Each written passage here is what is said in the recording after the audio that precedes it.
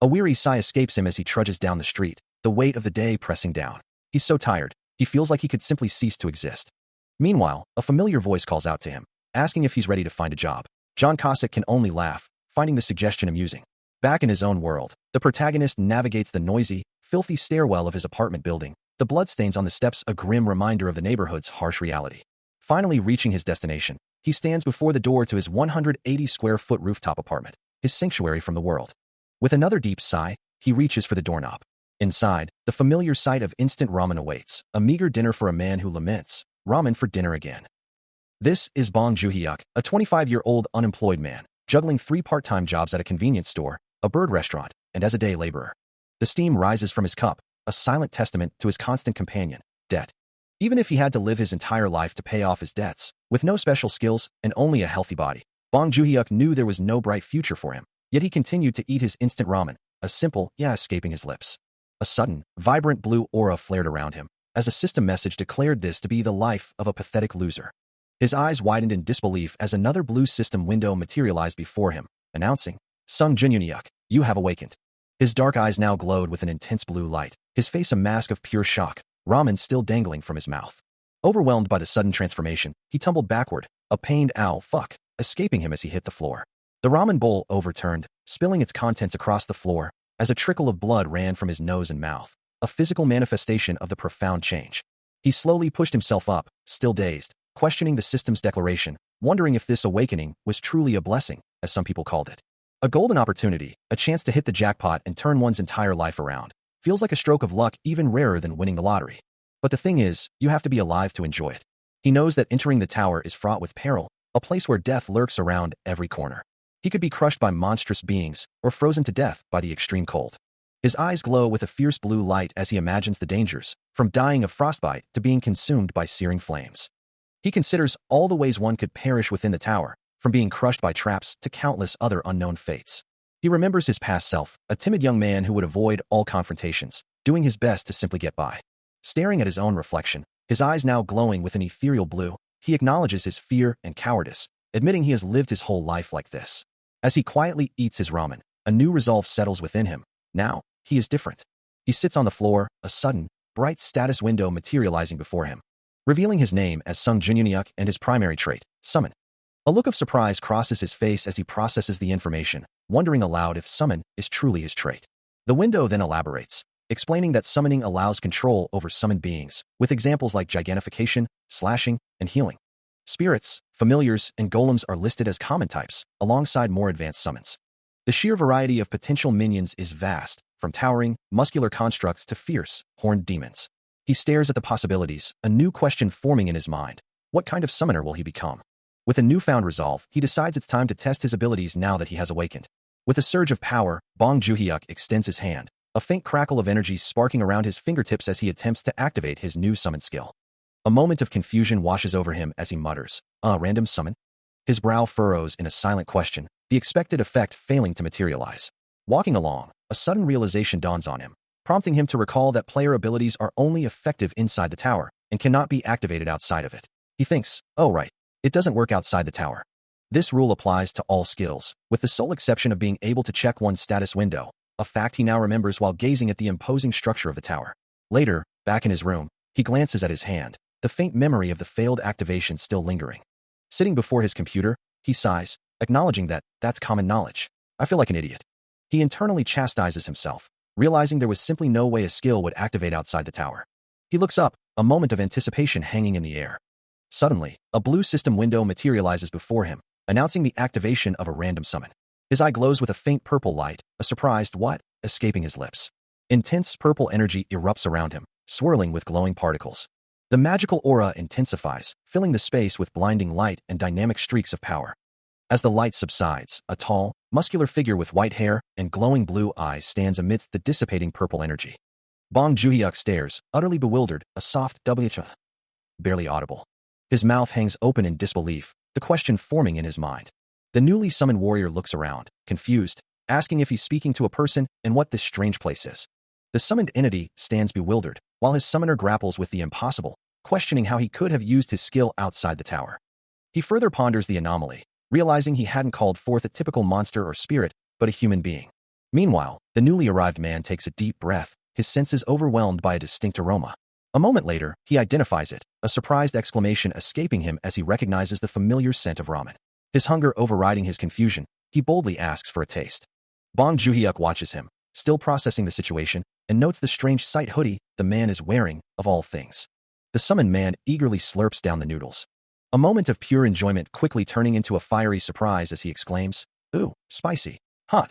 Still reeling from the bizarre events, Bong Joon-hyuk thinks to himself, wondering if he's losing his mind, while the summoned man remains utterly confused by his new reality. John Cossack, the summoned entity, finds himself in a dark alley, his brow furrowed in thought as a system window materializes before him, displaying the words status window. The window details the summoning process, explaining that summons are divided into tiers: S rank, rare; SR rank, super rare; SSR rank, special super rare; and LSSR rank, legendary special super rare. These tiers are visually represented by glowing, ornate shields, each with a distinct color and symbol, from a simple blue S to a vibrant, golden LSSR. Cossack observes the information, a wry thought crossing his mind, that this system feels suspiciously like a gacha game. He continues to read, the system explaining that the summoner and the summoned are able to communicate telepathically, and that the summoner must abide by 3 principles. The first principle states that the summoner must unconditionally obey the summoned, while the second and third principles are currently locked. Meanwhile, Bong Joon-hyuk, the summoner, looks up with a bewildered expression, muttering to himself about who exactly was summoned. The system window continues to update for Cossack, now displaying contracted information. The summoner is Bong Joon-hyuk, a type, assassin, human, with a satisfaction rating of none and a summoning cooldown of 3 hours. Finally, the window reveals the identity of the summoned, John Cossack, the mad assassin of the tower, described as the summoner's greatest asset and biggest headache, with a success rate of 99%. The system continues to display information, detailing a past where he even succeeded in assassinating a 5th Circle warlock, but his end came from an unknown source. A wave of agony washes over him, causing John Cossack to clutch his head, overwhelmed by the sudden influx of information.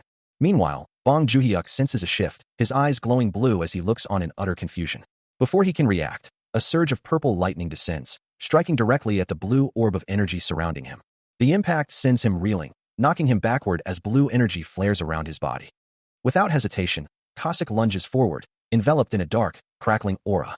He closes the distance in an instant, delivering a brutal blow to the falling summoner. A gasp escapes Bong Joon-hyuk, his body flaring with blue energy from the impact. As Cossack stands over his fallen summoner, a monstrous, shadowy entity with glowing red eyes and sharp horns manifests behind him, radiating immense power. As the system reveals more of John Cossack's past, Bong Joon-hyuk watches, a gasp escaping him at the mention of his companion's history. A dark, monstrous entity, its eyes glowing crimson, slashes down with a blade, striking a smaller figure with brutal force. But then, the scene shifts, a crimson haze washing over the vision. As he wondered if he was wearing these clothes back then, he was merely an assassin, kneeling over a defeated figure, blood staining the ground. A red-haired man, his expression pensive, muses that at least it was a gift. His end, however, came from a single, devastating failure, set against the backdrop of a grand mansion. The target, lying vulnerable on a bed, glows faintly with a purple energy. The red-haired assassin, his arm crackling with the same purple energy, strikes down with lethal intent. The flashback continues, revealing a figure in dark, ornate armor, his eyes glowing with an intense purple light, a testament to his power as the Emperor's strongest swordmaster. He stands ready for battle, his blade crackling with the same potent purple energy. Yet, despite his strength, the swordmaster is sent plummeting through the air, a trail of fading purple energy marking his defeat. This, it seems, is Cossack's final memory of that moment. As the memory lingers, a question hangs in the air. What thoughts consumed him in his final moments of power, as a glowing red symbol pulsed on his armor? A look of profound shock crosses his face, a silent woe echoing the suddenness of his downfall. The red-haired assassin looks down at her vanquished foe, the swordmaster's last words a desperate plea as his eyes burn from her attack. Back in the present, Bong Joon-hyuk's face is etched with distress, the weight of the Emperor's strongest swordmaster's end and the assassin's legacy settling heavily upon him. He lets out a sharp, ragged breath, the memory's intensity still lingering. Looking at John Cossack, who kneels disoriented, Bong Joon-hyuk gently advises him to wash the blood from his face, to which Cossack, still recovering, simply agrees. John Cossack, still in his assassin-like attire, kneels diligently, scrubbing a table as Bong Joon-hyuk's voice issues a simple command. The sheer compliance of his new summon leaves Bong Joon-hyuk momentarily stunned, a thought forming in his mind. He can't quite believe the former Emperor's strongest swordmaster is actually obeying his every whim. Meanwhile, Cossack's own thoughts echo with a chilling clarity, acknowledging his new reality. Your orders? You wouldn't do something weird, would you? I will obey any order coming from you, summoner. He continues his task with unwavering focus, his movements precise and efficient. Bong Juhyuk turns his head away, a slight flush creeping onto his cheeks as he mutters, realizing the full weight of his new power. Cossack's internal monologue continues, accepting his fate as a loyal servant, even comparing himself to a dog. Observing Cossack's unwavering obedience, Bong Juhyuk can't help but wonder if he might have pushed the boundaries of his new power a little too far. He watches Cossack diligently cleaning, a strange mix of satisfaction and unease settling within him. The summoned entity's obedience is absolute, a fact that still surprises him, even after everything. He glances towards a closed door, a new thought forming in his mind. A fleeting memory of the red-haired assassin crosses his thoughts, a reminder of past dangers and the power he now wields. His eyes briefly glow with a faint light as he issues a command, his voice firm and unwavering. He watches the door, waiting for the immediate response, a silent test of his control. Without hesitation, Cossack responds, his voice calm and compliant. He holds a small, glowing item in his hand, his thoughts drifting to the practicalities of his life. Money, a constant concern, falls around him in his mind's eye, a stark reminder of the tuition fees he needs to cover. He had thought he could repay it, but the principal remained untouched, and the interest alone had already accumulated to 1,000,001. He was sure he could manage it, but the tuition fees loomed large, and even with a job, it would take an eternity to pay them off. Suddenly, a voice cut through his thoughts, demanding to see his face, to know if he was all right. He flinched, caught off guard by the sudden intrusion, a single syllable escaping his lips. A memory flashed through his mind, of a red-haired assassin, her form crackling with dark energy, declaring her intent to burn down the entire school. No, that wasn't it at all. This person was going to be a massive problem. The assassin, now in a bathroom, gave stern instructions, telling him to stay still and silent. Back in the present, a wave of anxiety washed over him, making him question if he could even breathe, before a reassuring yes brought a sigh of relief. With a soft thud, he moved forward. He looks down at the small capsule in his hand, acknowledging the persistent pain that sometimes grips him, and takes the medicine to find some calm before offering a quick apology to the imposing bald man, who simply confirms that he has already sent whatever they were discussing. A sharp, ringing sound echoes, or perhaps it's just a phantom noise in his own head, as he feels a wave of distress. The bald man's face twists into a chilling grin, suggesting a grim solution to all problems. Standing in the doorway, the bald man holds his phone, pressing the point about a good deal to him. His eyes narrow, a faint glow appearing as the bald man's voice continues, dismissing others as good for nothing and easily exploited. He questions the bald man's intense gaze, only to be met with a challenging retort, asking if he's looking for a fight. He pauses, a determined expression settling on his face. Then, looking up with a slight smirk, quickly dismisses the idea, assuring the bald man he wouldn't dare, who then warns him to watch himself. He stares at the closed door, a sense of relief washing over him, knowing that the tense situation from earlier is finally behind him. Then, a familiar voice breaks the silence, greeting him with a casual, "Ah, Mr. Cossack." John Cossack continues, his tone carrying a hint of amusement. "You did a great job hiding in silence. You overlooked me too." Bong Juhyuk thinks to himself, a wave of genuine relief washing over him. "I'm so relieved. I was worried something bad happened because I couldn't contact him." Meanwhile, Cossack's thoughts drift to the monster he'd seen, realizing, so, the monster is your guy. Breaking the silence once more, Cossack asks, "What should I do now?" Bong Juhyuk shrugs, offering a simple suggestion. "I don't know what I'd want to do. If you want to become a hunter, just summon one." A wide grin spreads across Cossack's face as he raises a hand, asking, "In that case, can I watch TV?" Bong Juhyuk, with a slight smile, readily agrees. "Sure, go ahead." With a casual air, John Cossack offers his thanks, adding that he'll simply watch a few dramas. As Bong Juhyuk watches him, a thought crosses his mind. Cossack might be a strange being, but he isn't someone who would betray him. He considers the implications of Cossack's presence, and the idea that he could become a hunter by summoning a monster. A faint smile touches his lips, finding the thought almost comforting. He reflects on his own journey, recalling how, until now, he'd always worked alone. The quiet presence of another, even one as peculiar as Cossack, feels unexpectedly pleasant. A soft, ethereal glow permeates the darkness, hinting at the quiet dawn.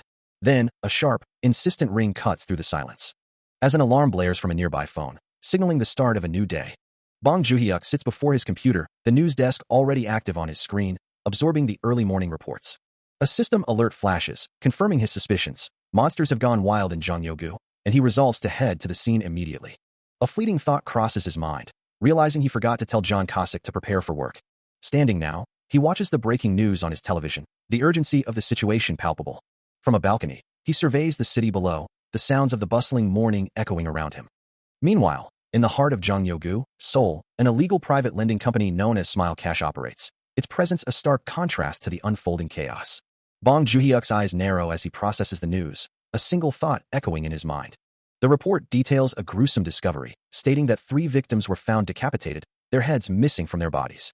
What truly shocked the investigators, however, was that the victims' heads were later discovered adorned with red ribbons.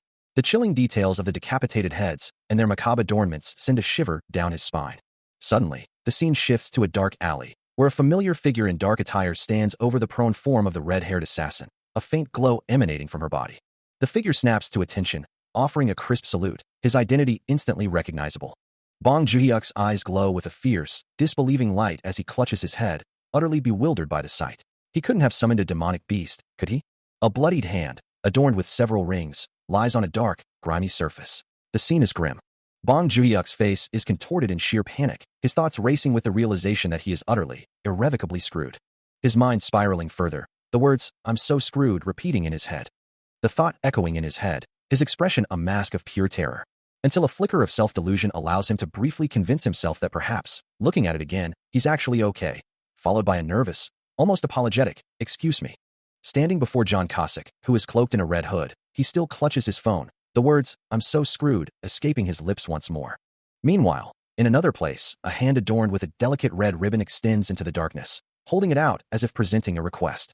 A guttural cry of pure terror escapes him, his mouth contorted in a silent scream as a crimson aura pulses around him. And his mind conjures images of small, unsettling cat-like figures in a ring, their hearts glowing ominously. Then, a monstrous, red-skinned entity looms over him, its sharp teeth bared, demanding, "Excuse me. Aren't you going to ring me up?" Bong Joon-hyuk, overwhelmed by the vivid hallucination, lets out a desperate, choked sound, his body trembling uncontrollably in the middle of the store aisle. From somewhere nearby, a concerned voice asks, "Hey, are you okay?" Snapping back to reality, Bong Joon-hyuk looks down in mortification, a soft apology escaping his lips as John Cossack watches him from a distance. He quickly regains his composure, forcing a determined tone into his voice as he speaks into his phone. "I'll ring you up right away." Later, outside the store, the weight of his recent panic settles upon him, and he sighs, admitting to himself, "I can't work like this." Walking away with a heavy heart, he resolves to take a break. "I'm taking a day off. I'll look for my jobs tomorrow." He can still hear the echoes of his own panicked breathing, the memory of those people, those faces, haunting him. He wonders who among them might have died, and a chilling thought creeps into his mind. Was it because of him? The city lights twinkle under a vast, star-dusted sky, a stark contrast to the turmoil within him. A system window materializes, displaying a catalog entry for the Mad Assassin of the Cruel Guild, identified as John Cossack, an SR-grade human assassin with a 24-hour recruitment limit. He recalls the assassin's reputation, thinking that John Cossack truly was a mad assassin, with a satisfaction rating of 98% from those pleased after his unsummoning. Sitting before his computer, he tries to reassure himself that since he is weak, John Cossack won't harm him, yet the unsettling thought lingers that he is still an assassin. Despite his apprehension, a surge of blue energy emanates from his hand as the system confirms the designated summon, John Cossack. A soft chime echoes as a holographic interface materializes before him, displaying a prompt to rate his choice with a finger. He blinks, a confused sound escaping him, as the system clarifies that before the recruitment ends, he must leave a satisfaction rating for John Cossack. A small, chibi-like avatar of the assassin appears on the screen, and he realizes this is how he can control or unsummon him, through the satisfaction rating section. His mind flashes back to the chaos, the monsters summoned without his consent, and he thinks he was just watching TV, and Cossack summoned monsters without being told. For being such a pain, he deserves 1 star. A bead of sweat rolls down his temple as he considers the implications, wondering what kind of trouble this assassin will cause, getting bad vibes from the whole situation.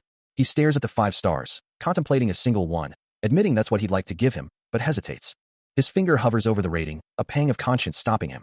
He can't bring himself to be that heartless. With a decisive tap, the system confirms, John Cossack's satisfaction rating has been set to 3 stars. As the rating is finalized, the assassin materializes behind him, a silent, imposing presence, and he whispers, "I'm sorry, John Cossack. I'll try to be a good master." He continues to grapple with the system's implications, a past trauma involving a red-haired assassin flashing through his mind. As he internally debates the consequences of his actions, he feels a deep sense of responsibility, believing his choices have endangered his summoned assassin. The system, however, counters his self-reproach, stating that his previous judgment was correct and there was no problem. He acknowledges the system's point, but insists that a 3-star rating can be interpreted in many ways, hinting at his underlying apprehension. His face contorts in frustration, finding the system's logic preposterous. Cossack, sensing his master's distress, offers a quiet apology, then reassures him that a 3-star rating is quite alright and he'll take it. Despite Cossack's words, Bong Joon-hyuk remains troubled, not because he's unsatisfied, but because he fears the potential problems this situation could cause. He begins to imagine a scenario, picturing himself walking down a crowded street with John Cossack by his side. In this hypothetical situation, if he were to accidentally bump into someone, that person would likely react aggressively, demanding a fight. The imagined aggressor's face twists into a snarl, threatening to gouge out his eyes, a common, though often empty, phrase. He understands the phrase is usually not meant literally, but the implication of Cossack's presence in such a situation weighs heavily on him. His mind races, contemplating the potential fallout, especially depending on Cossack's interpretation of their agreement. In his imagination, the consequences are stark and immediate, a severed head lying in a pool of blood. He recoils in horror at the imagined scene, a scream catching in his throat, while Cossack stands by, utterly unfazed by the carnage. The red-haired assassin, kneeling before him, accepts the blame for the imagined act. Cossack's voice cuts through the silence, questioning her sudden subservience and ordering her to rise. He calmly explains his pragmatic view, that murdering people without his explicit orders serves no purpose and could, in fact, complicate things. The assassin, confused by his words, presses him, asking if he isn't a hitman, only for him to deny it and refuse to elaborate on his true identity. Cossack reiterates his command, warning her against causing suspicion, and she, still kneeling, assures him of her best judgment. Standing now, the red-haired woman presses a hand to her head, grappling with the complexities of her new master's directives. He's being so shy, Bong Joo-hyuk remarks, before adding, "All right, you can go now." John Cossack then shifts the conversation, asking, "By the way, Summoner, have you considered?" Huh? The question hangs in the air, prompting Bong Joo-hyuk to ponder the idea of climbing the tower. A look of deep concern crosses his face. As he clenches his fist, acknowledging, it's true that climbing the tower is a once-in-a-lifetime opportunity. Yet, a tremor of fear runs through him, making him admit, "But, honestly, I'm scared." A chilling memory of Cossack's words echoes in his mind. "It's impossible for me to die." Snapping back to the present, he hears Cossack's voice again. "Were there other summoners? People who summoned you, like I did?" As he walks away, the words echo in Bong Joo-hyuk's mind. There were others, summoners who were truly strong, far beyond his current capabilities. A smirk plays on Cossack's lips, as if he can read the young man's every thought. He continues, his voice laced with a subtle challenge, admitting his own shame, his lack of courage to risk his life like those who use their awakened abilities to save the world. Bong Joo-hyuk looks down, the weight of those words pressing on him, a silent acknowledgement of his own perceived weakness. Cossack's voice cuts through his thoughts, a direct accusation. "Bong, you truly are," to which he can only respond, "I know." Later, alone in his room, the self-condemnation is clear, he is a pathetic coward. But Cossack's presence returns, his face close, his words a sudden, almost mocking declaration, "The greatest summoner of all." Bong Joo-hyuk recoils in surprise, prompting Cossack to press further. "Huh? What is a summoner's greatest virtue?" he asks, then answers himself with a knowing grin. "Safety first, of course." The older man's gaze remains fixed on him, leaving Bong Joo-hyuk to ponder the true meaning behind his words. Bravery, John Cossack muses, is a poison, especially for a summoner whose life is a dangerous business. He continues, explaining that one never knows when their summoned creatures might die, and if they die, the partnership ends, so that's just how it works. With a mocking grin, he assures Bong Joo-hyuk that he will handle all the dirty work. His words hang in the air, a thinly veiled command for Summoner Bong to simply lay low and live a long life. Later, unable to shake the unsettling conversation, Bong Joo-hyuk finds himself unable to sleep well, bothered by the question of whether he should even attempt to clear the tower. He ponders the weight of the task, wondering who he is to be clearing such a formidable challenge. Meanwhile, John Cossack, with a determined expression, concludes that he will simply have to do it himself. He walks through a narrow alley, reflecting on the simple desire to work hard and accomplish everything he sets his mind to. But a sharp pain in his lower back forces him to clutch his side, a stark reminder of his physical limitations.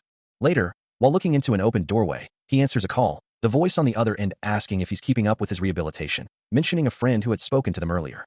A surprised "oh" escapes him as he hears the news. He needs to transfer to a proboscis hospital. He acknowledges the information, a troubled expression on his face, admitting that the situation feels like too much. The caller reassures him that it's fine and promises to visit soon for a meal, urging him not to push himself too hard. With a final, "Okay, bye," he ends the call, turning to gaze out a window. His thoughts drift as he looks at the city below, the conversation weighing heavily on his mind. Despite his physical struggles, a new identity emerges. Bong Arkahaya, the summoner, now equipped with a full safety-managed set, ready for whatever challenges lie ahead. He considers his next move, deciding to first check the ground floor for any immediate threats. After all, this new job is already proving to be more demanding than he anticipated. He can't afford any distractions, especially with Cossack's watchful eye. A thought crosses his mind, wondering if he could simply summon a powerful ally to handle the situation, but the shadowy image of a potential summon quickly fades. Perhaps he could even acquire a legendary, super rare grade summon, if only the system would cooperate. But a sudden system notification flashes, confirming his suspicion. Summoning is currently unavailable, a restriction he hadn't accounted for, causing a faint blue aura to ripple around him in frustration. In the end, he realizes he'll have to rely on his own strength, just as John Cossack appears, entering the building behind him. Turning to face him, he offers a simple greeting. As Bong Joon-hyuk declared his intent to enter the scene, John Cossack held him back, urging him to get off. Cossack mused that such bravery might be ill-advised, but quickly reassured him that he would simply go in and out, deeming it a wise decision. With that, Bong Joon-hyuk turned to leave, thanking Cossack for his efforts and promising to be in touch once his task was complete. Cossack's voice carried, assuring him of a safe and comfortable entry, with no need for him to lift a single finger. A slight nod from Cossack acknowledged the agreement, confirming the plan. A system window materialized, inquiring if they wished to enter Korea's Black Tower, currently accessible up to floor 1. With a confident thumbs up, Bong Joon-hyuk confirmed his readiness to proceed with Cossack. The system initiated their entry, transporting them into floor 1 of Korea's Black Tower. Immediately, Bong Joon-hyuk's eyes flared with a blue glow, a look of profound surprise crossing his face as he registered his new surroundings. A vast digital landscape unfolds, a shimmering grid of light and data stretching into an infinite horizon. Binary code streams down like rain, illuminating the intricate pathways of this virtual world. Suddenly, Bong Joon-hyuk's face contorts in a grimace of pain, blue energy lines searing across his skin as an unseen force grips him. A guttural scream tears from his throat, the agony overwhelming him as the pressure intensifies. He is violently pulled downwards, swallowed by a swirling vortex of brilliant blue light. A sharp, resonant sound echoes, marking the abrupt end of his descent.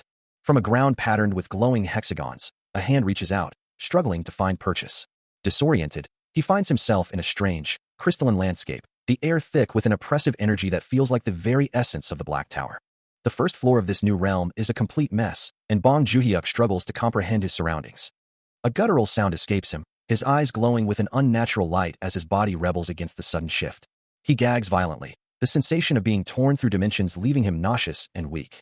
As he kneels, racked with pain and surrounded by shimmering purple energy, a tall, dark-clad figure approaches, asking if he's all right, then reassuring him that he'll get used to it soon enough. The guide then gestures towards the path ahead, urging him to move beyond the safe zone and follow. Still feeling the lingering effects of his ordeal, Bong Joon-hyuk follows the figure deeper into the desolate, crystalline expanse, the purple energy still clinging to him. As they move, a system notification flashes, confirming that his physical abilities have been enhanced to match his level, and that new traits and combat skills are now available. With a renewed sense of purpose, Bong Joon-hyuk's eyes glow with determination, a faint blue aura now surrounding him as he prepares to face whatever lies ahead. Now clad in a hard hat and work gear, he looks up, contemplating his new reality as a player, wondering if his existing skills would suffice. Suddenly, a system window materializes, detailing his first mission: eliminate 5 tough-skinned fat maggots within 2 hours, with death or mission abandonment as the only failure conditions. He spots the creatures, 3 slug-like monsters gurgling on the ground, their presence confirming the mission's immediate threat. The system clarifies that this first floor is merely a skill test, and these particular maggots are supposedly as harmless as scarecrows. Yet, despite dealing almost no damage, their incredibly thick skin makes them notoriously difficult to kill, with one player reportedly taking over 30 minutes to defeat a single one.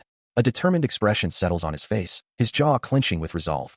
His gloved fist tightens, a silent acknowledgement of his new status as a player. With renewed resolve, he steps forward, declaring his intention to take one down first.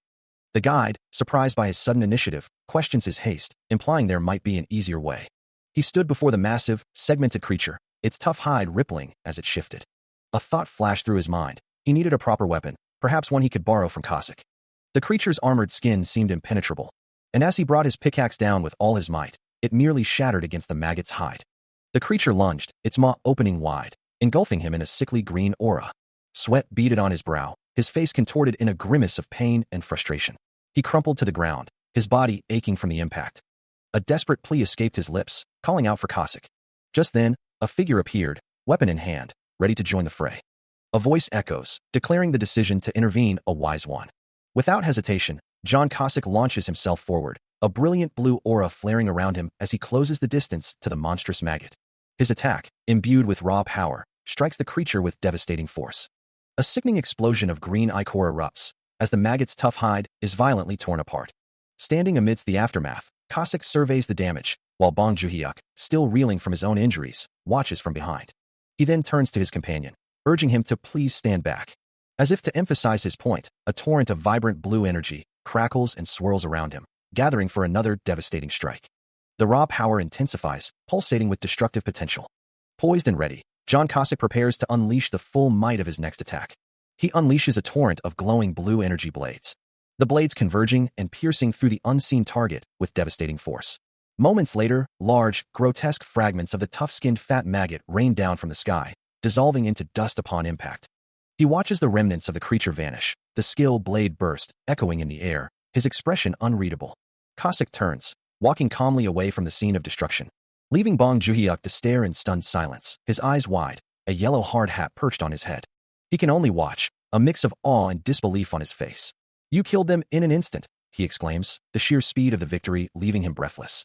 Having just completed the tough-skinned fat maggot quest, earning an S+ rank and leveling up, Bong Joon-hyuk receives a bounty of 1,000 mana stones and a platinum rune. He can't help but feel a surge of disbelief at how easily it was accomplished. Staring at the holographic system screen, the name Bong Joon-hyuk flashes before him, a stark reminder of his past self, yet the power he now wields is undeniable. A soft hum escapes him as he processes the information, his gaze fixed on the glowing interface.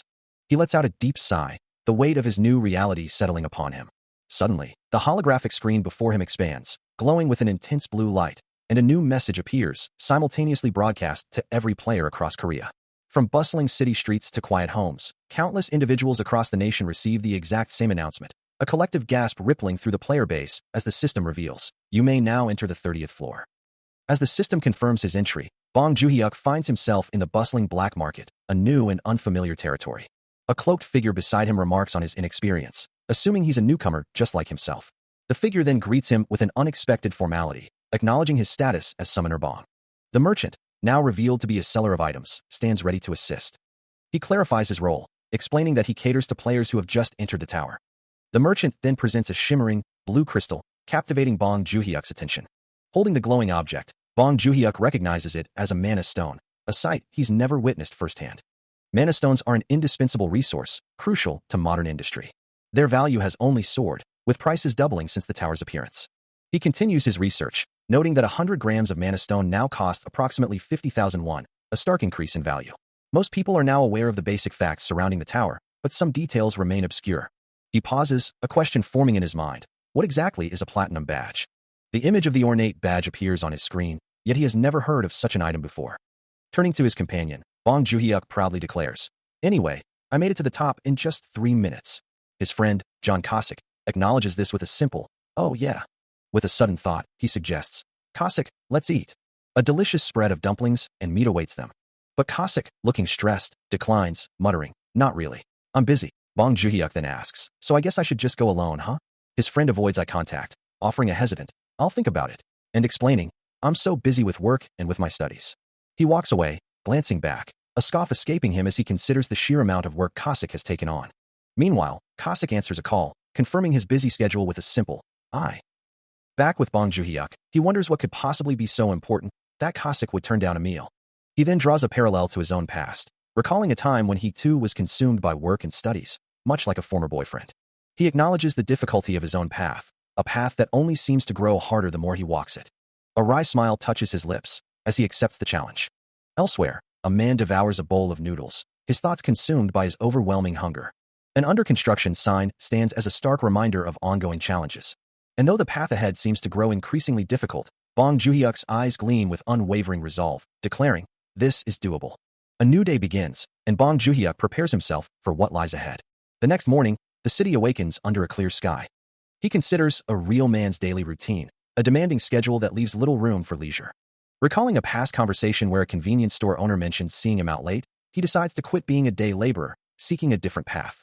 His new, seemingly flawless plan? To come home and play games with John Cossack. Suddenly, a notification rings out as an unregistered hunter appears behind him, declaring his overwhelming joy. The hunter expresses a desire to give him a perfect score, pleased with his satisfaction. Bong Joon-hyuk, however, questions the true importance of such a satisfaction rating. A system message appears, clarifying that a better rating yields more rewards, prompting an upgrade. He continues to explain that as a summon's rank increases, it naturally leads to more calls. Suddenly, a system message flashes, announcing entry into the 2nd floor of the Black Tower in Korea. As John Cossack glows with a vibrant blue aura, the mission objective appearing before them, eliminate all monsters in the marginal zone.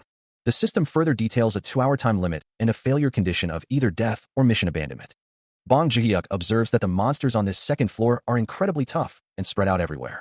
John Cossack warns him that if he runs off on his own, he'll surely be killed. But Bong Ji-hyuk confidently declares that won't happen, vowing to finish in 3 minutes, tops. A knowing smile spreads across John Cossack's face as he makes a peace sign. He then proclaims, glowing with renewed energy, that he'll finish it quickly and escort Bong Ji-hyuk home. As the mission began, Bong Ji-hyuk found himself wondering if they would get chicken tonight, a mundane thought amidst the impending danger. Meanwhile, in the heart of the Black Tower, John Cossack's hands crackled with energy, a grateful exclamation escaping him as he prepared to act. A torrent of brilliant blue lightning erupted from his form, shattering into countless shards that obliterated everything in their path. Bong Ji-hyuk could only stare, utterly dumbfounded by the sheer speed and power of the assault. Moments later, a system message confirmed the mission's completion, announcing his level up and a reward of 2,006 mana stones. The announcement continued, revealing an S+ rank achievement on the Black Tower's second floor and a platinum bridge as a clear reward. A shimmering blue crystal, the platinum bridge, materialized before him.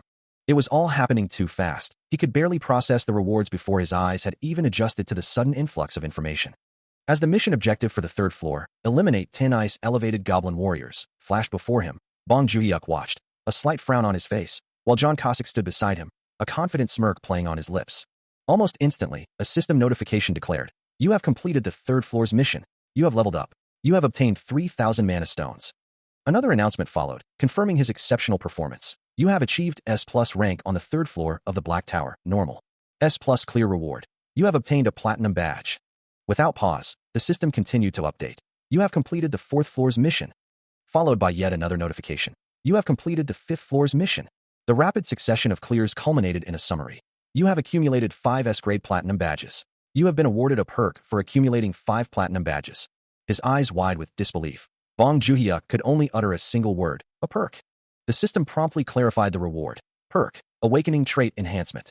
The perk's effect increases the power of the player's awakening trait according to its grade. Bong Ji-hyuk's eyes widen as a system notification flashes before him, revealing the daunting challenge of 2 concurrent summons. He considers the implications, wondering if he can bring another person with him, specifically thinking of John Cossack, who couldn't be far behind. The system then displays the promise of clear rewards, urging him to strive to be the best. A determined yellow aura flares around him as he resolves to treat this as a long-term battle, a marathon, not a sprint. He sprints through the alleyways, convinced that his chosen path will be the safest. Spotting a glowing blue cube, he reaches for it, his thoughts already racing ahead to the next step. His form shifts, eyes glowing crimson as a dark aura envelopes him, declaring his intent to reach the top of the tower in 20 days, and then, to slice off the 2 concurrent summons himself. His resolve hardening, he vows to himself that he will indeed climb the 6th floor dungeon and continue his ascent without faltering. A blur of motion follows.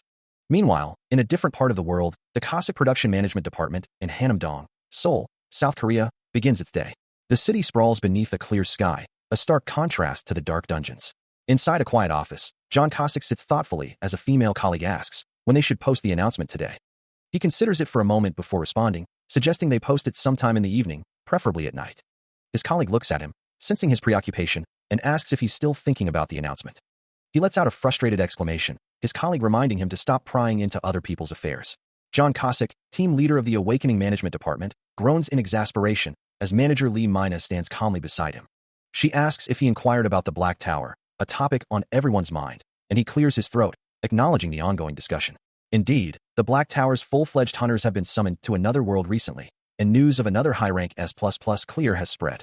Cossack muses that it's definitely not a single person responsible for clearing floors 6 through 10, the sheer scale of the achievement suggesting a coordinated effort. Yet, the truth is, it's clearly someone with incredible talent, a shadowy figure radiating a potent purple aura and glowing eyes. If they continue to clear the 7th, 8th, 9th, and 10th floors, and if every floor they clear is S++ ranked, the implications are staggering. The powerful hunter slams a hand down, the ground cracking under the force of his raw energy. Meanwhile, Director Park Yuro of the Awakening Management Division begins to explain that as everyone knows, the strongest rank hunter in Korea was A. As a figure with white hair walks away up a narrow alley, a scoff escapes one of the men sitting on the steps below. His companion exclaims, "Bro, what the hell? You got it on my," as the conversation turns to the recent discovery that there are ranks beyond what they previously knew, with full announcements only posted when an S++ achievement is made. The urgency in their voices grows, fearing they risk losing their strongest hunters to another country, and emphasizing the immediate need to find this player. Meanwhile, Director Park Yuro, his expression grim, speaks of the strongest rank hunter in Korea. He issues a clear directive to his team, demanding they closely monitor all new players who have officially registered. 2 days later, the city hums with its usual rhythm. John Cossack is approached by a colleague, who asks if it's his turn for a floor today. He confirms with a simple, "Yep." As a new report circulates, someone is clearing 1 floor a day without any difficulties. Bong Joo-hyuk, listening to this news, remains silent, a thoughtful expression on his face. In a sterile office, a man observes a monitor, musing that S++ ranks are simply the strongest, and it is only natural for everything to proceed smoothly for them. Meanwhile, deep within a verdant, overgrown dungeon, a figure stands over a defeated foe, the sound of a sickening crunch echoing through the air. A system message materializes, revealing the current objective, the 10th floor's mission to defeat 10 red horned frog warriors. Surrounded by a menacing horde of the grotesque creatures, Bong Joo-hyuk prepares for battle. With a swift, unseen motion, one of the frog warriors is struck by a surge of purple energy, its body contorting with a sharp crack. A brilliant blue energy wave erupts from him, tearing through the air with a powerful whoosh. The concentrated beam of power slices through multiple frog warriors, their forms shattering with each impact. Standing amidst the defeated foes, a faint blue aura radiates from Bong Joo-hyuk, as a system notification confirms the completion of the 10th floor, a level up, and the acquisition of a new tower-exclusive healing system skill. The system then broadcasts a wider announcement. The player Bong Joo-hyuk has cleared the 10th floor of the Black Tower, earning a platinum badge. Another day, another floor cleared, his companion remarks, but Bong Joo-hyuk simply shrugs, claiming he didn't do anything. His companion reminds him that just entering the tower is already the hardest part. Even so, a flustered Bong Joo-hyuk expresses his gratitude, glad he was able to help. Team Gwang-il, however, remains serious, questioning if he could have cleared the tower in 3 minutes by himself.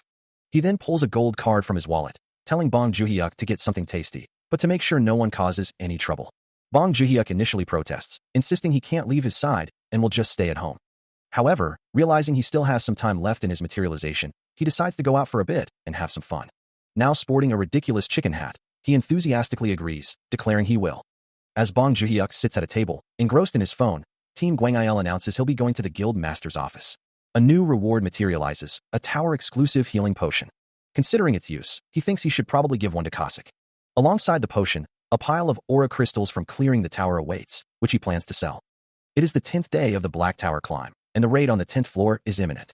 Sitting at his desk, he muses that he initially expected different rewards from the tower, yet they've diligently cleared a floor each day. Even the boss monster from yesterday's fight was a breeze, but one thought continues to bug him. Clearing each floor has become a given, making the S++ clear reward feel like just a bonus.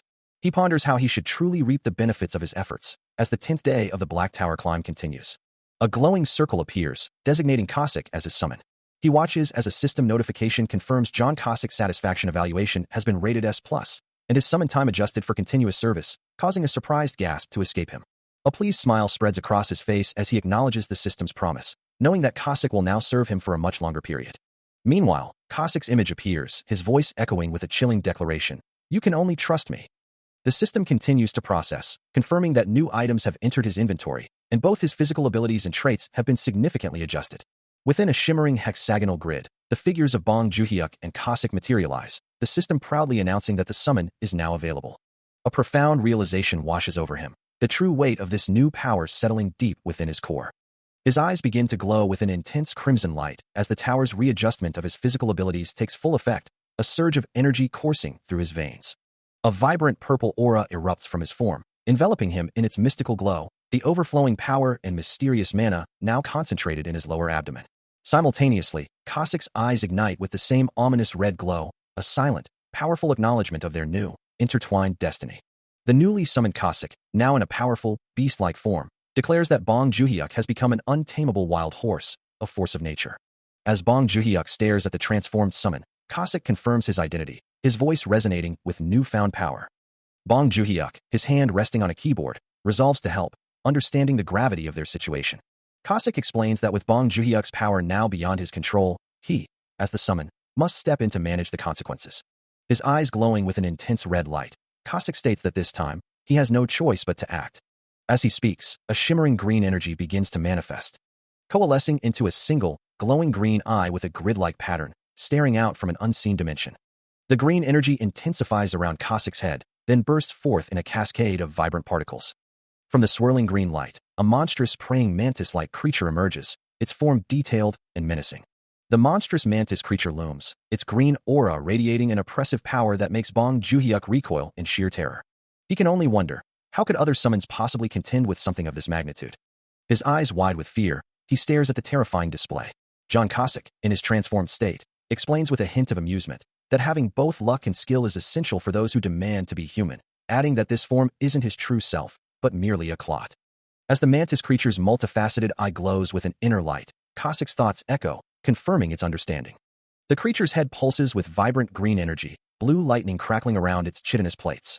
Cossack, standing before the formidable beast, mentally addresses it. One of the mantis's powerful forelimbs glows with an ominous purple light, its sharp edge shimmering with raw power. The limb continues to crackle with blue energy, a clear demonstration of its immense, controlled strength.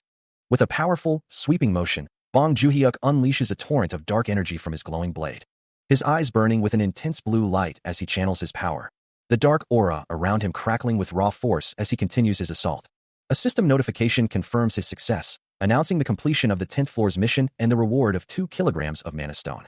Further details reveal an S++ clear reward, granting him a single platinum badge. Standing amidst the fading magical residue, he declares with satisfaction, "Mission complete, I say." The system then informs him he may now challenge the 11th floor, and that he has successfully exited the Black Tower in Korea. Holding the newly acquired items in his hand, he muses aloud about an additional 1 kilogram mana stone and a platinum badge. The platinum badge gleams with intricate detail, a testament to his exceptional performance. A system notification appears, confirming the award of a perk for accumulating 10 platinum badges. He considers what this new perk might entail. A slight smirk playing on his lips. The system then reveals the perk, the ability to copy one skill, along with the hidden skill copy. This new ability boasts unlimited uses, range, duration, targets, types, ranks, and prerequisites, prompting Bong Juhyuk to let out a soft, surprised sound. Meanwhile, John Cossack, standing with Lee Mina, confidently advises the summoner to learn Station Step, without a doubt, prompting a confused "huh" from Mina. It's widely known that Station Step is the optimal skill to copy, and Cossack insists he must learn it, while Mina wonders where the freak has gone. Cossack reiterates his point, stating that if anything becomes a problem, he'll simply copy Station Step. But Bong Juhyuk, with a determined glint in his eye, declares his intention to copy the skill of the strongest person in the world, the very best. A system notification confirms the acquisition of a new ability, Shadow Step, now registered to the status window. Meanwhile, John Cossack emphasizes the critical role of agility, explaining that quick footwork is not only essential but truly important in any combat scenario. He maintains a serious demeanor, insisting that footwork is indeed the key to winning a good fight. Bong Juhyuk then puts the theory into practice, executing the Shadow Step with such speed that he leaves behind a faint afterimage, demonstrating an instant, fluid movement.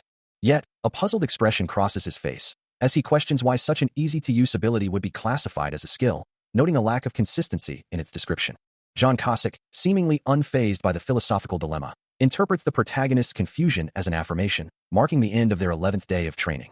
Later, a phone rings, and Bong Juhyuk answers, a slight flush on his cheek as he listens intently. The caller identifies themselves as being from Bong Scorpion, confirming his registration with their organization.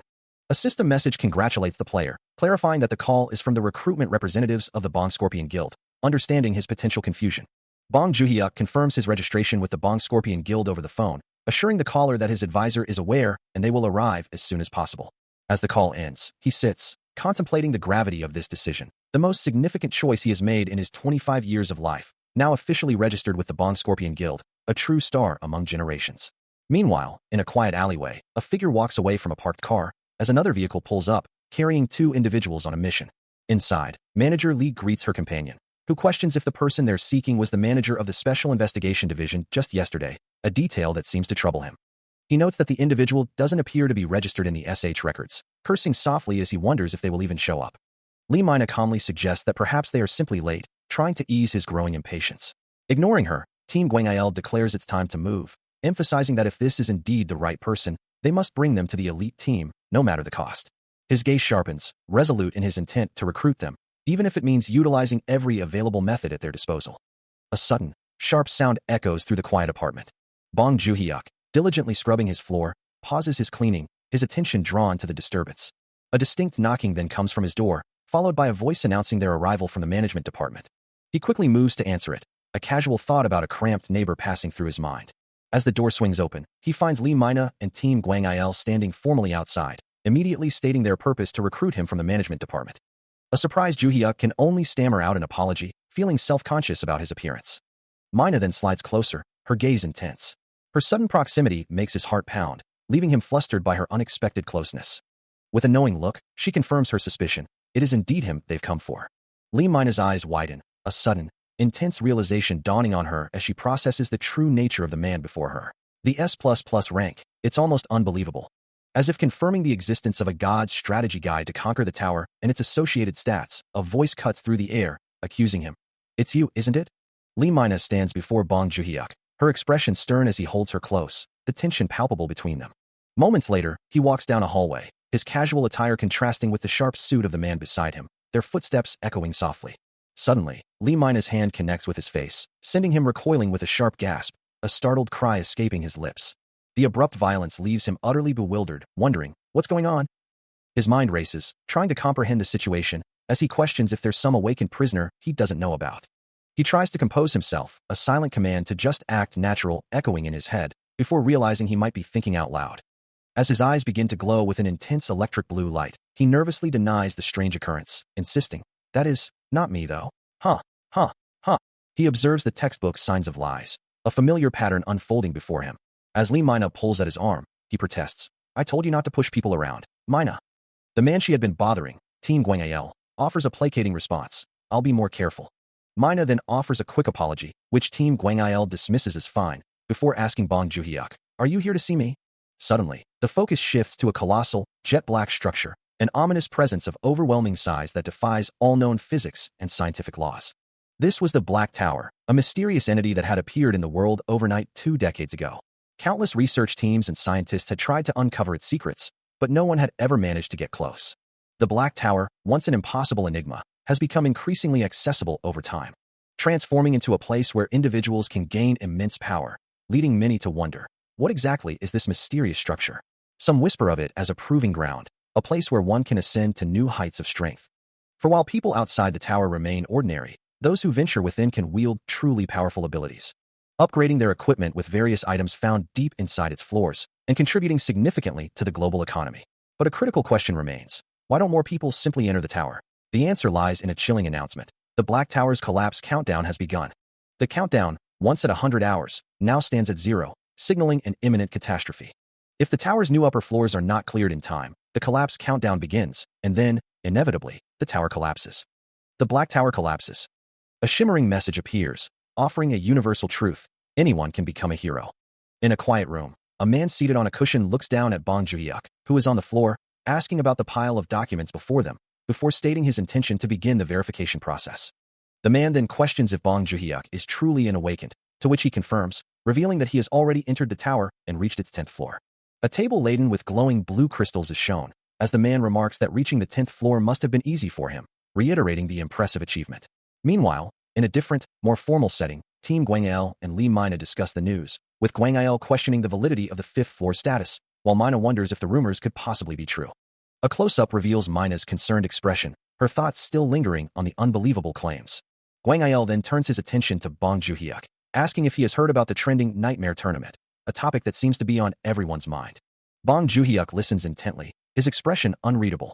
Internally, he tells himself to play it cool, before casually acknowledging the S++ rank and the clear, implying he is well aware of its significance. Bong Joon-hyuk expresses his mild annoyance, wondering why everyone is so surprised by his achievements, and dismisses their curiosity, stating that it's not a big deal if his rank truly increased. Meanwhile, the government's official stance on awakened individuals is revealed. They are to be protected. This protection extends to the first awakened and the first team, known as the Gwang-il team, who operate independently, cooperating with the government to execute dungeon raids, almost like mercenaries. Other organizations, however, work with the government's full support and benefits. One such group being the Protection Order, which acknowledges that even players who have reached the 10th floor are still just people. Returning to the conversation, Team Gwang-il explains that if one is truly skilled, their team offers a basic salary, before revealing they discovered Bong Joon-hyuk's S++ rank. They then casually dismiss his S++ status, implying that to them, he's still just a new kid. A sudden, overwhelming wave of attention washes over him, causing Bong Joon-hyuk to recoil internally, his mind screaming a desperate denial as he struggles with the unexpected focus.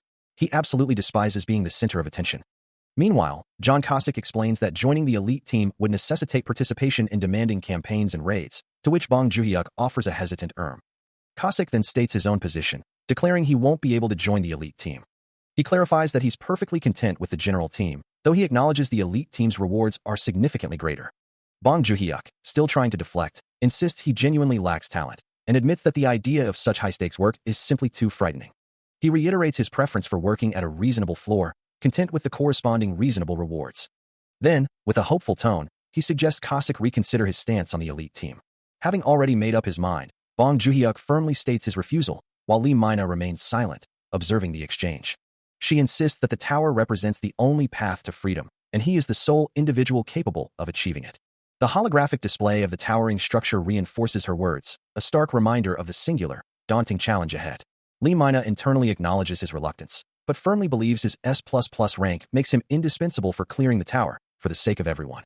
Team Gwang-il, stepping forward, respectfully acknowledges player Bong's decision. He offers a hesitant, almost deferential thank you. Then, with a subtle shift in tone, Team Gwang-il challenges him, asking if he truly intends to discard his one chance to clear the tower, leaving Bong Joon-hyuk to simply utter a soft ah. In response, Team Gwang-il presses on, calling it a waste to forego his opportunity today, and suggests he simply clear a floor while they are there, prompting another hesitant should I, from Bong Joon-hyuk. Bong Joon-hyuk, his expression shifting to one of annoyance, realizes they are merely testing him, assuming his S++ rank guarantees success regardless of his will. He continues to explain his usual process, stating that he typically handles things himself, but this time, it's different. Mina assures him, saying they will be waiting. He turns and begins to walk away, his steps echoing softly. From the doorway, he offers them hospitality, suggesting they watch television and help themselves to drinks from the fridge while they wait. He glances back at them. Then, with a faint blue aura shimmering around him, he announces his departure. After he's gone, Gwang-il observes, he's definitely an awakened. Mina then asks for his full assessment of Bong Joon-hyuk. Lee Mina considers the situation, lamenting that Bong Joon-hyuk's strength and actions are all wasted, believing he has too much talent but is too tired to use it effectively. She predicts that he will likely give up on the 11th floor this time, prompting her colleague to ask why she thinks so. The 9th floor test, a player's fear, had already been cleared, but the monster they are discussing is a formidable long-legged giant centipede. Her colleague confirms, asking if she means the long-legged giant centipede. He explains that, as she knows, those monsters aren't particularly difficult to defeat. He then adds that he's sure someone else will handle it soon. He reiterates his conviction that Bong Joon-hyuk will simply give up and head back to the safe zone. Lee Mina, now with Team Gwang-il, acknowledges his assessment, admitting he's been right about everything so far. Considering their conversation, Team Gwang-il decides he should call the chief. Bong Joon-hyuk stands amidst a swirling blue aura, a familiar sight, muttering about another mess. From the shimmering blue energy, the form of John Cossack materializes, fully summoned. John Cossack grins, wiping his nose with a flourish, thanking his summoner. A system window appears, detailing the 11th floor's mission: eliminate 100 long-tailed giant centipedes within 3 hours. The window continues, showing the completion condition and the dire failure conditions of death or mission abandonment.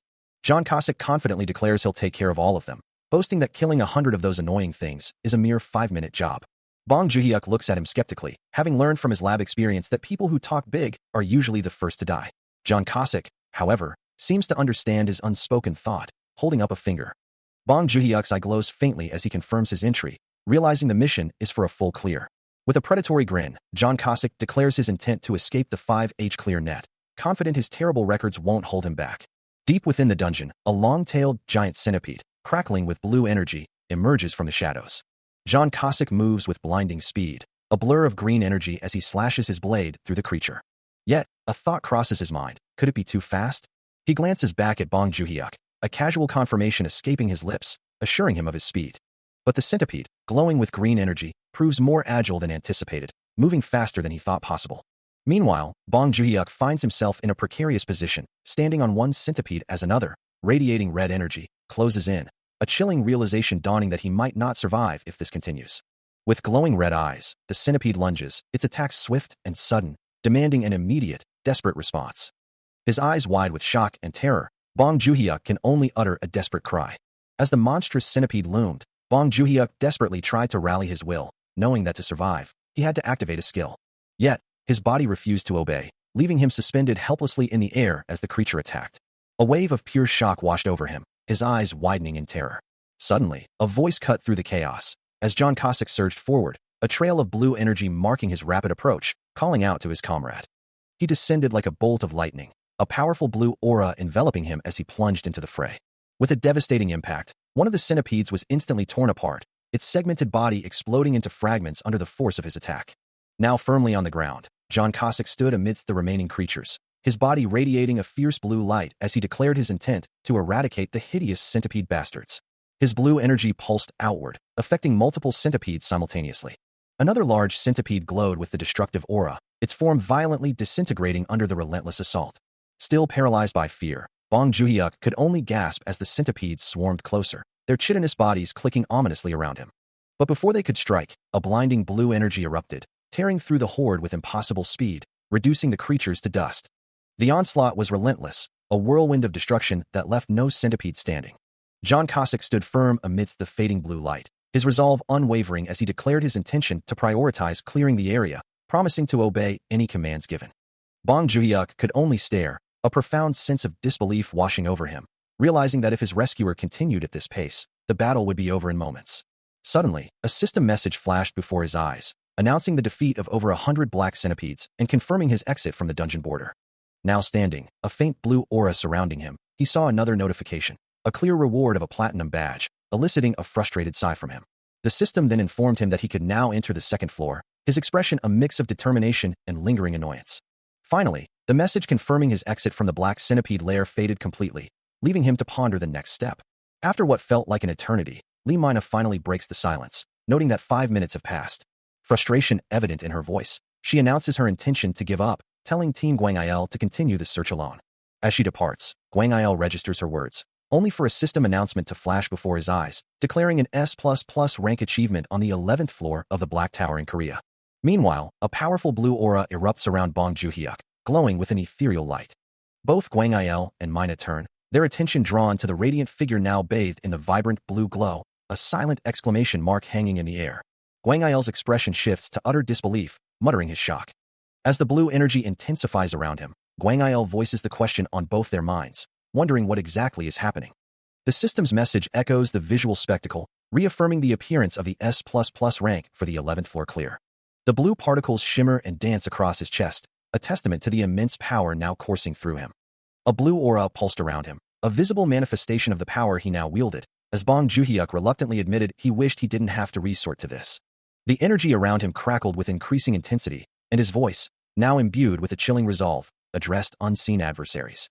As a towering, shadowy armored figure materialized behind him, its eyes glowing crimson, Bong Joon-hyuk's aura deepened to a menacing dark blue, laced with vibrant red lines, as he declared that they would have to be silenced. A shadowy figure, wreathed in crackling blue energy, declares that its targets will have to be silenced. Standing on a glowing platform, Bong Joon-hyuk and Lee Mina brace themselves for the impending assault. Meanwhile, John Cossack's form begins to glow with an intense blue aura, his eyes burning with fierce determination as he prepares to engage. The shadowy assailant wastes no time, launching a rapid, multi-pronged attack to end them immediately. A powerful, energy-infused strike connects with devastating force. Bong Joon-hyuk recoils violently, his body racked with pain from the impact. The assailant follows up with a swift, brutal kick, sending him reeling as he screams, protesting the sudden, overwhelming assault. A guttural scream tears from Bong Joon-hyuk's throat, his face contorted in pure agony as the impact of the previous attack racks his body. An unseen force echoes, almost mockingly, apologizing profusely for the sudden, overwhelming assault. Nearby, Team Gwang-il and Lee Mina watch with wide eyes, their concern palpable as they call out his name in disbelief. John Cossack quickly kneels beside the fallen man, his voice laced with worry as he asks if he is all right, noticing the sudden drenching sweat. A thought crosses his mind that without realizing it, he had become paranoid.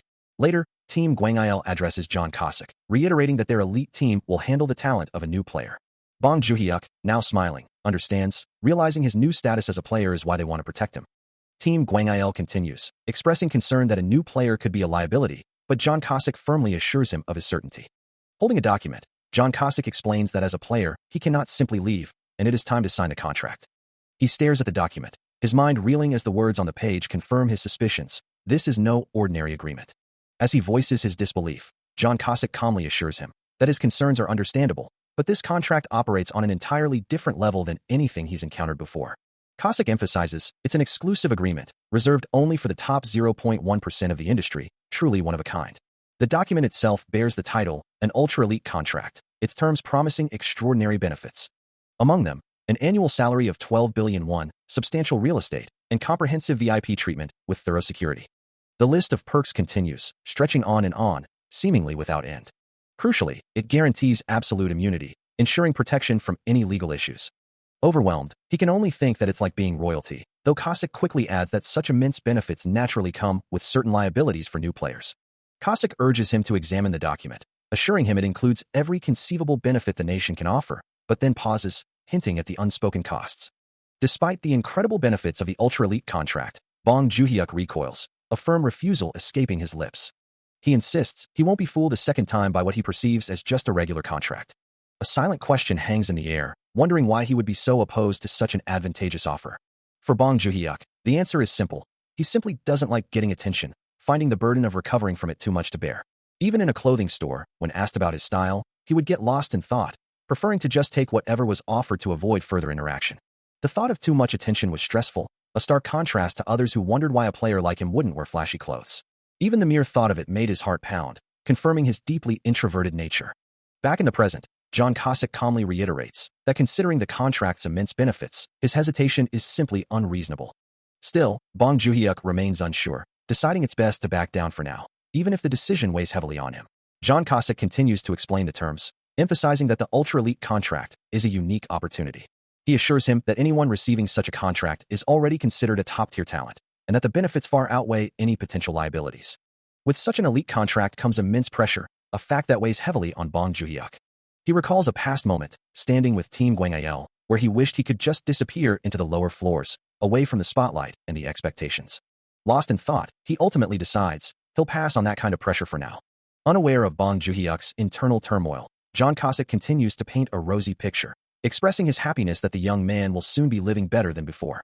Meanwhile, the imposing structure of the Haenim Guild Awakening Management Department stands tall, a silent witness to the ongoing negotiations. Back in a more casual setting, Bong Joon-hyuk and Team Gwangil discuss the situation, with Team Gwangil questioning if the team leader had truly said he was a third-place hunter, or if he was merely the lowest. As the conversation continues, John Cossack reiterates that the information he's presenting is correct, while Bong Joon-hyuk, seen from behind, simply states that he doesn't understand. Cossack then adds that the person they're discussing is also a student at the academy, a fact he again confirms as correct, though Bong Joon-hyuk's personality remains difficult to grasp. Internally, Bong Joon-hyuk reflects on his self-perception, seeing himself as nothing more than an ordinary citizen, the kind you rarely notice. Meanwhile, Cossack's expression remains thoughtful, his gaze fixed on the unseen Bong Joon-hyuk. He continues, explaining that the contract is a perfect fit, but Bong Joon-hyuk's response is simply that it's not workable. Bong Joon-hyuk's internal monologue persists, questioning why he would need such a contract if he possesses exceptional talent. Elsewhere, Team Gwangil, with a determined expression, issues a firm command. They must get him on the team, no matter the cost. Cossack, still focused, acknowledges the instruction, confirming his understanding with a simple "Roger, Chief." But Team Gwangil's voice rings out with absolute finality, declaring that he was told it's an absolute no. Bong Joon-hyuk's face contorts, a wave of intense frustration washing over him. He can only manage a pained groan as John Cossack presses him, demanding to know if his secret has been exposed, and warning him that Team Gwangil wouldn't know if he hadn't acquired whatever that was. Suddenly, the world around him shifts, replaced by a stark blue interface announcing his entry into the second floor of the Black Tower in Korea, where his mission is to eliminate all Goblin Spear wielders within a 3-hour time limit. The system confirms the completion condition: 20 Goblin Spear wielders eliminated, with death or mission abandonment resulting in failure. He finds himself standing in a desolate, frozen landscape, the air biting cold as a system message flashes, urging him to proceed gently and slowly. Dressed in a heavy winter coat, he glances at a system window, wondering if John Cossack truly expects him to tackle this, deciding instead to take his time, even as Cossack's projected image warns him to be careful. A flicker of concern crosses his face, but the thought is quickly overshadowed. His eyes well up, and a shiver runs through him as he realizes just how frigid the environment truly is. Despite the thick winter coat he wears, the biting cold of the Black Tower's 12th floor still pierces Bong Joon-hyuk to the bone, making him shiver as he trudges through the icy landscape. Observing his struggle from afar, John Cossack's eyes widen with concern, wondering if he is truly all right. With a determined glint in his glowing eyes, Bong Joon-hyuk affirms his readiness, declaring his intent to finish the mission swiftly and escort his companions to warmth. Ignoring the discomfort, he begins to channel his mana, dark energy swirling around him as he prepares to summon his power. A blue aura flares around Cossack, who warns him about the dangers of catching a cold if he isn't careful. Beside him, Lee Mina's own blue aura glows, her worry evident as she exclaims about the severity of colds and the danger to his life. Now armed with a glowing spear, Bong Joon-hyuk looks exasperated, muttering about their desperation and the need for their help. Suddenly, a system message flashes across the observer's view, announcing an S++ grade achievement for the Black Tower's 12th floor conquest and the award of a platinum badge. Both Cossack and Mina stare in disbelief, utterly shocked that he could have cleared the 12th floor so quickly. He lets out a sigh of relief, the 12th floor of the Black Tower now successfully cleared. His hand glows with a soft blue light, as he begins the process of unsummoning his powerful allies, matching his immense mana to dismiss them. The massive summoned creature dissipates into particles, following his command to unsummon. He glares at the unseen system, a defiant smirk playing on his lips, refusing to be dictated by its commands. A bright flash signals his ascent, transporting him to the 13th floor of the Black Tower. The system confirms the mission's completion, urging him to return to the tower's core. Observing the notification, he remarks on the unreliability of this place, as the system claims there are no further traps or monsters, allowing him to proceed. Suddenly, shadowy figures emerge, but he charges forward without hesitation, declaring he'll overcome these traps effortlessly. His hand flares with power, delivering a decisive blow, and an announcement confirms his S+ rank achievement on the 13th floor. As the system warns of enormous monsters with wide-ranging attacks, Bong Juhyuk doesn't hesitate, declaring he'll eliminate them before they can even strike. His summoned creatures, glowing with ethereal energy, swiftly tear through the monstrous horde, leaving nothing but shattered fragments in their wake. Moments later, a system notification confirms his success, announcing the clear of the Black Tower's 13th floor. He then pulls up his transaction history, curious about the rewards for his latest feat. The screen displays an astonishing 2.7 billion from stone sales, plus another 2.7 billion for general player support funds, leaving him utterly stunned by the sheer amount. He stares at his phone, processing the figures, wondering if this truly is the reward for clearing the 13th floor. Barely breaking a sweat, he muses that the amount feels excessive, and if the 14th floor yields similar returns, he'll be incredibly rich. Considering the mana stones from the 14th floor alone would be substantial, he imagines the fortune if the management support fund is added on top. The thought solidifies, this kind of money is enough to buy a building in Gangnam, a staggering realization that clearing just a few floors could lead to such immense wealth. The next day arrived, bringing with it a renewed sense of purpose. As the lingering magical rays finally diminished, a new path to the 14th floor of the tower was revealed, prompting a surprised exclamation from Bong Juhyuk. He declared to himself that he would no longer take it easy from the 13th floor onward, his resolve hardening. A sudden realization struck him, leaving him bewildered by the abruptness of his own thoughts. His eyes began to glow with an inner light, as he considered the high probability of acquiring another special perk. Embracing his newfound ambition, he reasoned that the more perks he accumulated, the safer he would ultimately be. With his fist glowing with power, Bong Juhyuk turned to John Cossack, urging him forward, to which Cossack responded with a surprised but firm affirmation. They stepped through the shimmering gateway, entering the 14th floor of the tower, known as Nerial, where their mission was immediately clear: eliminate all goblin warriors. He plunges into the fray, his glowing weapon a blur against the horde of green-skinned goblin warriors. From a distance, John Cossack observes the overwhelming numbers, remarking that there are far too many of them to handle in a straightforward fight. He notes their strength, realizing that even if they were to fight one-on-one, they would still be formidable opponents. Cossack then considers the protagonist's strategy, wondering how he plans to deal with such a massive force. With a determined expression, his eyes blazing with electric blue light, Bong Juhyuk declares his intent to eliminate them all at once. A brilliant, swirling blue aura erupts from his form, as he channels immense power into his hands, proclaiming this to be a breath skill, a technique he can only use once. The surging blue energy engulfs the surrounding goblin warriors, their forms disintegrating under the overwhelming force, leaving behind only the faint echo of their demise. Having successfully completed the first floor's mission, earning an S+ rank and a platinum badge, along with mana stones, gold, and a healing potion, Bong Juhyuk stands enveloped in a vibrant blue aura, his eyes glowing with the residual energy of his powerful skill, a look of satisfied surprise on his face as he processes the system's announcements and the news that he has now entered the Blade Tower, the 14th floor. The ethereal blue energy continues to surge around him, enveloping both him and John Cossack in its brilliant glow, who stands nearby, looking on with a mixture of awe and bewilderment at the sheer power displayed. Reaching out, he touches a shimmering blue holographic screen, accessing the details of his newly acquired rewards. A satisfied smile plays on his lips as he observes several glowing platinum badges floating before him, realizing he can forge them into a powerful tool. His gaze remains fixed on the badges, a new goal forming in his mind: to acquire even more. Suddenly, another system message appears, announcing a new perk for accumulating 5 platinum badges, and he exclaims with triumph, knowing his efforts have paid off. He reflects on his past achievements, recalling how collecting 5 badges had upgraded his trait, and how 10 had granted him the ability to copy a skill from his summons. A confident smirk plays on his lips as a vibrant blue aura and glowing particles swirl around him, and the system interface appears before him, pulsating with energy, as he eagerly anticipates what new power or ability awaits him this time. A system notification appears, announcing the acquisition of a new item and several exploration badges. As a golden ring materializes, glowing brightly, the system confirms its addition to the exclusive inventory and reveals it teaches the energy barrier magic at the user's current level. He murmurs the name, a question in his voice. With a surprised gasp, Bong Joon-hyuk watches as a blue energy barrier begins to form around his hands, the system detailing its protective effect and temporary nature. A look of utter astonishment crosses his face as the barrier continues to manifest. He exclaims, realizing this is essentially full body armor. The energy barrier fully envelopes him, glowing with a vibrant blue light.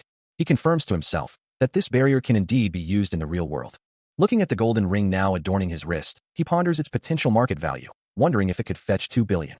A golden ring gleams on his finger as Bong Joon-hyuk considers his options, wondering if he should simply sell the item and abandon his pursuit of the tower. Later, in an office, a male office worker assures him they can resolve matters with an agreement right away, but Bong Joon-hyuk seems preoccupied with his responsibilities. His expression shifts to one of surprise and contemplation as he ponders what his next move should be.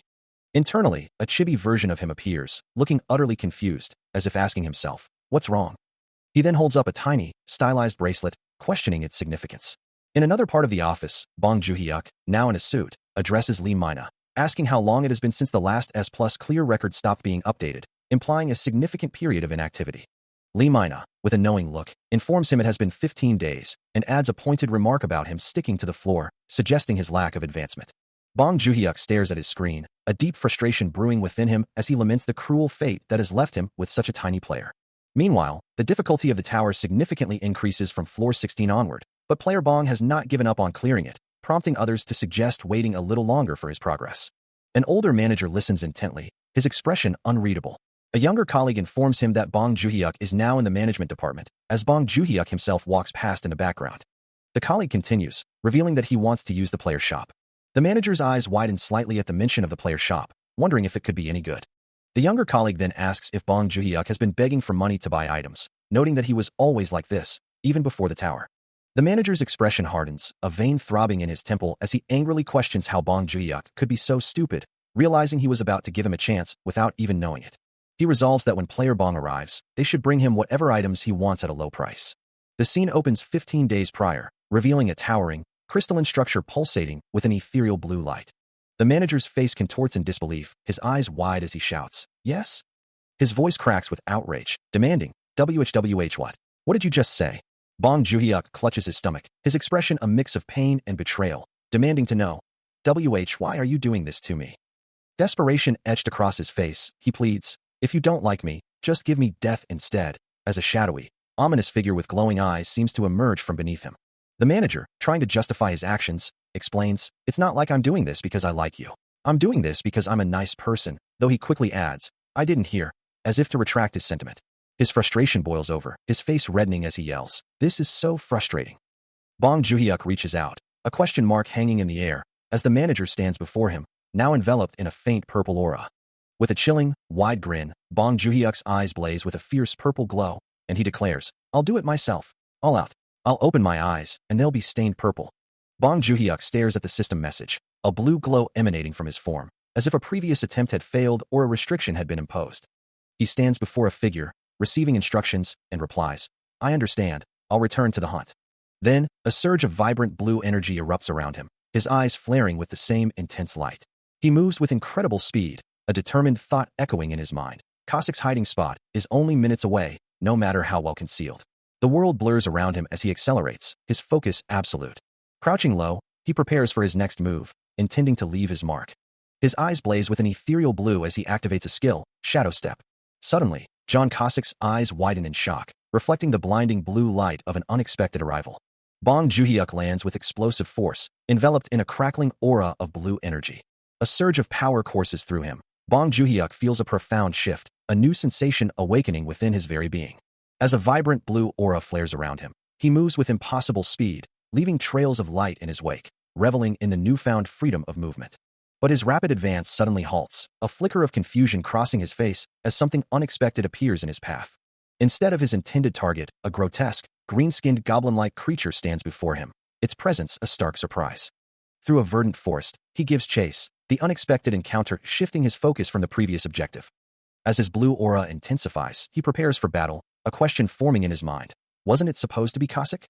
The creature responds with a guttural snarl, its red eyes glowing menacingly as it prepares to strike. Standing its ground, the goblin reveals its full, intimidating form, poised for the impending confrontation. Bong Joon-hyuk finds himself locked in a fierce struggle, his body radiating a vibrant blue energy as he clashes with the grotesque green creature. A shiver runs down his spine, the raw power coursing through him almost overwhelming, making him feel a strange sense of unease. The creature lets out a guttural roar, unleashing a powerful strike that sends him reeling backward, launching him through the air. Yet, even as he flies, he regains his composure, his form glowing with renewed blue energy, ready to re-engage. He swiftly evades another incoming attack, a blur of motion leaving trails of azure light. Observing the creature's movements, a thought crosses his mind about its surprising agility, but then a sudden, jarring realization makes him question everything. With a surge of determination, Bong Joon-hyuk unleashes a torrent of blue energy, preparing a devastating counterattack as a voice calls out his name. But his attention is abruptly drawn to a figure lying unconscious on the ground, prompting a cry of concern. A sharp crack echoes as Lee Mina, exasperated, demands to know who he fought and what he was thinking. John Cossack, equally frustrated, adds that he seems far too comfortable with danger, his words cutting through the air. He reminds Summoner Bong that he's been warned repeatedly and mustn't get too close to the sun. A shudder runs through the young man as he meekly promises to be more careful next time. And so, after recovering the item dropped for 2 weeks, he spent the next month focusing on honing his skills. The mana stones he accumulated during this period weighed a staggering amount, totaling a whopping 112.5 million won. Later, a voice on the phone greets player Bong, politely asking if he would be willing to come to the player center. The caller assures him they'll send someone to pick him up right away, but he quickly declines, insisting he can get there himself. The voice on the other end reassures him not to feel burdened, explaining it's a standard service for all contracted players, and that he can easily sell his mana stones at the shop. He pauses, then agrees, deciding to wait. A sleek limousine pulls up to a modern, glass-fronted building, its doors opening with a soft click. Stepping out, Bong Joon-hyuk is greeted by a man waiting patiently, who offers a familiar welcome. Long time no see, player Bong. The man, dressed sharply in a suit and tie, smiles warmly, his expression professional and inviting. As they enter the building, Bong Joon-hyuk acknowledges him. Hello, team leader. Before the team leader suggests, let's go inside. A soft chime echoes through the modern interior. As a hand reaches out to a glowing console, registering his presence, Bong Joon-hyuk's user information is successfully recorded. Inside an elevator, the team leader explains that he can now come and go freely, adding that the director is calling and offering to show him around. With a soft thud, the elevator doors open, revealing the grand entrance to the player center. Bong Joon-hyuk steps out into the expansive, brightly lit lobby, ready for whatever awaits him. Having arrived at the player center, he finds himself navigating its expansive shopping mall, a place designed for players to acquire their gear. As he browses the various shops, a sigh escapes him, already weary of the task. He muses to himself that there's no point in buying new clothes just to wear them in a dungeon, deciding his old attire or uniform would suffice. With a desire to simply finish the chore, he resolves to make a quick purchase and head home, finding the entire shopping experience a drag. Meanwhile, team leader Kim, observing the player's progress, inquires if player Bong has begun his shopping without any issues. From his desk, the team leader confirms that he is currently browsing. He then reveals that he instructed the staff to offer him a 50% discount before asking about the director's opinion on the matter. The team leader confidently states that because of his importance, player Bong wouldn't make a fuss about refusing, receiving an approving good in response. As the city lights begin to twinkle against the fading sky, Bong Joon-hyuk prepares himself, a faint blue energy already sparking around his hand. He examines an adamant mace, priced at 2 million won. Before his gaze falls upon a pair of basilisk leather boots, 3 million won, a price far lower than the 20 to 30 million he'd heard was standard for such items. A flicker of annoyance crosses his face, realizing even team leader Jong-woo hadn't bothered to greet him personally. He can't shake the feeling that he's receiving special treatment, despite his internal denial. For now, he decides to only purchase the boots, which come with an energy barrier ability, unifying all defense. All these benefits, he muses, are simply due to the perks of his position. A slight smile plays on his lips, acknowledging that a good deal is always welcome, even as the lingering doubt about his special treatment persists. A familiar thought crosses his mind, a whisper of ambition suggesting he might be growing a little too greedy. Then, as if time itself bends to his will, the next day arrives. With the system confirming John Cossack's designated summon, he finds himself back in the player center, observing the holographic display. His perks truly are insane, allowing him to jump from floor 10 directly to floor 16. A new notification flashes, revealing that the summon cooldown has finally ended. Meanwhile, John Cossack, now fully materialized, reacts with wide-eyed astonishment to his new surroundings. With the cooldown reset, the thought quickly forms in Bong Joon-hyuk's mind. He should summon one more. As he begins the incantation, glowing runes swirl around a shadowy figure, its eyes burning red, while voices chant, pleading for a miracle, for a hallelujah. as the magic words abracadabra echo through the air. Surrounded by a vibrant purple aura, Bong Joon-hyuk extends his hands, realizing with a jolt that this isn't a designated summon, but a random one. As the random summon spell activated, a blinding flash of purple energy erupted, swirling violently around him. The raw magical power intensified, coalescing into a distinct, humanoid form, making him question the nature of what was appearing before him. With a guttural roar, the towering, muscular figure of pure purple energy fully materialized. Its form was imposing, radiating immense power. Leaving Bong Joon-hyuk utterly stunned, his mind reeling at the unexpected outcome of his random summon. Just what the heck did I summon? He thought aghast. The newly summoned entity, its eyes glowing an ominous red, then spoke, its first words a bizarre complaint. My security deposit. A sharp, glowing blue blade descends with incredible speed. As John Cossack unleashes a powerful, energy-infused strike, his form a blur of motion and crackling azure light. The force of the attack sends shockwaves through the air, leaving Bong Joon-hyuk to wonder what kind of all-powerful weapon this could be, and why his ally isn't even using his summoned beasts. A sudden realization dawns on him, as he questions if the two combatants know each other.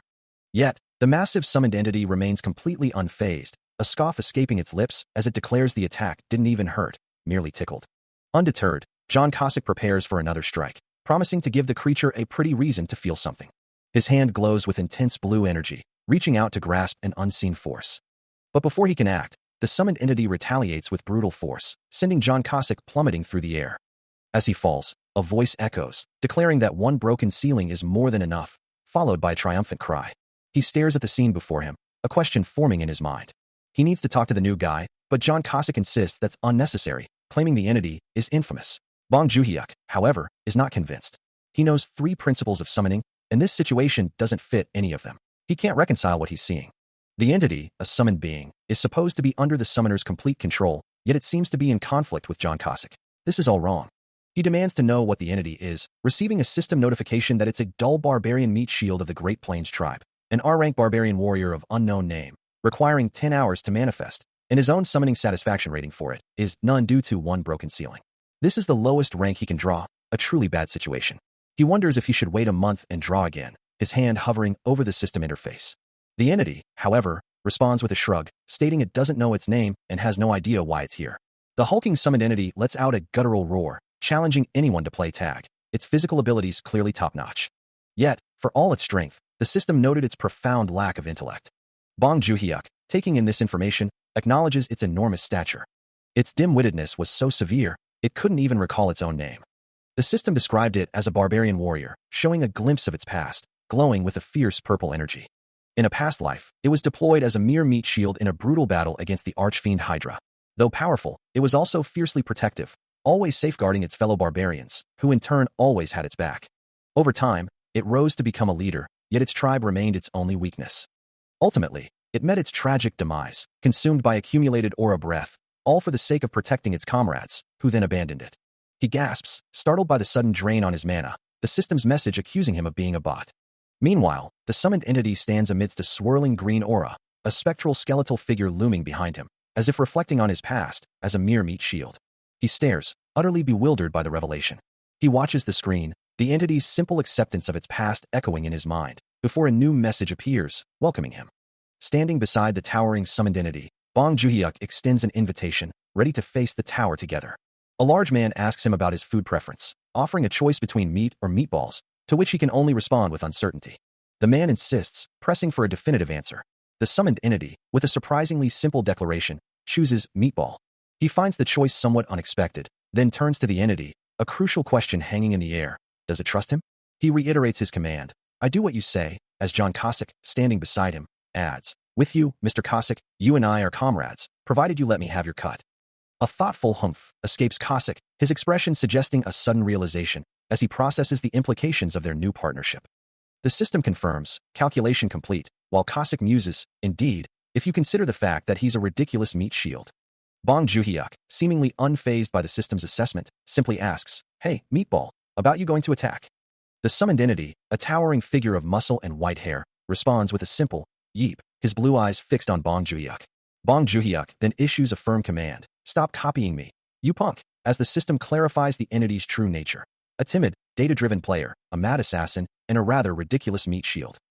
He considers the contradictory description, thinking, it sounds like a total disaster on paper, but A new system message appears, announcing, "You have entered the first floor of the Black Tower."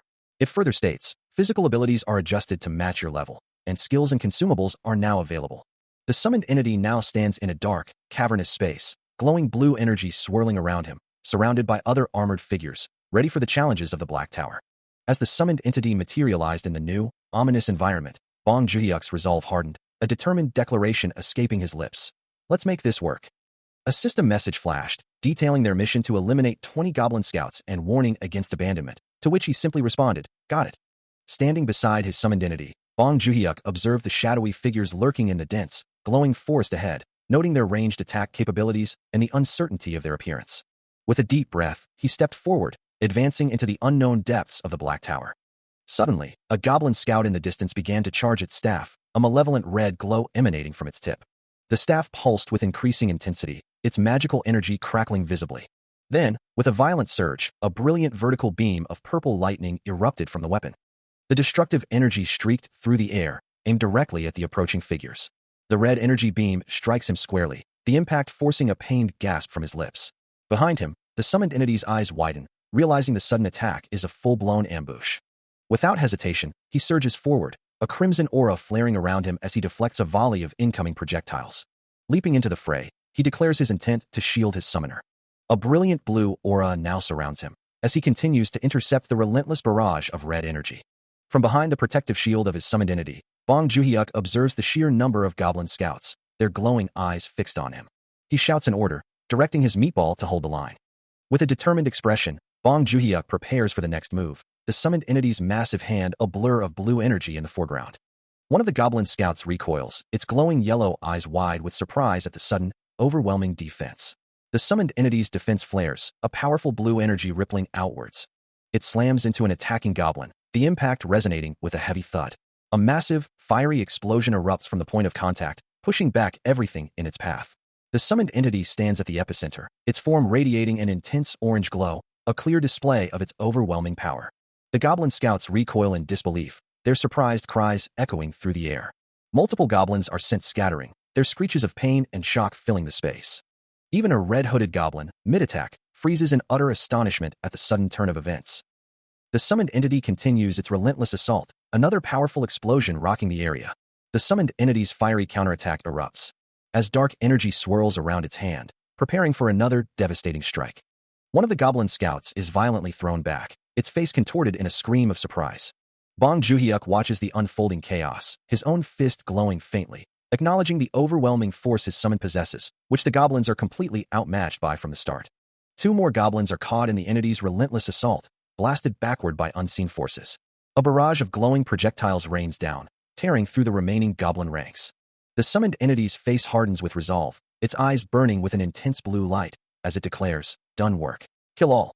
Following its own command, more explosions erupt, engulfing the desperate goblins. The entity moves with blinding speed, delivering a powerful kick that sends another goblin flying, leaving a trail of destruction in its wake. The ground remains scarred and shattered, a testament to the sheer destructive power unleashed by the summoned entity. Observing the devastation, Bong Joon-hyuk can only marvel at his summon's combat prowess, realizing that if they were to face off, even his own skills might not be enough to overcome such a formidable opponent. He lets out a small gasp, a mix of awe and trepidation. Later, a more peaceful scene unfolds as a hand reaches for a piece of fried chicken, the golden brown morsels piled high in a box. And the summoned entity, now looking surprisingly content, takes a bite. Bong Joon-hyuk watches him, a small smile playing on his lips, remarking, "This is delicious. You were amazing today, meatball. Eat up." The entity, still munching, responds with a simple, yet profound statement. "Summoner is good person." Bong Joon-hyuk, taken aback by the unexpected compliment, can only manage a surprised, drawn-out sound. Still savoring the fried chicken, the summoned entity declares that meatball will save my life, causing Bong Joon-hyuk to recoil in surprise, wondering what the creature means by such a statement. The entity, however, quickly corrects him with a sharp retort. "It's chicken, not kitchen, you dumbass." Startled by the sudden outburst, he complains about being scared, while the entity simply questions why he's bothering it during its meal, shattering what had been a surprisingly touching moment. He watches the creature devour the pile of fried chicken, realizing just how much it's consuming while he remains distracted. The next day, a system message appears, announcing his entry into the 17th floor of the Tower of Power, confirming that his physical abilities have been adjusted to match his new level, and that new stats and combat skills are now available. A vibrant blue energy column pulses within a hexagonal chamber, signifying his arrival. Bong Joon-hyuk stares at his hands in disbelief, a powerful red energy now swirling around them. Clenching his fists, he feels the immense surge, realizing the profound difference in power now that he's reached level 17. His heart pounds in his chest, a wild power awakening within him once again. He feels the surge of power, a wild energy coursing through his veins, and acknowledges that it's time to truly master this new path, remembering that level 20 is merely the threshold for complacency. Stepping into the next challenge, he declares his intention to lead, while his companion, John Cossack, offers a solemn promise to protect the summoner and ensure his safe return. Their mission on the 17th floor is clear: eliminate 30 goblin warriors. Suddenly, a cacophony of guttural cries erupts as a horde of green-skinned figures charges forward, weapons glinting. Bong Joon-hyuk stares at the overwhelming numbers, surprised by the sheer scale of the enemy, realizing that seeing them in person is far more intimidating than he had anticipated. There are at least 40 of them, he notes, a significant increase from the mission objective, and they appear to be skilled in strategy and tactics. His pre-planned strategy, devised before even entering this place, involved retreating to the safe zone the moment the goblin warriors appeared. As the summoning completed, the entity, now known as Meatball, questioned why he was being called by such a name. He quickly dismissed the thought, declaring that there was no need for such a troublesome process. Bong Joon-hyuk, his expression resolute, simply commanded, "Go." Responding to the command, the summoned entity slammed a glowing hand into the ground, cracking the earth beneath him as immense power began to surge. From the fractured earth, a colossal, clawed hand, radiating brilliant light, began to tear its way free. The entity completed its transformation, now a towering, beast-like figure enveloped in a golden aura, declaring, "Now that the contract's sealed, I can use my full power, even more than before." Observing the newly empowered being, Bong Joon-hyuk gave his final, decisive order: wipe them all out.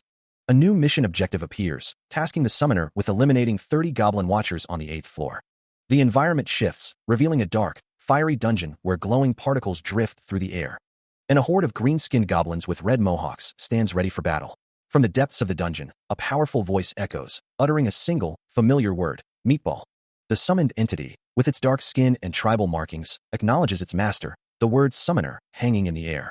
With a confident smile and a decisive gesture, Bong Joon-hyuk issues his command: wipe them all out. Responding instantly, the summoned entity begins to glow with an intense, bright yellow energy, its form enveloped in a blinding aura. The transformation completes, revealing a more muscular and defined physique, still radiating with raw power. Without hesitation, a massive, glowing yellow fist descends, striking with devastating force. The summoned entity, Meatball, lets out a guttural roar, winding up for a devastating attack. Meanwhile, a goblin scout snarls back, preparing to meet the charge with its own crude weapon. More of their kind emerge from the shadows, spears at the ready, forming a desperate line against the monstrous summon. But Meatball's resolve is absolute, his eyes burning with focused intensity. He lunges forward, a blur of motion, his first strike sending a goblin flying with a sickening crunch. The summoned entity continues his relentless assault, swatting aside multiple foes as if they were mere insects. His fist glows with raw, yellow energy, a testament to the power he now wields. The goblins are no match for his might, defeated and scattered across the fiery dungeon floor. Watching the carnage unfold, Bong Joon-hyuk smiles, acknowledging the impressive display of his summoned strength. The summoned entity's power erupted in a blinding, fiery explosion, incinerating the last of the goblin scouts. Leaving a trail of smoke and debris, it turned its back on the vanquished foes. The battle concluded. Meanwhile, a system message appeared, announcing that Bong Joon-hyuk had achieved S rank for the 17th floor and received a reward of 10,000 gold. He looked on, a surprised expression crossing his face as the system continued to update him on his progress. The summoned entity, too, seemed to register the new information, its gaze sharpening as it processed the implications of the summoner's achievement. "Summoner Bong," it uttered, a hint of surprise in its tone. The next challenge was already upon them, the 18th floor mission demanding they eliminate 30 goblin assassins, a new, more agile threat now emerging from the shadows. Meatball charges forward, a blue aura flaring around him, ready to engage the new threats. He brings a powerful fist down, aiming to crush his unseen foes. These new monsters, however, are surprisingly adept at stealth, moving with a cunning that belies their appearance. Meatball unleashes a flurry of attacks, blue lightning crackling around him as he targets a cloaked figure. He challenges them to come here. The agile assassin narrowly evades his strike, disappearing into the shadows. From a distance, Bong Joon-hyuk watches the chaotic battle unfold, a surprised escaping his lips as he realizes the true challenge. Meatball, still aggressively pursuing his elusive targets, acknowledges internally that this might be harder than I thought. Yet he continues to bellow, "Come here." His challenge is met only by mocking laughter echoing through the dense forest. Meatball, brimming with confidence, declares that the ignorant bastards have suffered enough, promising to unveil his true strategy. From a distance, Bong Joon-hyuk watches as Meatball continues, vowing to purify their eyes with a classy strategy. Blue energy begins to shimmer around his face as he boasts that the goblin's stealth cannot even catch up to his toes. With a surge of power, he activates Shadow Step. A blur of blue light and glowing particles marks his instantaneous movement, as he appears amidst the goblin assassins, striking with blinding speed. One of the red-skinned goblins recoils from a powerful blow, as the system registers another assassin defeated. But a sudden realization dawns on Bong Joon-hyuk, his eyes widening in surprise as he murmurs, "Oh, Cossack." From the shadows, John Cossack emerges, a smug smirk playing on his lips as he confirms, "You fell for it." As Cossack's mana signature significantly decreased after Meatball's fierce battle, the summoned entity continued to carve through the goblin ranks, demanding they move out of his way. Meanwhile, a goblin scout joined the fray, attempting to assist, but this only served to stimulate the summoner's spirit, a success for Bong Joon-hyuk. With a blue aura beginning to emanate from his hand, the summoner urged himself to work hard and earn those badges. He knew he needed to control the raw power of these sweet brutes and his own greed, and a faint blue glow pulsed from his hand. Gripping his staff firmly, he declared his presence, ready to act. A deeper blue light began to emanate from his chest, revealing his long-hidden power. Meanwhile, the summoned entity was engulfed in a furious red aura, his rage boiling over. With his weapon ready, he continued to fight, a whirlwind of crimson energy. Before entering the side road, all surroundings had been thoroughly checked by a watchful, horse-like creature. He moves with a newfound confidence, his thoughts clear. The goblin army may be low level, but he can predict their every movement. There is nothing to fear, he reminds himself, having honed his shadow step on the perilous 15th floor. His eyes glow with an intense blue light, a surge of power radiating from him. He becomes a blur of motion, a blue streak through the shadowy environment. His foot lands silently, the sudden appearance catching his opponent off guard. With a swift, arcing swing, he strikes the goblin assassin. The creature cries out, its balance shattered by the impact. Blue energy crackles around the goblin as it reels, confused by the unexpected assault. The system confirms the defeat, marking another goblin assassin eliminated. With a surge of vibrant blue energy, he continued his relentless assault, swiftly dispatching another goblin assassin. A satisfied smile touched his lips, realizing his earlier success was no mere coincidence. Another goblin assassin, its eyes burning crimson, lunged forward, determined to avenge its fallen comrades. However, its surprise was palpable as the hunter moved with impossible speed. A blade, shimmering with blue light, cut through the air. The strike was precise and swift, another goblin falling to his enhanced abilities. A quiet satisfaction settled over him, as the system confirmed yet another elimination. Without pause, he moved to the next target, his momentum unbroken. The final goblin assassin disintegrated into shimmering motes of light, signaling the completion of his task. A massive, glowing yellow fist slams into him, but Bong Joon-hyuk's blue aura flares, absorbing the impact. The ground beneath him cracks and shatters, as a wave of blue energy explodes outwards. Two more goblin assassins, their fists glowing with malevolent yellow energy, charge in for a simultaneous strike. But before they can land a blow, Joon-hyuk's own blue aura surges, sending both creatures reeling backward through the air. He stands over a defeated goblin, who weakly cries out for help and vows revenge, as a system message confirms the quest is complete. A moment of thought passes through his mind, wondering about the whereabouts of Summoner Bong. Then, with renewed focus, a massive explosion of blue and purple energy erupts from his position, engulfing the area in a blinding flash. His eyes glowing with intense blue light, Joon-hyuk brings his radiant blue sword down, striking the last goblin with a decisive blow. Standing amidst the fading blue aura, he declares that these goblins were merely a warm-up for the challenges awaiting him on the 15th floor. Still in the thick of battle, Bong Joon-hyuk feels a sudden surge of power, a blue aura crackling around his hands as he prepares for a decisive strike. With a powerful burst, he unleashes his attack, sending multiple goblin assassins flying through the air. His eyes glow with an intense blue light, red lightning sparking around him as an adrenaline rush courses through his veins. The world around him seems to slow, the movements of his enemies becoming agonizingly deliberate as he perceives everything in slow motion. He watches a goblin fall, his perception sharpened, every detail clear. The red energy around him intensifies, a raw, untamed power building. With a final, devastating strike, he channels both blue and red energy, engulfing the last goblin in a blinding explosion of force, achieving an SSS plus rank for the attack. The quest is complete, the forest is quiet once more, and a platinum badge is awarded. He looks up, a thought forming in his mind about Summoner Bong, wondering if he had misjudged the situation. A system message flashes before Bong Joon-hyuk, confirming his quest completion. Meanwhile, in a different realm, a powerful summoned entity stands victorious over a fallen goblin scout, as the name Summoner Bong echoes through the air. Back in the human world, a global announcement appears, confirming a successful clear of the 10th floor, 5th sector. A young woman in an office observes the news with keen interest.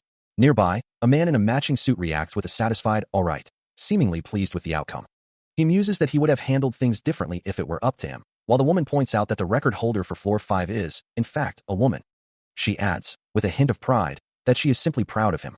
The man, however, dismisses her, insisting that Summoner Bong is a man and that he is the one who needs to find him, not his sister, as new rankings and items have appeared in the black market auction house. Breaking news flashes across screens worldwide, announcing that the mysterious player who successfully cleared the 5th floor of the dungeon is, in fact, a woman. It's hardly surprising, but the entire nation is now captivated, eagerly awaiting the identity of this enigmatic figure, a glowing star symbolizing the widespread interest. Elsewhere, a man stares at the news, a long, drawn-out gasp escaping him as the revelation sinks in. Bong Joo-hyuk, however, remains engrossed in his phone, seemingly oblivious to the global excitement. He responds to a voice, acknowledging Cossack, but quickly adds that he doesn't think there's anything to tell him, as he's far too busy. Cossack, undeterred, leans in, his voice carrying a hint of amusement as he remarks on the speed at which Joo-hyuk is finally realizing his talent. The red-haired man's expression remains serious, his words hanging in the air. Joo-hyuk looks up, pointing to himself in disbelief, questioning, talent? Who? Surely not me. He then bursts into laughter, dismissing the notion as a joke. John Cossack insists that the situation is far from a game, emphasizing that the Shadow Step Summoner was a formidable opponent, and that the encounter was a perfect opportunity to prove his own presence, making the whole scenario even more perilous. He addresses the young man directly, stating that it is the undeniable truth. Cossack continues, predicting that his companion will soon find enjoyment in this path and gain confidence, but warns that with increasing bravery, the danger will also escalate. He then reminds him of a promise they made from the start, emphasizing the importance of self-preservation. With a slight hesitation, Cossack assures him that he will absolutely avoid anything dangerous, only going for one objective. Bong Joo-hyuk looks on, a mixture of surprise and confusion on his face, as Cossack holds his shoulder, his expression unreadable. Cossack's gaze is intense, his brow furrowed with a serious resolve. Feeling a strange sensation, Joo-hyuk admits to feeling weird, while a narration observes that their summoner seems poised to secretly cause an incident. A sudden, agonizing surge of power rips through him. Bong Joo-hyuk cries out, clutching his head as crackling purple energy erupts around him, tears streaming down his face from the sheer, overwhelming pain. A system message flashes, warning that the summoner is bound to cause an accident someday, as Bong Joo-hyuk walks through a dark alley, passing 2 figures on the steps. Suddenly, a monstrous roar echoes through a room, as the summoned entity, a hulking figure wreathed in purple energy, unleashes its fury. Its voice booms with raw power, challenging anyone to escape its wrath. Before Bong Joo-hyuk can react, the entity's massive fist connects, sending him recoiling amidst a burst of blue energy. The creature's face contorts in a snarl, promising to boil him alive. The rampage continues, as the entity violently hurls furniture, tearing the room apart, while Bong Joo-hyuk watches in dismay. His eyes widen in disbelief and anger, as he clutches the broken door of his refrigerator. Surrounded by a faint blue aura, he finally snaps, ordering the entity to cease its destruction and return. But the damage is done, and Bong Joo-hyuk kneels in utter despair, lamenting the spilled kimchi his mother had given him, a casualty of the chaos. As the new day dawns, a quiet resolve settles in, a determination to clear his head and perhaps seek out his friends. The next morning, he arrives at a familiar apartment building, ready to face whatever awaits him inside. A voice from within announces his presence. Your son's here. As Bong Joo-hyuk steps through the doorway, another voice warmly invites him in. Doring's here, come in. Inside, a playful exchange unfolds over a meal, with one person wishing the other would enjoy the same things more often, only to be told, stop it, get away from me. Later, Bong Joo-hyuk sits on a bed while a younger man sits on the floor, discussing a game where the body killed and asking, how's your joint? The conversation shifts to the recent summoning incident, with the younger man remarking, you think summoning is about lying down, before advising, just keep lying down. Let's rest for a little bit. Moving to the kitchen, the younger man offers, sit, I made stew, then asks, where's my brother? The morning after the summoning, Bong Joo-hyuk sits down to a meal with his brother, who casually mentions that Minhyuk has gone to buy tofu and will return soon. A steaming hot pot sits between them. As his brother reassures him not to worry about money, promising that he'll be fine again soon, then jokingly asks for all of Joo-hyuk's life savings. Joo-hyuk's expression darkens, remembering his earlier resolve to stop sending money, but he admits to himself that he already sent it. His brother, oblivious to Joo-hyuk's internal struggle, smiles and remarks that it would be nice if he could answer his phone at a time like this. Joo-hyuk looks up, his brother's words echoing in his mind, as the conversation shifts, and his brother asks about the whereabouts of their other sibling. The two brothers then discuss how they will tell their other brother the story of the summoning, deciding to let him choose which version of events he prefers. His brother then casually asks if Joo-hyuk isn't going to work today, to which Joo-hyuk replies that it's his day off, before revealing that he actually quit everything a while ago. He continues, his voice laced with a familiar frustration. Now, your face shows what happens when you don't.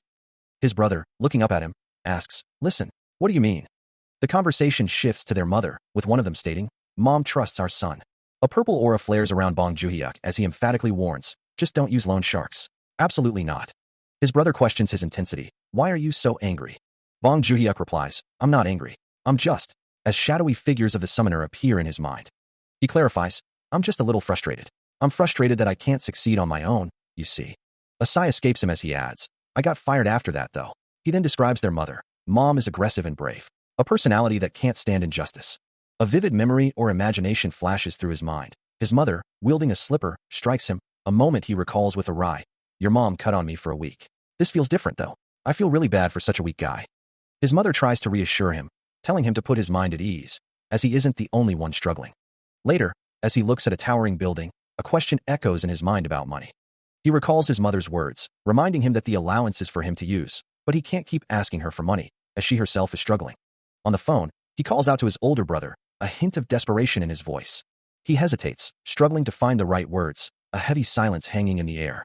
A thought crosses his mind, reflecting on his brother's past behavior regarding tuition, and how the little rascal probably didn't even say thank you, pitying his brother's plight.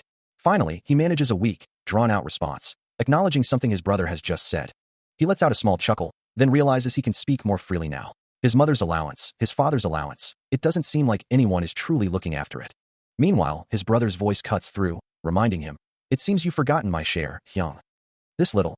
His eyes briefly flash with a purple glow as he thinks, don't you dare spend it on useless things, you hear. A small, irritated sound escapes him. Later, he stands before the imposing head office of La Na Dong and Management, a towering structure that seems to hold the weight of his family's future. He had been heading home, but came here on a sudden impulse. After seeing his family, the thought of doing this properly grew stronger within him. He recalls a memory of his brother, younger and sharply dressed, demanding, if you stop the player who's going to be the next summoner, I'll give you an allowance. The younger Bong Joon-hyuk looks on, annoyed, as his brother adds, well, it should be fine, right? He recalls a past encounter, remembering how even his best defenses were breached by the monsters, leaving him with a lingering sense of unease. Considering his options, he concludes that acquiring a shield would be the most prudent course of action. A vendor presents a magnificent, ornate shield, stating its exorbitant price of 100 million won. The sheer cost sends a jolt of disbelief through him, his eyes widening in shock.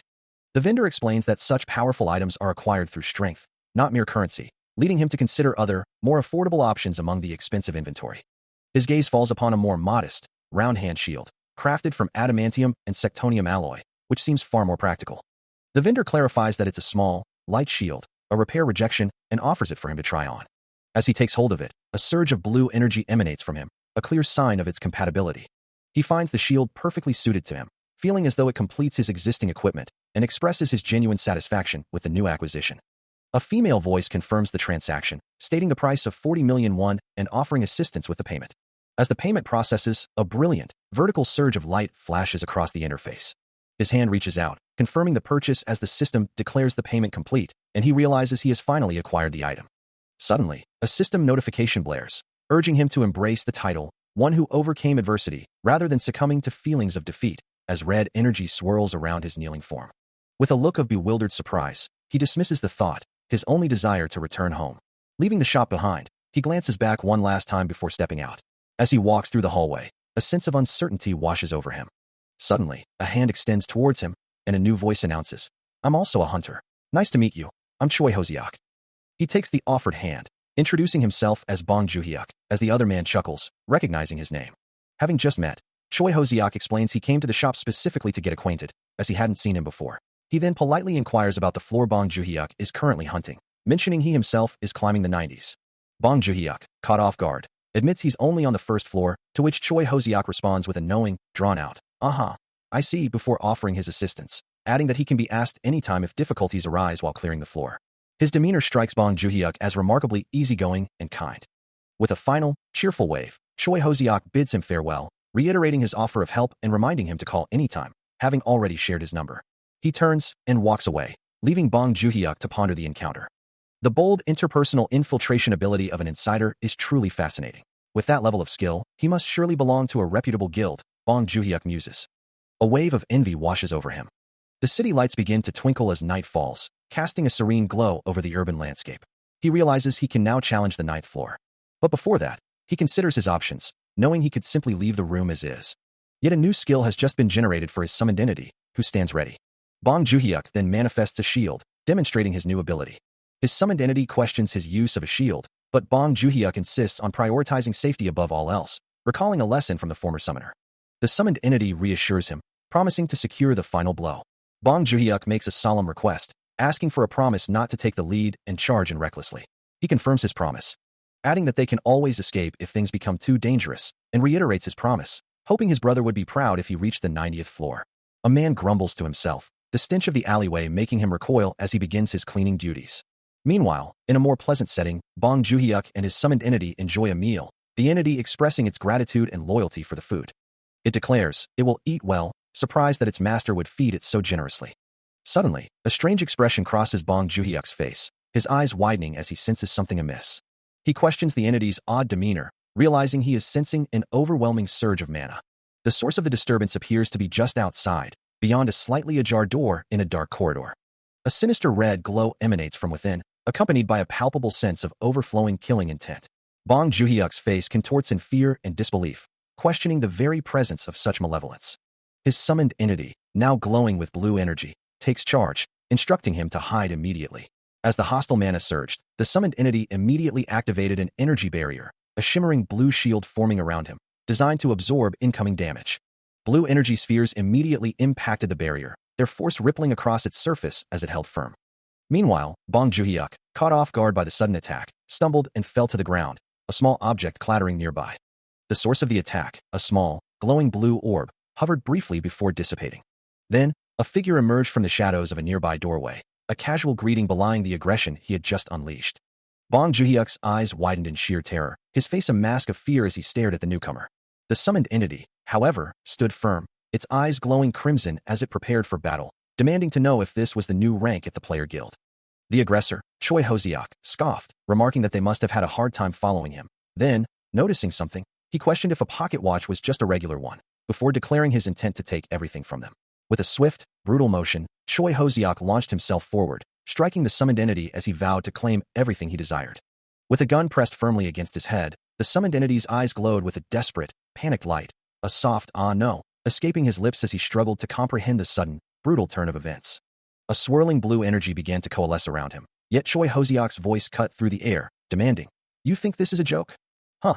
His taunt echoed, emphasizing the gravity of the situation. The aggressor's expression remained cold and unwavering as he delivered his final, chilling assessment. "It's basically suicide." The words hung heavy, a stark warning against any resistance. Bong Juhyuk takes aim down a narrow alleyway, his handgun leveled at a distant figure. Yet, in another moment, he finds himself sprawled on the ground, defeated, a voice above him mocking his efforts. Later, Bong Juhyuk examines a small, glowing orb, its unusual nature immediately apparent, as he acknowledges a higher power. He raises a hand, energy flaring around it, uncertain of the path ahead. Elsewhere, a gloved fist clenches, radiating immense power, ready to strike. Choi Hoseok recoils violently from an unseen impact, his face contorted in a grimace of pain. Bong Juhyuk, now wielding a glowing bow, prepares for another confrontation, a silent command on his lips. Finally, the summoned entity stands victorious in a kitchen, looking down at a defeated Bong Juhyuk sprawled on the floor. A look of confusion crosses Bong Juhyuk's face, as the summoned entity praises him for a job well done, leaving him to question the situation. A thought flashes through his mind, a concern that he might have gone too far, worried he would once again kill without considering the consequences, like some common thug. Yet, in another moment, he appears shy and unassuming, offering a seat with a hesitant smile. Shifting his focus, he considers the concept of an item broker, wondering if that's what this situation truly entails. He recalls the stories of those who prey on players outside the tower, killing them and stealing their hard-earned items, earning them the title of item broker. He acknowledges having heard of such individuals, their reputation preceding them. It's a known benefit of the tower that players cannot kill each other outside its walls, as players themselves are considered the very pillars supporting the tower's existence. A smirk plays on his lips as he considers the loophole. What about those who have awakened the ability to kill other players, yet remain unpurified? He finds himself realizing it all over again, the sheer power of this cheat ability. Meanwhile, elsewhere, Choi Hoseok meticulously ties a red ribbon around his wrist. He speaks with a determined edge, offering to dispose of a target outside, but his companion dismisses the idea, suggesting they simply report the individual via GPS. Under the city lights, Bong Juhyuk gazes up at a towering building, a thought weighing heavily on his mind. There's no way he can win if he has to carry someone for free. Back at a shop, a bald man exclaims that player Bong has stopped by again. Choi Hoseok, now in a suit, reacts with surprise, asking what he bought without his knowledge. He learns that Bong Joo-hyuk reportedly purchased a small buckler, and a frustrated thought crosses his mind. If only he'd signed the elite contract, he'd be decked out from head to toe, like a ranker from the tower's middle floors. Even with a full set of protective gear, it wouldn't be enough if the target was a melter. Choi Hoseok muses, considering the need to secure rankers to equip someone properly, when his phone suddenly rings, displaying an unexpected caller. Seeing police flash across the screen, he wonders why they would be calling so late, fearing something might have happened. Answering the call, he confirms his identity to Jim Gwang-il from the Awakening Management Department, listening intently to the news. His eyes widen in disbelief, a single, shocked question escaping his lips. Later, walking through the city streets, Choi Hoseok curses under his breath, the weight of the news heavy on him. He realizes with bitter regret that he should have insisted on the elite contract from the very beginning. Choi Hoseok clenches his fist, a determined resolve hardening his features as he considers the consequences if anything were to happen to a player. Suddenly, a sharp pain shoots through his head, causing him to groan as a stern voice declares, "We, Choi Hoseok, are placing you under arrest for obstruction and aggravated assault." 2 officers move to apprehend him, but he struggles, clutching his head and crying out, "Ugh, my head. Wait a minute. It's killing me." Now seated in the back of a police vehicle, he protests his innocence, insisting he was only trying to help his brother, while an officer calmly explains, "For now, you'll be taken to the station for an interrogation." His face contorts in disbelief, a silent plea escaping his lips as he whispers, "In no way. Don't tell." The next thing he knows, he's sitting alone in a stark jail cell, the reality of his situation sinking in. This is a hunter's strategy guide to prison use. But wait a moment. Elsewhere, Bong Joo-hyuk, now dressed in a sharp suit, raises a hand in surprise, his expression one of mild shock. He turns to the summoned entity, also in a suit, asking hesitantly, "I am leaving now, Hyung S-?" Despite the previous events, a different scene unfolds as Choi Hoseok desperately calls out, pleading with someone he recognizes, "Team leader, it's me, Choi Hoseok. You know me, right?" But the man in the dark suit, standing over a prone Choi Hoseok, responds with a cold, almost mocking tone, "You came from the same guild as me. You really saved me, huh?" A cut on his cheek, Choi Hoseok's face contorts in pain and indignation as he protests, "That guy kidnapped me and tried to steal my items." Ignoring his pleas, the man in the suit simply turns his back and walks away, leaving Choi Hoseok abandoned on the cold floor. Lying there, a small pool of blood forming near his head, Choi Hoseok can only manage a bewildered, "Why the hell?" Later, standing before a uniformed officer, he is accused, "You dare try to kill fellow hunters." The officer's words are damning, followed by the cold declaration that his registration is cancelled as of now. Blood trickles from his mouth as Choi Hoseok struggles to speak, managing only a pained cough. Stop. Tied up and helpless on the ground, an older man in a suit with a mustache looks down at him, uttering a dismissive, "What kind of trash?" His eye filled with despair, Choi Hoseok hears the final orders, "Take him away. He's not worth our time, so hand him over to them." A chilling mist hangs heavy in the air, a place where the player's vital belongings mysteriously vanish without a trace.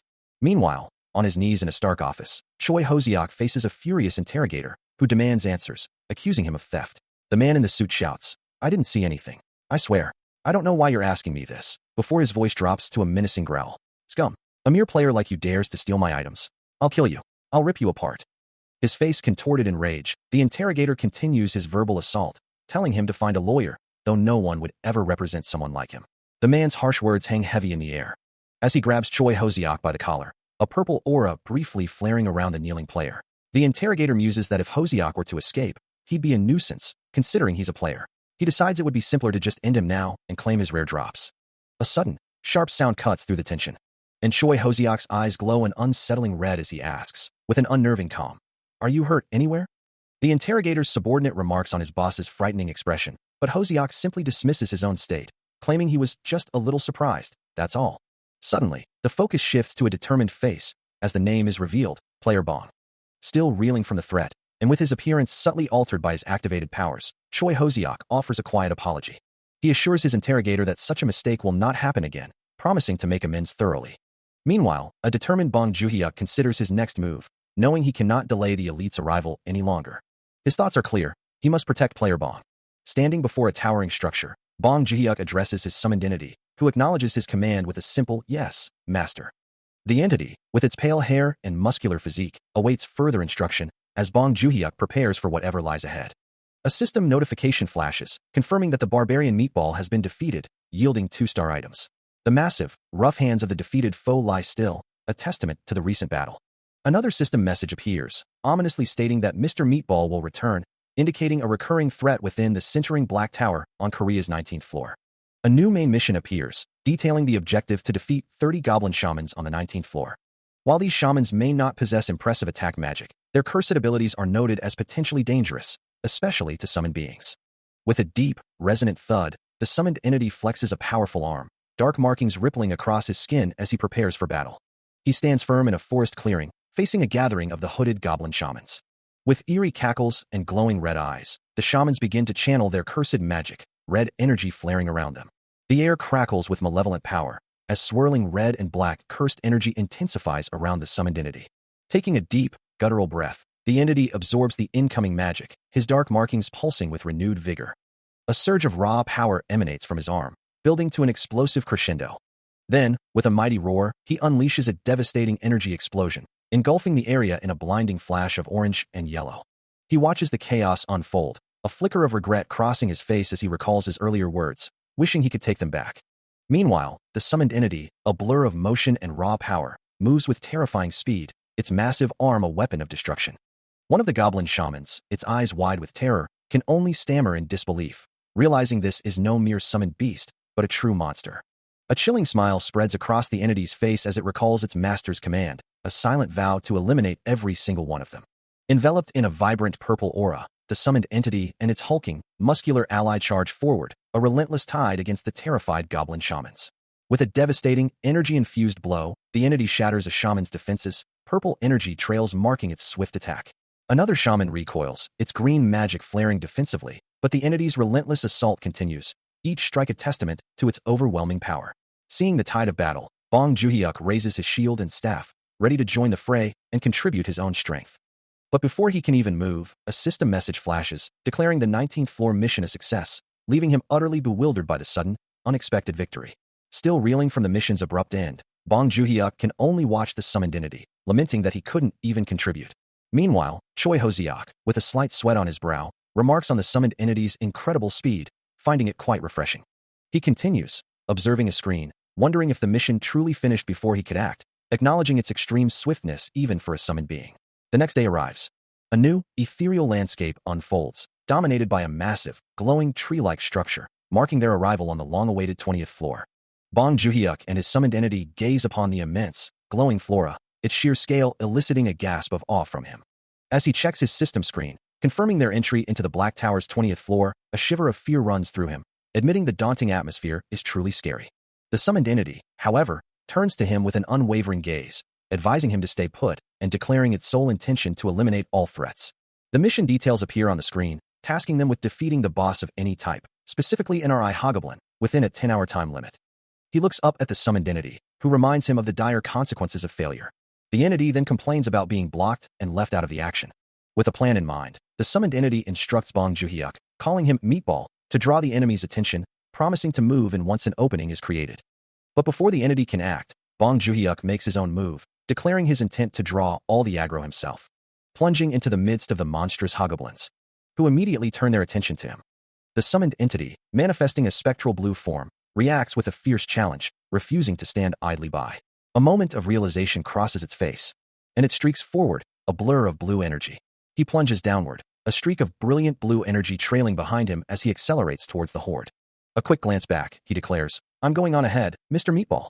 His form blurs, leaving behind a swirling vortex of dark energy, a question mark hanging in the air as he vanishes. He rockets forward, a powerful blue aura now engulfing him, his speed reaching an impossible level. Bong Juhyuk's eyes widen in disbelief, realizing the summoned entity has truly committed to the charge. A wave of shock washes over him as he processes the reckless move, the words echoing in his mind. A desperate cry escapes his lips, Summoner Bong." His face contorted in anguish, he screams, "No." Even as a small child, Bong Juhyuk found solace in his own company, quietly playing with blocks.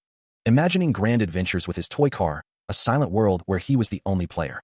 His laughter, though genuine, often echoed in solitude, a quiet joy known only to himself. Through elementary school, he remained a loner, a goody-goody who walked the halls by himself.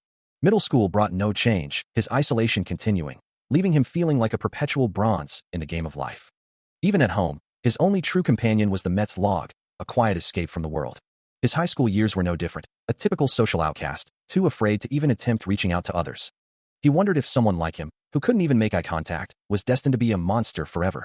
Still grappling with his past, Bong Joon-hyuk's thoughts echo with a profound sense of alienation, believing himself to be someone he never truly knew. He drifts through a purple void, his internal monologue continuing, asserting that monsters are not people, devoid of fear or relationships. His perspective shifts, a new determination forming, realizing he simply needs to crush them and claim his reward. His eyes snap open, glowing with an intense blue light, a fierce resolve now etched across his face. As a shadowy, claw-like entity manifests with a surge of purple energy, a voice cries out, recognizing him as Summoner Bong. A red-haired man nearby reacts with a desperate shout, his face contorted in alarm. Meanwhile, a horde of small, green-skinned creatures, armed with spears, advances through the dark, cavernous space. Before they can reach their target, a glowing blue sword flashes out, impaling one of the creatures with brutal efficiency. Bong Joon-hyuk's summoned entity, a warrior of light, moved with blinding speed, its glowing blue sword arcing through the air. A whirlwind of azure energy, it carved a path through the encroaching green goblin-like creatures, leaving a trail of destruction in its wake. Not to be outdone, Bong Joon-hyuk himself joined the fray, his fist glowing with the same vibrant blue energy as he delivered a powerful blow to a nearby goblin. The creature recoiled, its eyes flaring red with pain, as the impact sent it sprawling. Meanwhile, the summoned entity continued its relentless assault, its blade cleaving through multiple foes with deadly precision. The sheer power on display was overwhelming, as the blue energy pulsed and flared around the warrior, decimating the horde. From a distance, the red-haired man watched, his expression a mix of shock and disbelief. He muttered to himself, questioning if such a powerful summoner could truly exist at this level. Suddenly, his eyes widened in alarm as a new threat emerged, and he shouted a desperate warning to Bong Joon-hyuk. Before he could react, a surge of red energy slammed into Bong Joon-hyuk, sending him flying backward with a violent impact. He braces himself, a red energy shield flaring to absorb the overwhelming blue force emanating from his own summoned entity, the sheer power pushing him back. The summoned entity, now a whirlwind of glowing blue energy, seems to be acting on its own, a silent, destructive force that would continue its rampage until nothing remained, unless its master gave a direct order. A bead of sweat trickles down his temple as he stares, wide-eyed, at the raw, untamed power, a chilling realization dawning on him. It truly was terrifying. The force sends him tumbling backward through the air, his arms flailing as he cries out. Meanwhile, the summoned entity, a blur of blue light, charges relentlessly towards a cluster of smaller figures, their desperate pleas for help echoing unheard. From a distance, Choi Ho-seok watches the display of power with a satisfied smirk, acknowledging the summoner's might. Still airborne, Bong Joon-hyuk manages to issue a command, directing his summon to continue its relentless advance towards the cliff, the entity's unwavering loyalty driving it forward to protect its master. However, the ground trembles as a new, hulking figure emerges from the shadows, a massive, club-wielding monster with glowing purple eyes. Finally landing with a heavy thud, Bong Joon-hyuk lies on the ground, surrounded by residual blue energy, his body aching as he realizes his stamina is rapidly depleting. Still reeling from the uncontrolled power of his summon, Bong Joon-hyuk is sent hurtling through the air, a desperate cry escaping him as he falls. His mind racing, he wonders if he will ever reach the ground, his face etched with fear and uncertainty. Meanwhile, the summoned entity hovers above, its form glowing with an eerie blue light, seemingly oblivious to its master's plight. With a jarring impact, Bong Joon-hyuk finally crashes onto the rocky terrain, the force of the landing eliciting a pained grunt as he struggles to comprehend his situation. Lying amidst swirling purple particles, a chilling thought takes hold. He fears this might truly be the end. Suddenly, the summoned entity descends with brutal force, delivering a powerful kick to a massive, shaggy monster that has appeared, its attack echoing with a sharp crack. The monstrous creature, covered in dark fur and wielding a crude club, lets out a guttural roar, its glowing red eyes fixed on its attacker. Undeterred, the summoned entity follows up with another swift, powerful strike, sending the beast staggering back with a resounding impact. Finally, the summon unleashes a devastating, golden energy blast, engulfing the monster in a brilliant explosion of power. As the summoned entity unleashes a flurry of glowing strikes, a voice cuts through the chaos, acknowledging its brutal efficiency. It moves with impossible speed, a vortex of blue energy and motion, leaving only trails of light in its wake. Another devastating blow lands, sending the monstrous creature reeling from the impact. Then, gathering its power, the summoned entity prepares for a final, decisive attack. A thought echoes through the entity's mind, a singular focus on its task, as a massive energy blast erupts from its hand. The blue energy engulfs the monster, erasing its form in a blinding explosion of light. Standing triumphant on the cliff's edge, the summoned entity watches as the monster's remnants dissipate into the air. From a distance, Bong Joon-hyuk observes the dissolving form, a question forming in his mind about the battle's conclusion. His bruised face reflects a mix of relief and lingering concern as he acknowledges the fight is finally over, perhaps a little too easily. He could hear a voice, sharp and commanding, declaring that the two clowns would be dead in an instant. Looking up, his summoned entity's voice echoed, telling him to move a bit forward. Before he could fully process the command, a deafening crack reverberated through the air as something massive was struck with immense force. His eyes widened in disbelief, recognizing the distinct sound of a powerful impact. Above him, a hulking, green-skinned creature, a hobgoblin, moved with surprising agility, swishing through the air. It was indeed a hobgoblin, a formidable monster. But before the creature could react further, the summoned entity closed the distance in a flash, a streak of blue energy trailing behind him. Suspended midair, his form crackled with raw power, a potent aura of blue light enveloping him. Then, with an explosive impact, he delivered a devastating blow, sending the hobgoblin reeling with a pained cry. With a confident declaration, the summoned entity lunges forward, ready to face the monstrous hobgoblin. His blade meets the monster's arm with a powerful impact, sending golden energy flaring outwards. The hobgoblin recoils from the force, its crude armor sparking from the blow. Yet, the monster is resilient, its powerful hand gripping the entity's weapon, challenging his strength. The summoned entity's eyes glow with renewed intensity, a vibrant blue and purple aura flaring around him. He unleashes a torrent of energy, a vertical wave of power surging upwards. The attack connects, engulfing the hobgoblin in a blinding explosion of blue and purple light. The energy dissipates, leaving behind shimmering particles. A system message confirms the hobgoblin's defeat, announcing a level increase and the acquisition of healing potions. He smiles, a sense of satisfaction washing over him. Thinking about the swift defeat of the boss monster, he acknowledges that leaving everything to his summoned entity was indeed the better strategy. Regardless, sitting amidst the defeated hobgoblins, Bong Juhyuk offers a quiet word of thanks for their protection. A system notification then appears, announcing his achievement of an S++ clear rank for the Black Tower's 20th floor and the awarding of a platinum badge. The message continues, informing him that he may now challenge the 21st floor. Finally, the system confirms his exit from the Black Tower. Back in the real world, a live stream broadcasts the news of South Korea's Black Tower 20th floor S++ clear record, achieved by Bong Juhyuk. As the world buzzed with news of the S++ record holder, a hand held a phone displaying an article, reflecting on the trouble such intense global attention could bring. In a quiet office, two men discussed the situation, with one firmly rejecting the idea of trying to control the unfolding events. The concern was that information might leak, revealing their knowledge of the S++ record holder. Bong Sucheol, Bong Juhyuk's father, sat at his desk, surrounded by documents, confirming that he had been investigating. He recalled his own past, having been discharged from the hospital just a few months prior, after an accident on the 20th floor had left him in rehabilitation. Now, looking at an empty hospital room, he planned to move him to the best rehabilitation center in the country. A hand held a pen, confirming the arrangements were fully paid for and approved, before turning his attention to the younger brother, Bong Juhyuk. Bong Sucheol signed the documents with a determined expression, believing the scholarship application to be a perfect benefit. The focus shifts to Ms. Hong Jumja, Bong Juhyuk's mother, as her profile is reviewed, revealing her current occupation. She was working as a water purifier salesperson, but is currently unemployed, having been forcibly fired after a conflict with an annoying customer. For the record, her situation means that they now need to pay for hospital bills, as she and the child have been living on government subsidies ever since her husband passed away a few years ago. Understanding the full scope of their plight, Bong Sucheol acknowledges that this plan is indeed a good one. He declares that even if they have to use the scholarship fund of the Awakening Management Department, they will make it succeed. They shall proceed immediately in supporting Player Bong's family. Meanwhile, elsewhere, a man clenches his jaw, visibly annoyed by something. A massive hobgoblin stands defiantly as a voice calls out, referring to it as a nasty thing and commanding it to stay still. He carefully drapes a blanket over the summoned entity, who sits quietly, while a voice from off-panel remarks on the unexpected generosity. The voice, belonging to Tan Siyuk, then questions the sheer volume of food ordered, asking if they were having a party, to which a quiet affirmation is given. Indeed, a vast array of dishes fills the table, as the speaker explains that they simply ordered a lot and received excellent service. Bong Juhyuk watches as the summoned entity holds a phone, listening to Jae Min's instructions to enjoy the meal, and to call again if they need anything else. The summoned entity begins to eat with gusto, while Bong Juhyuk observes, noting the sheer quantity of food. A stack of coupons is then shown, with a thought bubble suggesting that even with them, the cost would be substantial.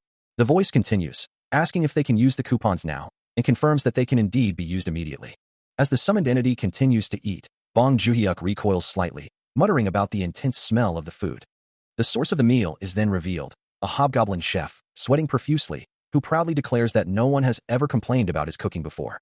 The meal continues, with the summoned entity and Bong Juhyuk both devouring their food, the crispy jangmyeon crunching loudly with every bite. Suddenly, The summoned entity snaps at him, demanding to know what he would do if Bong Juhyuk ate the plate as well, before quickly adding that he had something important to check first. Bong Juhyuk, still munching on his food, glances at a blue system screen that has appeared before him. The screen announces that spenders will be provided with 20 platinum badges, displaying the shimmering badges as proof. He notes that he has already received his 20th platinum badge, a hint of surprise in his expression. As the screen glows with a soft light, he wonders aloud just how many badges he has accumulated. A new notification appears, revealing a perk, the provision of one random box. His eyes widen in disbelief, uttering the words "random box" in sheer astonishment. A new world awaits, as the strategy guide for Conquer the Tower begins to unfold. This guide promising to reveal the secrets of the tower. It details the contents of a random box, listing 3 items that can be found, from main story items to tower weapons, armor, skills, magic, and even summon tickets, with one specific ticket having a 1 in 50 million chance of appearing. Bong Juhyuk stares at the overwhelming list, a groan escaping him as he wonders why there are so many types. He considers just skipping it. After all, isn't it all just random anyway? He muses on the rarity of such things, remembering that random boxes have never been kind to him in the past. The system confirms his low luck, stating that tower summon tickets are extremely rare and he can't get one, yet a flicker of hope remains, making him wonder, what if he does? The tower summon tickets probability is displayed, along with restrictions on its use for other licenses, but this particular one shows the best probability. And then, a common summon ticket appears, a 1 in 50 million chance. He stares at the system interface, a common summon ticket glowing before him, contemplating the possibility of leaving it behind for a higher grade LSSR summon. The system prompts him, suggesting he could abandon the common ticket to pursue a more powerful LSSR summon, but the thought of getting common gear from that option makes him hesitate. He imagines the grand possibilities, like embarking on a Black Tower tour, a journey that could yield incredible rewards. A sly grin spreads across his face as he considers the slim odds, believing there might just be a chance for something extraordinary. With a surge of determination, he decides to open the box, glowing particles erupting around him as he commits to the gamble. A brilliant blue beam of light shoots upwards, signaling the activation of the summon. The beam descends, striking a mysterious question mark box, its contents yet to be revealed. His eyes widen in anticipation, a blush creeping onto his cheeks as he wonders. And the result? The inventory screen flashes, confirming that Mana Stone 10 kilograms has been distributed, a tangible reward for his gamble. Bong Juhyuk, still seated, dismisses the Mana Stone he just acquired, considering it a mere dud that he could easily obtain any time. However, a thought quickly crosses his mind, realizing its true value. It would fetch a fortune if he chose to sell it. Suddenly, a new system notification appears, urging him to open a glowing yellow question mark box, which then reveals the acquisition of a new skill, Penumbra Thunderstrike. The system confirms the skill's registration to his status window, and he muses about its single target attack type, deciding to investigate further later. With a look of surprise, he holds the glowing box, as the system once more prompts him to open. The box reveals a radiant rune stone, pulsating with purple energy, explicitly designed to increase the grade of a summon. A subsequent system message confirms that a summon grade up rune has been successfully distributed. Bong Juhyuk's eyes widen, and a broad, excited smile spreads across his face as he realizes the immense implications, exclaiming, "Jackpot!" The upgraded summon yields 2 powerful, high-grade entities, one male and one female, standing before an SSR and SSSR ranking, exactly the chosen ones he had desired. He finds himself facing a new dilemma, pondering which of his 2 powerful new summons should receive the upgrade. Even with the system's advice to stop worrying, he still struggles to choose between the imposing warrior and the fierce hobgoblin. The decision weighs heavily on him, especially with his current mana reserves being an unknown factor. He laments his inability to adapt to his own mana, as his summon grade up rune appears before him. The rune's description clarifies its function. It increases a summon monster's grade, but is consumed in the process.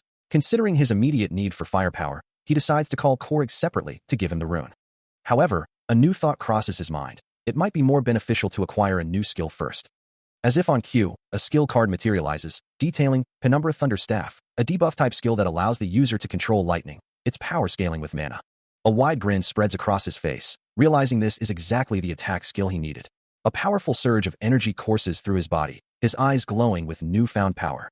He tests his new power, summoning a staff of crackling blue energy, ready to unleash this soul-chasing thunderbolt. With a swift motion, he swings the staff, sending a torrent of vibrant blue lightning arcing through the air. After the demonstration, he remarks to the summoned entity that the skill, of course, doesn't work as expected outside of specific conditions. He explains that if he could use such power in everyday life, it would have caused chaos long ago, confirming the skill's restriction to in the tower only, and suggesting they try it there next. The summoned entity questions his haste, but Bong Juhyuk clarifies that he received the skill as a perk, not a random summon. With an excited grin, he wonders if it's an S-grade skill, then proudly declares it's even a broken type skill. The summoned entity reacts with visible shock, a single, disbelieving no, escaping him as lightning crackles around his head. Later, the hobgoblin sits patiently at a low table, surrounded by empty bowls, while Bong Juhyuk and the summoned entity are also present, settling into a more relaxed atmosphere. He watches the summoned entity with a dismissive air, a small sound of disdain escaping him as he remarks, "Bro, what the hell? You got it on my." The day passes, and with it, a new morning dawns. Later, in quiet contemplation, he muses that it isn't the summoning trait itself that worries him. No, it's the summoning trait he awakened, the one that allows him to summon beings from a parallel universe. Such a being, like the hobgoblin, possesses immense combat power, a strength far beyond what one might expect from a typical monster. Indeed, a summoned entity is not merely a monster. It is a person who lived in a parallel universe, now brought into this reality. The summoner, who is often called a god, brings them forth, but the summoned being has already lived a life. And yet, he died. A desolate, shattered world stretches out, a stark reminder of the destruction that consumed the lives of those who once inhabited it. He considers the implications of his power, thinking it only natural for these summoned beings to be sensitive about their past, but then a more self-centered thought crosses his mind. After all, he is a person too, having just awakened an ability, and he's still just a low-rank player. With a determined glint in his eyes, he resolves to utilize the attack skill he recently acquired. As blue energy swirls around him, Bong Juhyuk initiates the summoning. A system message flashes into existence, confirming that a barbarian meat shield has been successfully summoned, revealing the name John Rozak. From the swirling magic, a muscular figure materializes, his voice echoing with a simple declaration, "I'm here." This attack skill, he muses, might prove powerful enough to cause anxiety even on the first floor, a fortunate outcome given the weakness of his previous summons. Observing the newly arrived entity, Bong Juhyuk confirms his suspicion. It was indeed not just an attack skill, but a summoned being. As the summoning completes, a thought crosses Bong Juhyuk's mind, a firm rejection of certain monstrous forms. Meanwhile, the newly materialized John Cossack, a towering figure of muscle and primal energy, begins to explain his barbarian nature, apologizing in advance for his dietary habits, which immediately causes Bong Juhyuk to recoil in alarm, questioning if he's about to become a meal. A powerful, red-eyed manifestation of the summoning energy flares. As Bong Juhyuk, mouth agape, recites the third article of the summon principle, then decisively presses a button to activate the rules, ensuring his summoned beings understand their place. With the principles established, John Cossack stands, his massive form casting a shadow. And he glares down at Bong Juhyuk, a primal frustration evident in his voice. Bong Juhyuk, exasperated, throws his hands up, reminding the barbarian of the rules he just activated, while John Cossack simply lets out a confused grunt. With the understanding that all summoned beings are treated as humans within the summoner's barrier, Bong Juhyuk assures John Cossack that he will handle providing proper attire. Bong Juhyuk observes the situation, noting that the enemies are well prepared and coordinated, a fact that makes him sigh in relief that he didn't have to push himself further. He looks determined. Even as he imagines John Cossack's sad eyes attack in response to his words, knowing the barbarian doesn't truly hate him. He makes a solemn promise to himself, vowing to risk everything and never again run out alone. But then quickly rationalizes his current actions, assuring himself that playing around with summons to catch just one enemy, cautiously and safely, is perfectly acceptable.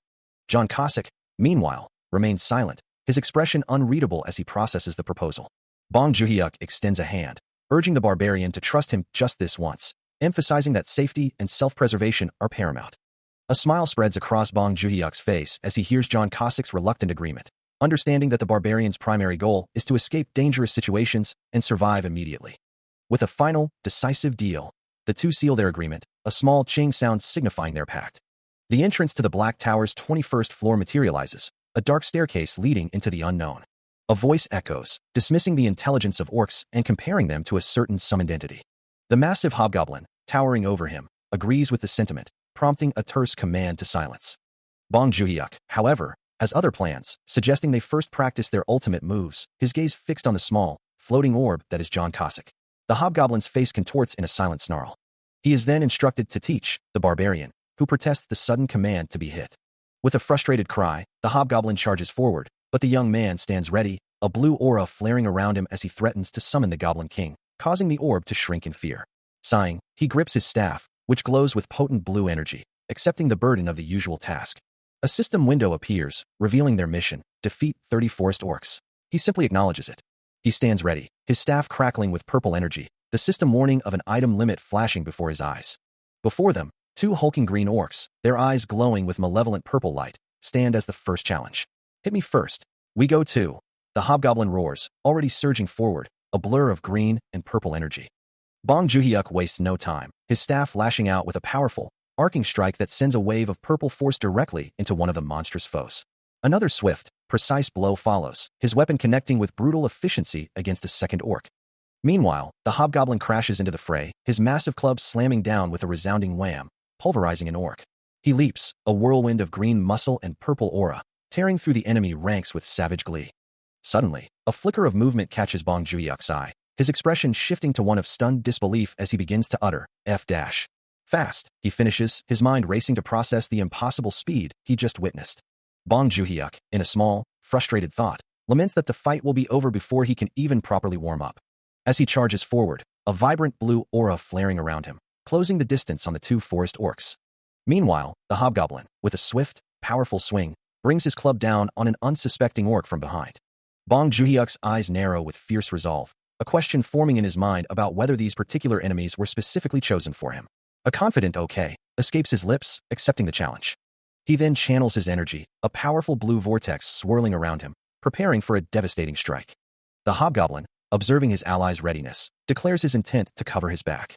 With a sudden burst of speed, Bong Joon-hyuk becomes a blur of motion, leaving a trail of shimmering blue energy in his wake. And in an instant, he unleashes a concentrated blast, striking an orc with overwhelming force. Without hesitation, he unleashes his first attack, a soul-chaining thunderbolt that manifests as a simple, yet potent, vertical slash of blue lightning. The force of the strike sends him soaring through the air, a powerful smash of energy following his trajectory. The orc reels from the impact, its face contorting in surprise and pain as the blue lightning courses through it. But his power is far from spent, as he channels a new, golden energy, preparing another devastating blow with his staff. With a roar, he unleashes the primordial thunder staff, a colossal column of crackling yellow lightning erupting from his position. The immense pillar of energy, the first form soul-chasing thunderbolt, continues its ascent, threatening to engulf everything in its path. He becomes one with the thunderbolt, a concentrated burst of golden power descending upon his foe. The orc is utterly overwhelmed, its body racked with pain as the golden lightning tears through its form, its eyes glowing with agony. The sheer destructive force leaves no doubt. This power is absolutely not weak. After unleashing his devastating lightning skills, a radiant golden energy now surrounds him, a triumphant smile gracing his features. Bong Joon-hyuk stands ready, his staff crackling with vibrant blue energy as he prepares for the next wave of monsters. From the shadows, a hobgoblin emerges, letting out a guttural roar, its eyes glowing with malevolent yellow light as an orange aura flares around its head. But the young man is faster, leaping into the air and bringing his staff down with a powerful strike, purple energy trailing behind the impact as the creature recoils. He lands gracefully, his staff now humming with a soft green glow, ready for the next challenge. Looking down at the fallen foe, he remarks on the simplicity of the fight, finding it almost effortless. Holding his staff loosely, he reiterates his assessment, too easy. He then turns his attention to another hobgoblin already on the ground, asking if there's one more to deal with. Suddenly, a massive green foot descends with crushing force, aiming directly for the surprised young man on the ground. Before the blow can land, John Cossack appears, stepping in front of Bong Joon-hyuk with a serious expression, ready to face the new threat as the hobgoblin looms in the background. Having successfully cleared the 21st floor, the system confirms his achievement, granting him a level up, a mana stone, and a healing potion. His performance earning him an S++ rank and a platinum reward for the floor. He continues his relentless ascent, his glowing fist connecting with a desert orc, its monstrous form recoiling from the impact.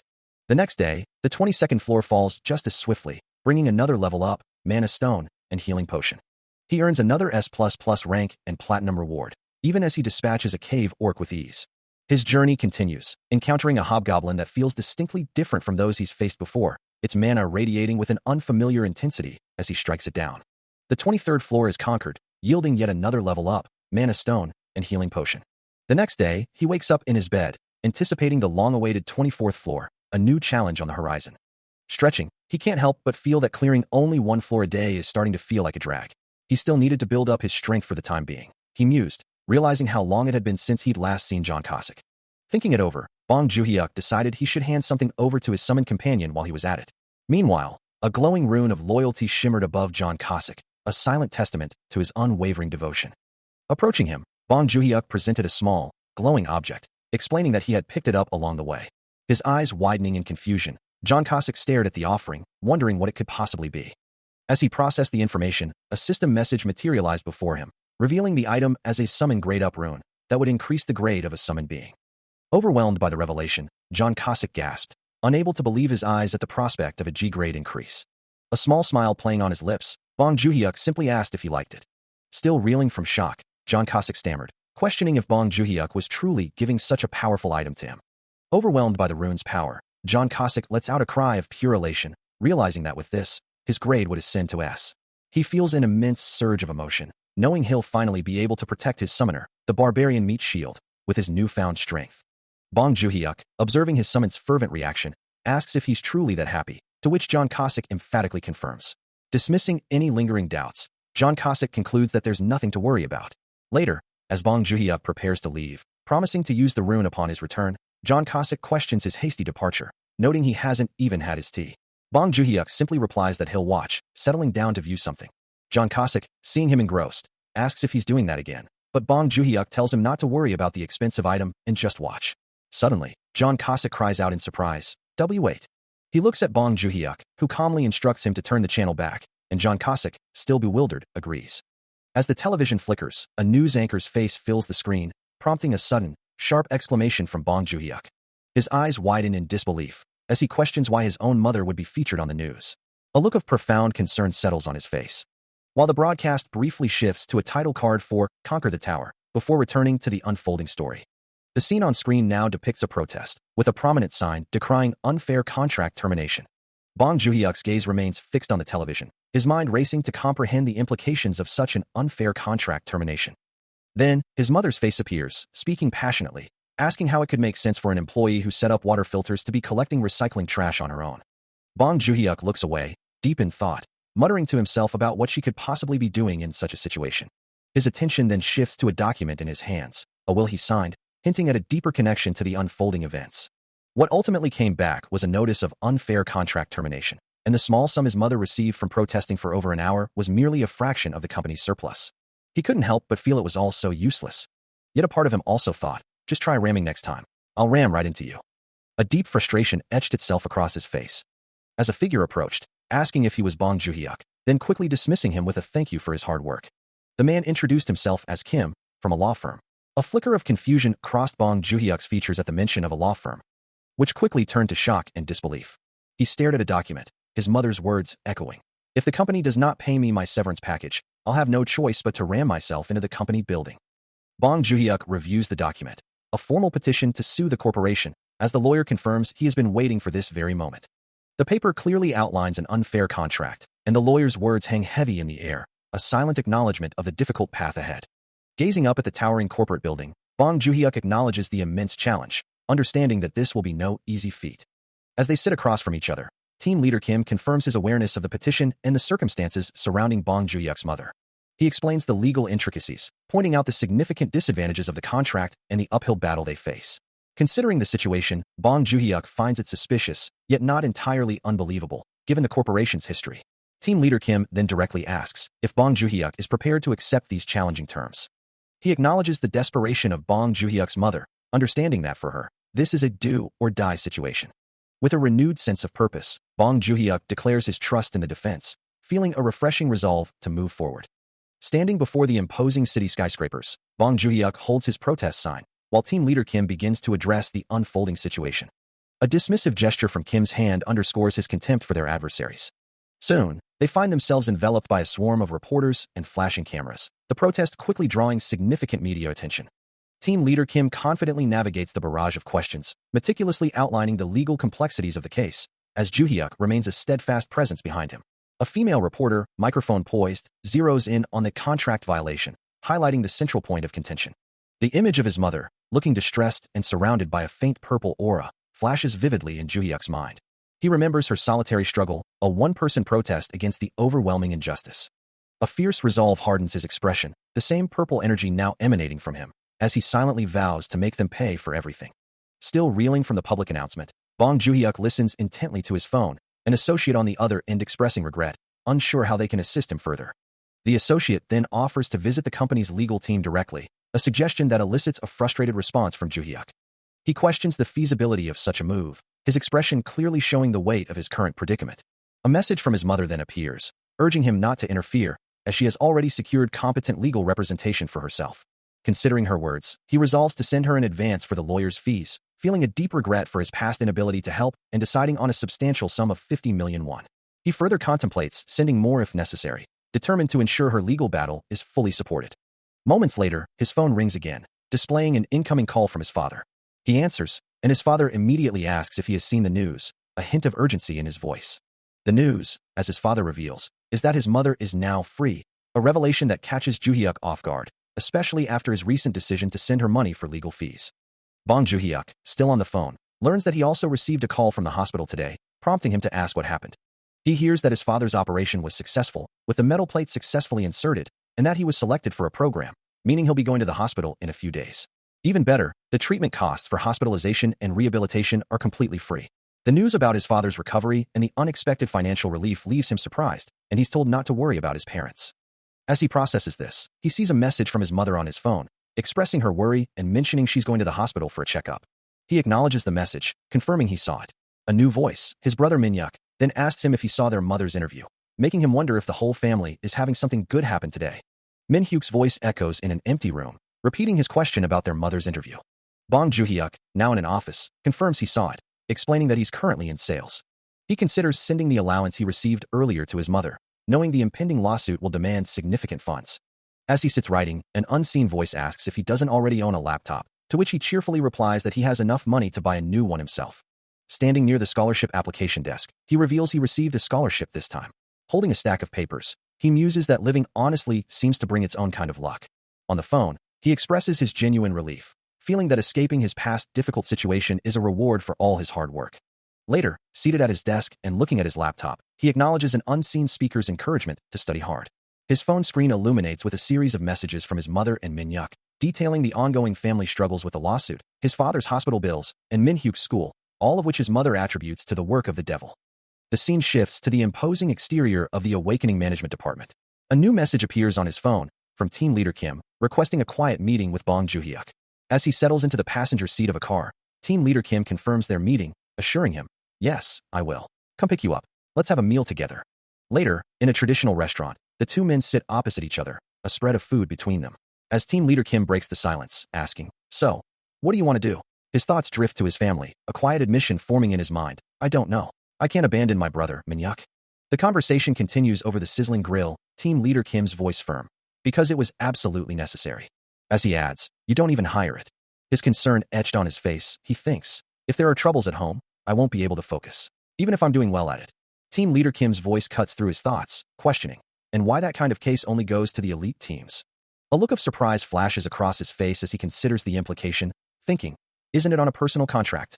A faint blue aura shimmers around him, reflecting his inner turmoil as he sits, lost in thought.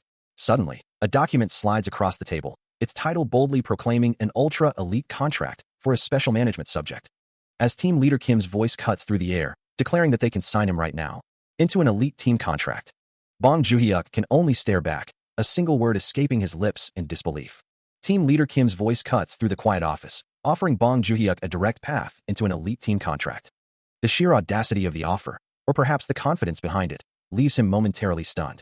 He considers his own abilities, acknowledging his lack of supreme confidence, yet also his undeniable potential. With a soft thud of footsteps, team leader Kim begins to walk away from the desk, turning back to ensure Bong Joo-hyuk has fully grasped the weight of their conversation. He knew he had to do it, despite his reservations. The thought of being indebted to anyone always bothered him, but in this situation, he had no other choice. With a deep bow, he prepared himself to make a heartfelt plea, earnestly begging for assistance. His mother looked at him with concern, asking why he felt compelled to take such a step, especially after his older brother had recently gone through something similar. He explained his request, urging her to join the player support program, assuring her that she was more than qualified. A tense silence hung in the air as he awaited her response. She considered his words, noting that if he signed the elite contract, at least they would live more comfortably, and he added that it meant she wouldn't have to worry about him anymore. His mother then voiced her deeper concern, stating she didn't want her son to be blamed for anything, to which he revealed a crucial condition of the elite contract: he couldn't sign it alone. He looked at her, a hobgoblin standing silently in the background, and confessed his desire to prevent anyone from being involved in the amazing things he was doing because of him. He explains that the player support program is open to anyone, making it impossible for her to refuse. He assures her that she can continue her daily life in a completely secure environment, receiving protection and support for any outside activities. His mother, however, expresses her deep concern, worrying that if he is involved, she must be too. Bong Joon-hyuk continues, explaining that the association sponsors the program, providing 2 million won, and for the sake of their family, she would become a player. Overwhelmed by his determination and the implications, she realizes she cannot refuse his plea. Though acknowledging the inherent dangers, she accepts, stating it is her responsibility and duty to protect her family. Later, in a formal setting, team leader Kim presents a document to Bong Joon-hyuk, instructing him to sign.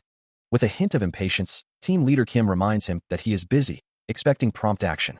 His expression tightens as he questions the reason for any delay, his patience wearing thin. Still contemplating his next move, Bong Joon-hyuk considers seeking counsel before finalizing his decision. With a slight smile, he affirms he will wait. The next day, a surge of purple energy begins to coalesce, hinting at a powerful awakening. With a sharp, resonant chime, the spirit's super-rare assassin fully awakens, radiating immense power. Both Bong Joon-hyuk and the newly formed spirit recoil from the blinding light, as a system message confirms this sick grade upgrade has been successfully completed. The spirit assassin stands tall, her form now fully materialized and glowing with an ethereal purple aura, exuding an air of confident authority. Though her eyes still sting from the intense light, she declares her senses are returning to normal. Later, in an office, Bong Joon-hyuk attempts to convey important news, but the spirit, already impatient, demands he get straight to the point. From her perspective, she sighs, finding his human concerns predictable, and wonders aloud if she should even bother engaging in conversation with such an insignificant male. Bong Joon-hyuk recounts his meeting with the team leader from the Awakening Management Department the previous day, only for John Cossack to casually state that he rejected the offer, prompting Bong Joon-hyuk to question if he had even considered it. After a moment of contemplation, John Cossack declares his full support. The National Power Rankings summoner Bong Joon-hyuk, he believes, deserves the best treatment. Bong Joon-hyuk muses that joining the elite team could mean climbing to the 60th floor or even higher, a feat he acknowledges as absolutely possible. John Cossack, ever loyal, vows to train even harder to be of maximum help.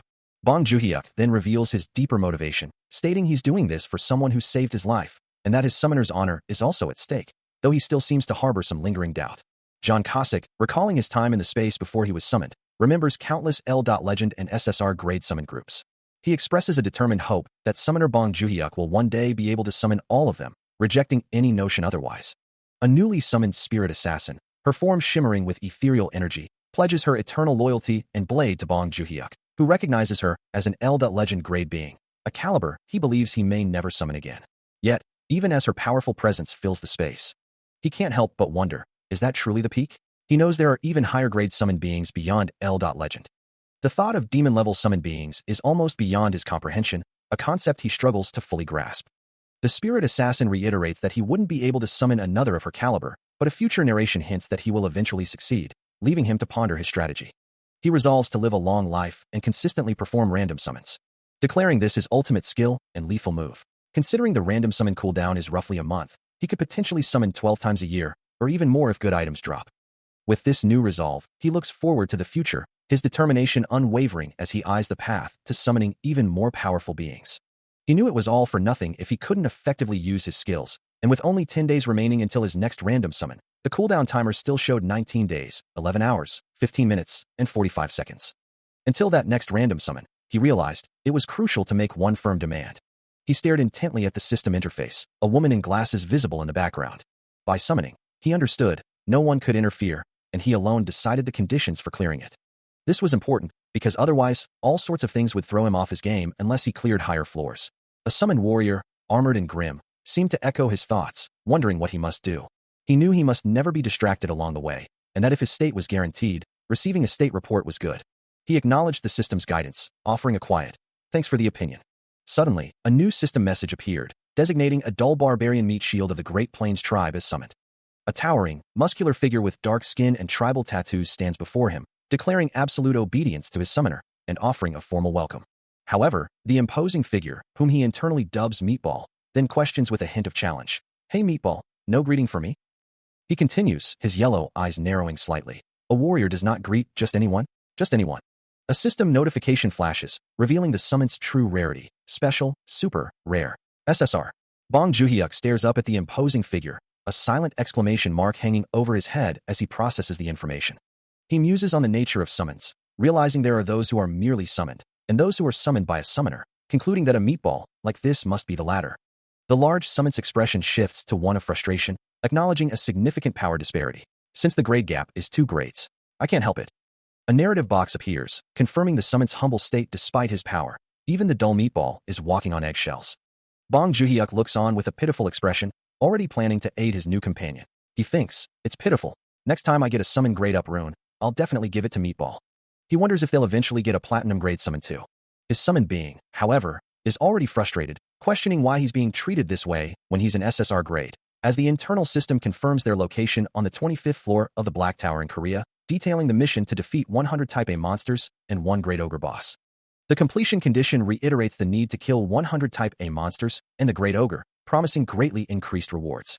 A horde of formidable, green-skinned ogres, armed with various weapons, fills the cavern, making Bong Joon-hyuk exclaim at their sheer numbers, though he confidently muses that he could probably handle a few more. Then, striking a pose, he asks if they should proceed to clear the 25th floor. With a relaxed smile, he instructs Meatball to go first and pull some aggro. A powerful impact echoes through the dungeon, as Meatball, with a determined roar, declares his readiness to take on all the aggro. A massive, brutish hand grips a crude weapon, its knuckles white with tension. Standing ready for battle, a towering great ogre looms, its muscular frame a formidable sight. Suddenly, its brow furrows in confusion, a low, questioning growl escaping its lips. Before it can react, something descends from above with blurring speed, streaking towards the ground in a vibrant trail of red energy. The impact sends a shockwave across the dungeon floor, shattering the stone and erupting in a brilliant burst of yellow light. From a vantage point, Bong Joon-hyuk watches the chaos unfold, his voice cutting through the din with a sharp command. John Cossack, launch. Responding instantly, John Cossack's form ignites with a vibrant blue aura, his eyes glowing with fierce determination. He surges forward, a whirlwind of motion, leaving a swirling vortex of blue energy in his wake. With a devastating crash, John Cossack slams into the ground amidst the ogres, sending a powerful blue shockwave rippling through their ranks. As the blue energy surged from him, John Cossack lets out a surprised exclamation, feeling an immense burden lifted from his shoulders. The powerful aura of his attack continued to expand, engulfing the surrounding ogres in a blinding, destructive light. Shards of pure energy rained down, carving deep craters into the very ground with each impact. Mid-air, he unleashed the full force of his blade explosion, cleaving through the monstrous ogres as if they were made of paper. From above, he surveyed the devastation, the blue energy still swirling around him as the last of the ogres fell. Watching the display, Bong Joon-hyuk couldn't help but smile, acknowledging the sheer power that earned his ally the moniker Barbarian Meat Shield. Suddenly, a sharp, ominous cracking sound echoed through the dungeon, as the very ground beneath them began to fracture. A hand, still faintly glowing with residual energy, reached down to investigate the mysterious fissures. He moves with blinding speed, a blur of pink and purple energy trailing behind him as he launches a sudden, devastating strike. The hobgoblin, caught completely off guard, recoils in shock, its red eyes widening in disbelief. Its face contorts in a silent scream of surprise as the attack lands. Suddenly, the air around Bong Joon-hyuk crackles with blue energy, his expression shifting to one of utter bewilderment. The blue aura intensifies, enveloping him completely. From the shadows, John Cossack emerges with a chilling smirk, uttering a single, ominous word, surprise. As pink and purple energy flares around him, a system message confirms the activation of his skill, Despicable Ambush. The skill's force violently throws Bong Joon-hyuk, sending him hurtling through the air amidst trails of blue and purple energy. With his betrayal complete, John Cossack moves swiftly through the forest, a vibrant purple aura surrounding him as he disappears into the trees. As the chaos erupts, a summoned entity in white and blue armor plunges into the horde of hobgoblins, his weapon a blur of motion as he strikes down his foes. Nearby, a larger hobgoblin lets out a guttural roar, its smaller kin cowering behind it. Suddenly, a spirit assassin, wreathed in a vibrant purple aura, materializes, her glowing eyes fixed on the monsters as she taunts them, asking why their faces are already sour. With a surge of dark energy, she activates her Poison Dagger skill. Her aura intensifying, she declares that they are just getting started. Meanwhile, Bong Joon-hyuk, observing the unfolding battle, realizes he needs to act quickly to secure his share of the spoils, activating his Shadow Step skill. The first summoned entity continues its relentless assault, moving with incredible speed against the remaining hobgoblins. Each strike lands with devastating force, sending the creatures reeling. With a confident smile, the summoned entity reveals his true purpose, declaring that his actions are enough for someone like Bong to live a good life, a manifestation of the summoner's safety power threshold. He recalls the words he heard from Cossack, a bitter truth that fuels a new resolve within him. A surge of yellow energy begins to crackle around him, as he realizes he must grow stronger and quickly. The energy intensifies, enveloping his entire form, as he vows to become powerful enough to put everyone who worries about him at ease. His eyes glow with fierce determination, the yellow light radiating from his core, a testament to his unwavering resolve.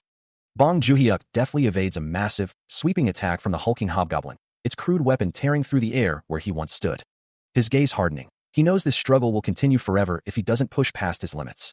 As the hobgoblin lunges again, Bong Joon-hyuk reaffirms his internal vow. He needs to grow stronger, too. Then, with a burst of purple energy, he unleashes a swift, powerful strike with his staff, closing the distance in an instant. The impact sends a shockwave through the air, the force of his blow resounding as it connects squarely with the monster's head. The hobgoblin crumples to the ground, defeated by the sudden, overwhelming power. Its eyes roll back, its monstrous form now still and lifeless. Bong Joon-hyuk stands victorious, having utilized the primordial thunder staff, first form, to secure his triumph. Unleashing the soul-chasing thunderbolt, he strikes with blinding speed, a torrent of purple lightning erupting around his target. The hobgoblin lets out a guttural growl, recoiling from the sheer force of the blow.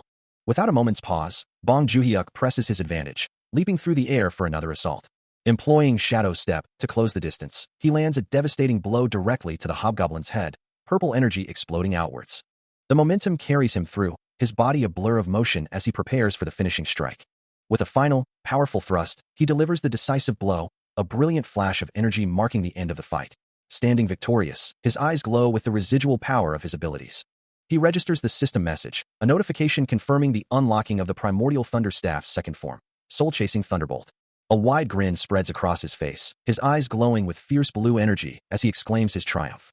The surrounding hobgoblins, recognizing Bong Joon-hyuk as the one who decimated their ranks, recoil in terror, their voices filled with disbelief and fear. A surge of blue energy erupts from him, crackling with raw power.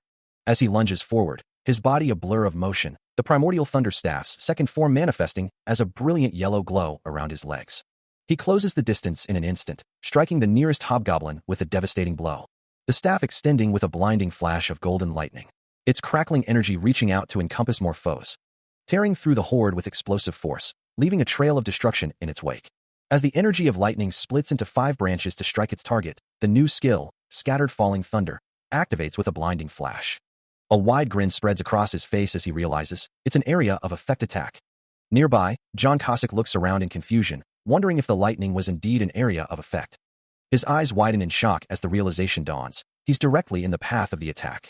Caught in the devastating lightning, he cries out, "Summoner Bong." The area erupts in a massive explosion of lightning and smoke, completely obscuring the unfortunate ally. When the dust settles, Bong Joon-hyuk stands victorious over his defeated companion, lying prone amidst the debris. From the ground, John Cossack groans, reminding him that he shouldn't be so happy about a new skill, especially since they agreed he'd only catch one monster per floor. Looking down with a sheepish expression, Bong Joon-hyuk offers a quick, "Oops, I'm sorry." A moment of realization washes over him, a sudden thought breaking through his contemplation. He can't help but wonder, why is he even apologizing to a mere summoned entity? A wave of irritation washes over him, cursing the thought of being stuck with that particular summon forever. He might be a bit reserved in the outside world, but within the tower's confines, he is an absolute alpha male. With renewed resolve, he decides to summon one more time, ensuring safety first by keeping a safe distance. He envisions himself charging forward, ready to smash his opponent's head with a decisive blow. His gaze sharpens, a fierce determination burning in his eyes. As purple energy flares around his arm, he lets out a surprised sound, the summoning complete. He engages the hobgoblin, planning to weaken it before moving in for the final kill. A powerful force erupts, crackling with purple energy as a hand clad in dark armor strikes with immense speed. While a voice cries out, recognizing the summoned warrior's ferocity, calling out to John Cossack as he charges into the fray, his blade a blur of purple light against a monstrous foe.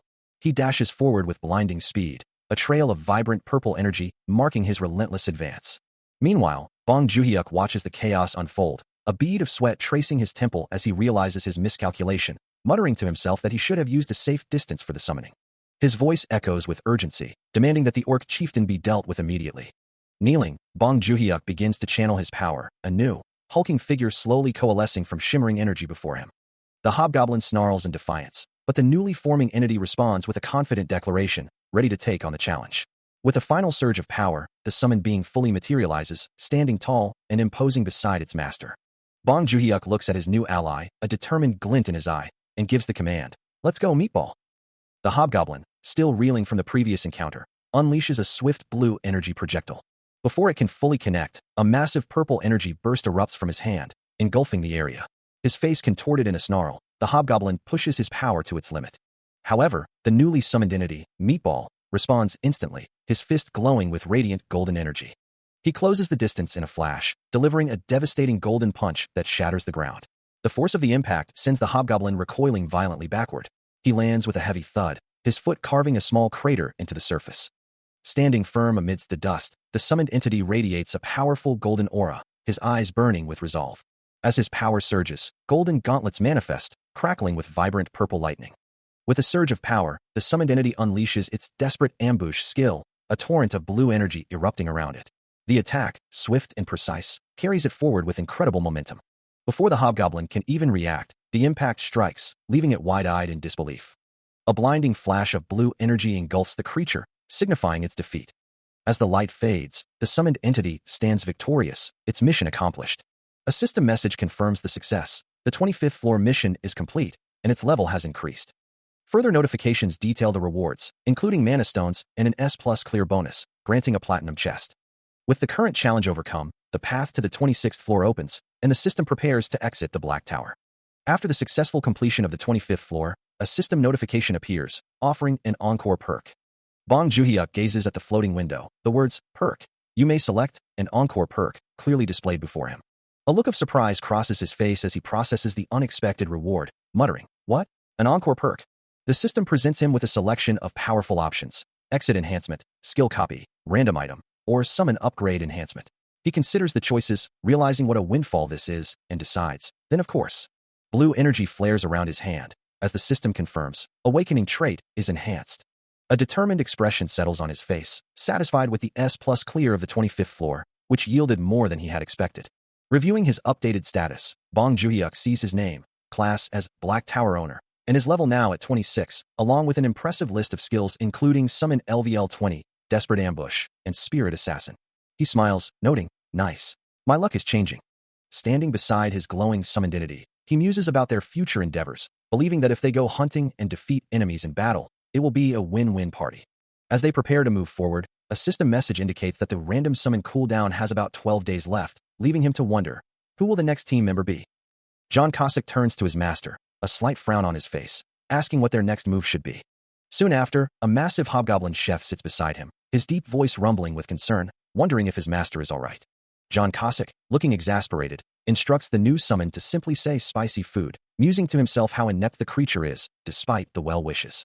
Soon, a feast of tteokbokki is laid out, a reward for their hard work on the 25th floor, with an invitation to eat as much as they desire. The hobgoblin chef samples the dish, his eyes widening in surprise as he declares it not spicy at all, but surprisingly sweet. John Cossack looks on, a hint of disbelief in his expression, questioning the hobgoblin's assessment. Despite his initial skepticism, John Cossack quickly gives in to the deliciousness, slurping down the food with gusto, a glowing aura of satisfaction surrounding him. Looking up at his summoned entity, who holds a golden gift, Bong Joon-hyuk declares his intention to simply discard him and summon a new person. The summoned entity, taken aback, questions if a new summon has already been acquired, while Bong Joon-hyuk, looking down in exasperation, laments that at this rate, he'll have to sell his own family. Now holding the red gift box himself, Bong Joon-hyuk hears his summoned entity remark that his mother would surely be upset. John Cossack, now standing with them, inquires about the source of the money, to which Bong Joon-hyuk vaguely promises to explain in a bit. A close-up on a receipt reveals the exorbitant cost, prompting the summoned entity to exclaim in shock at the amount spent, demanding to know if Joon-hyuk kept the receipt, while John Cossack interjects, urging them to stop. The summoned entity, looking at Bong Joon-hyuk, tries to smooth things over, suggesting they simply enjoy the meal together, as it's a gift from their son, prompting a resigned sigh from him. Still looking at Bong Joon-hyuk, the summoned entity comments on how good expensive food tastes, while Bong Joon-hyuk, looking down, muses on why new summons always crave fruit, feeling a sense of relief. A document confirms that his mother's lawsuit and his father's treatment have both worked out well. He clears his throat, gathering the attention of his family members seated around the table. Before declaring with a newfound confidence, "I have awakened." He continues, clarifying his status. "Actually, I'm not just a player." His family looks on in stunned silence. One of them asks if he's referring to his awakening, while another playfully questions his sudden air of importance. "Bro, why are you acting so high and mighty?" Later, Bong Joon-hyuk sits alone, contemplating his new reality while scrolling through his phone. As a formal announcement confirms his identity, "Yes, Team Leader John. This is Bong Joon-hyuk." The next day dawns bright and clear, revealing a towering skyscraper, a symbol of the modern world. Bong Joon-hyuk walks away from a sleek limousine, as two figures discuss his recent awakening, confirming, that's correct. He's a pride of the nation. After his awakening, the world quickly adjusts to Bong Joon-hyuk's new status, with an escort confirming his elite player ranking. and a prestigious black card from Garnier being presented, as the escort announces that player Nim is waiting upstairs. Later, standing in a spacious, modern home, Bong Joon-hyuk addresses his family, inviting them to live there from now on. Within the bustling metropolis, the towering structure of the Awakened Management Department stood as a beacon of power and regulation. And inside, a hand carefully signed the name Bong Joon-hyuk onto a document, confirming his agreement to what he now realized was an elite contract. He couldn't quite believe it himself. Just moments ago, the thought of signing such a prestigious, elite player contract had seemed impossible, yet here he was, a special management subject. A sigh escaped him as he reflected on the unpredictable nature of life, how quickly things could change. He had only intended to secure a normal contract, hoping for a modest salary and a stable future, but fate had clearly had other plans. He accepts the terms, signing the contract with a sense of resignation, as the man in the suit remarks that he had no other choice. Yet, for Bong Joon-hyuk, it wasn't about a lack of options, but a deliberate choice to avoid the spotlight. He worries that if his face becomes too well known through TV or social media, his life might become unmanageable. He certainly doesn't want other management companies trying to scout him, preferring to avoid all that unwanted attention. A new thought then crosses his mind, wondering if his family approved of the new house. But he quickly dismisses the idea, realizing that it's not about the house or any material gain. It's simply not enough to justify the fame. His phone buzzes with messages from his brother, Bong Min-hyuk, who is ecstatic about seeing him on TV and plans to brag to everyone he knows. Bong Joon-hyuk sighs, thinking he couldn't possibly get any more attention than this. Meanwhile, the man in the suit presents him with blueprints, revealing a penthouse apartment with a panoramic city view, located in Seoul's most expensive area, a generous gift from the company. Bong Joon-hyuk's eyes widen, utterly surprised by the luxurious offering, finding it incredibly clean and spacious. It is, in fact, the largest penthouse in Korea, situated in Seoul. The night hums with a low thrum, the city's pulse echoing through the sleek, modern architecture of a towering building. Inside, the rhythmic beat of music vibrates through the floor, a subtle tremor beneath one's feet. Bong Joon-hyuk finds himself amidst a throng of admirers, their excited cries filling the air as they press in close. One woman leans in, her voice a soft plea, while he recoils slightly, clearly uncomfortable with the sudden attention. He wonders why everyone is suddenly so obsessed with him, musing that he's never been one for clubs or going out. Meanwhile, a figure is introduced as Yoo Kil-man, South Korea's rank 1 player, his presence commanding attention. Expensive drinks, perhaps $1,000,000 each, sit on a table, reflecting the luxurious setting.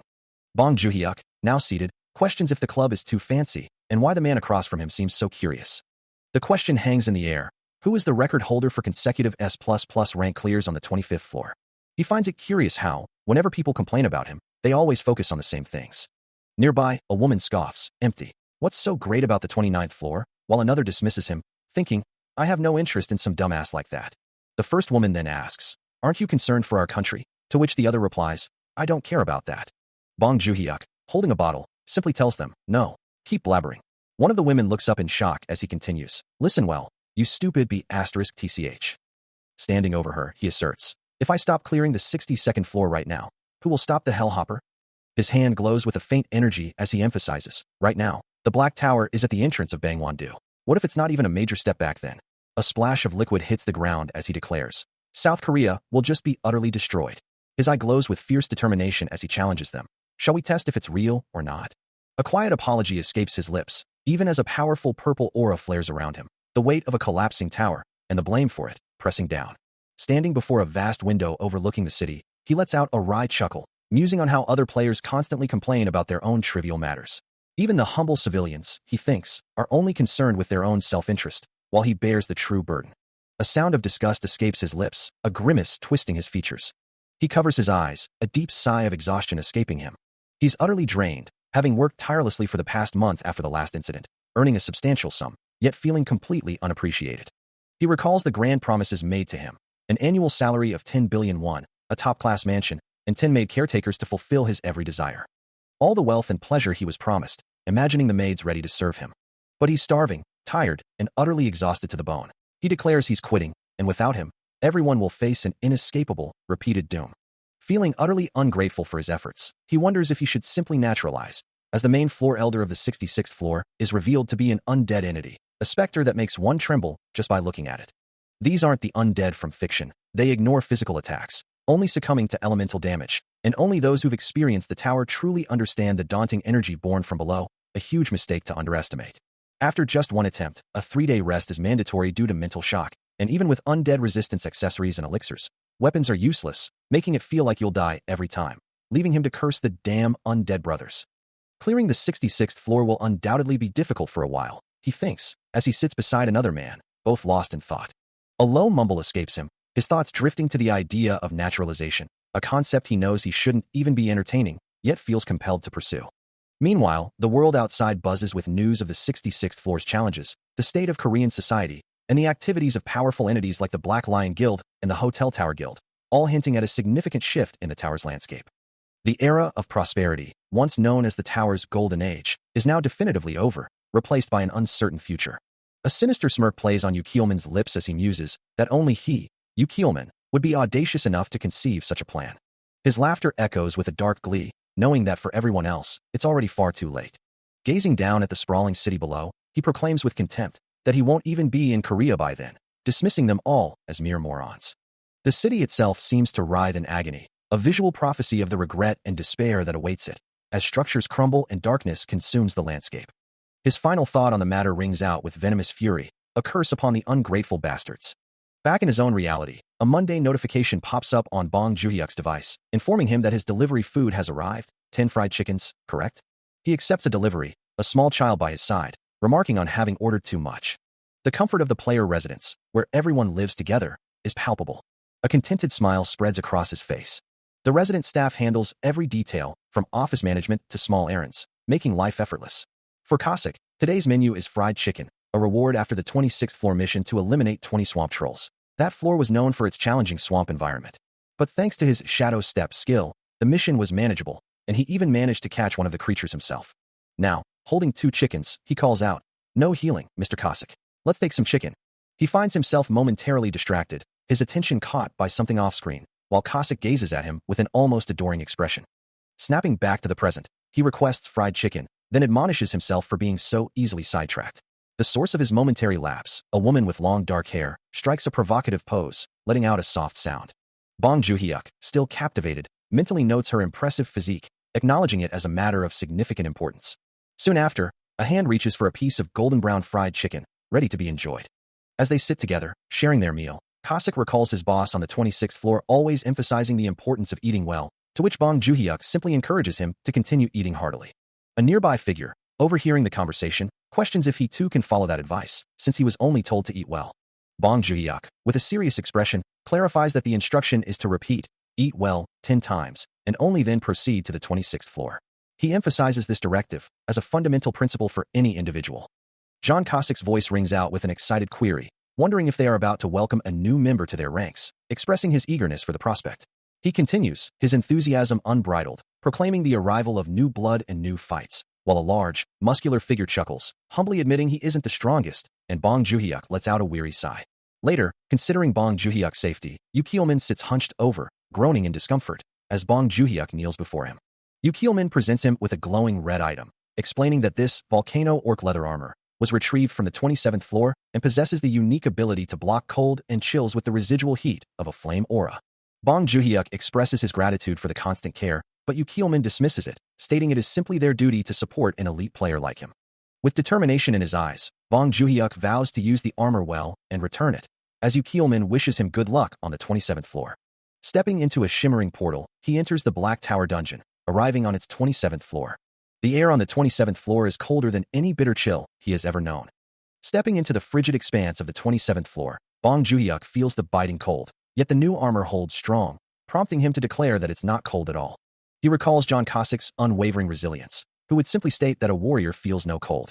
Then, the memory of Yu Kielman's concern surfaces, asking if Mr. Cossack was truly all right, despite his tough facade. The cold here is intense, a chilling magic power permeating the air, but he realizes he can simply drive it away with his own abilities. A wry thought crosses his mind, wishing his companions had the same simple solution. With each step, the cold intensifies, a stark reminder of the dungeon's unforgiving nature.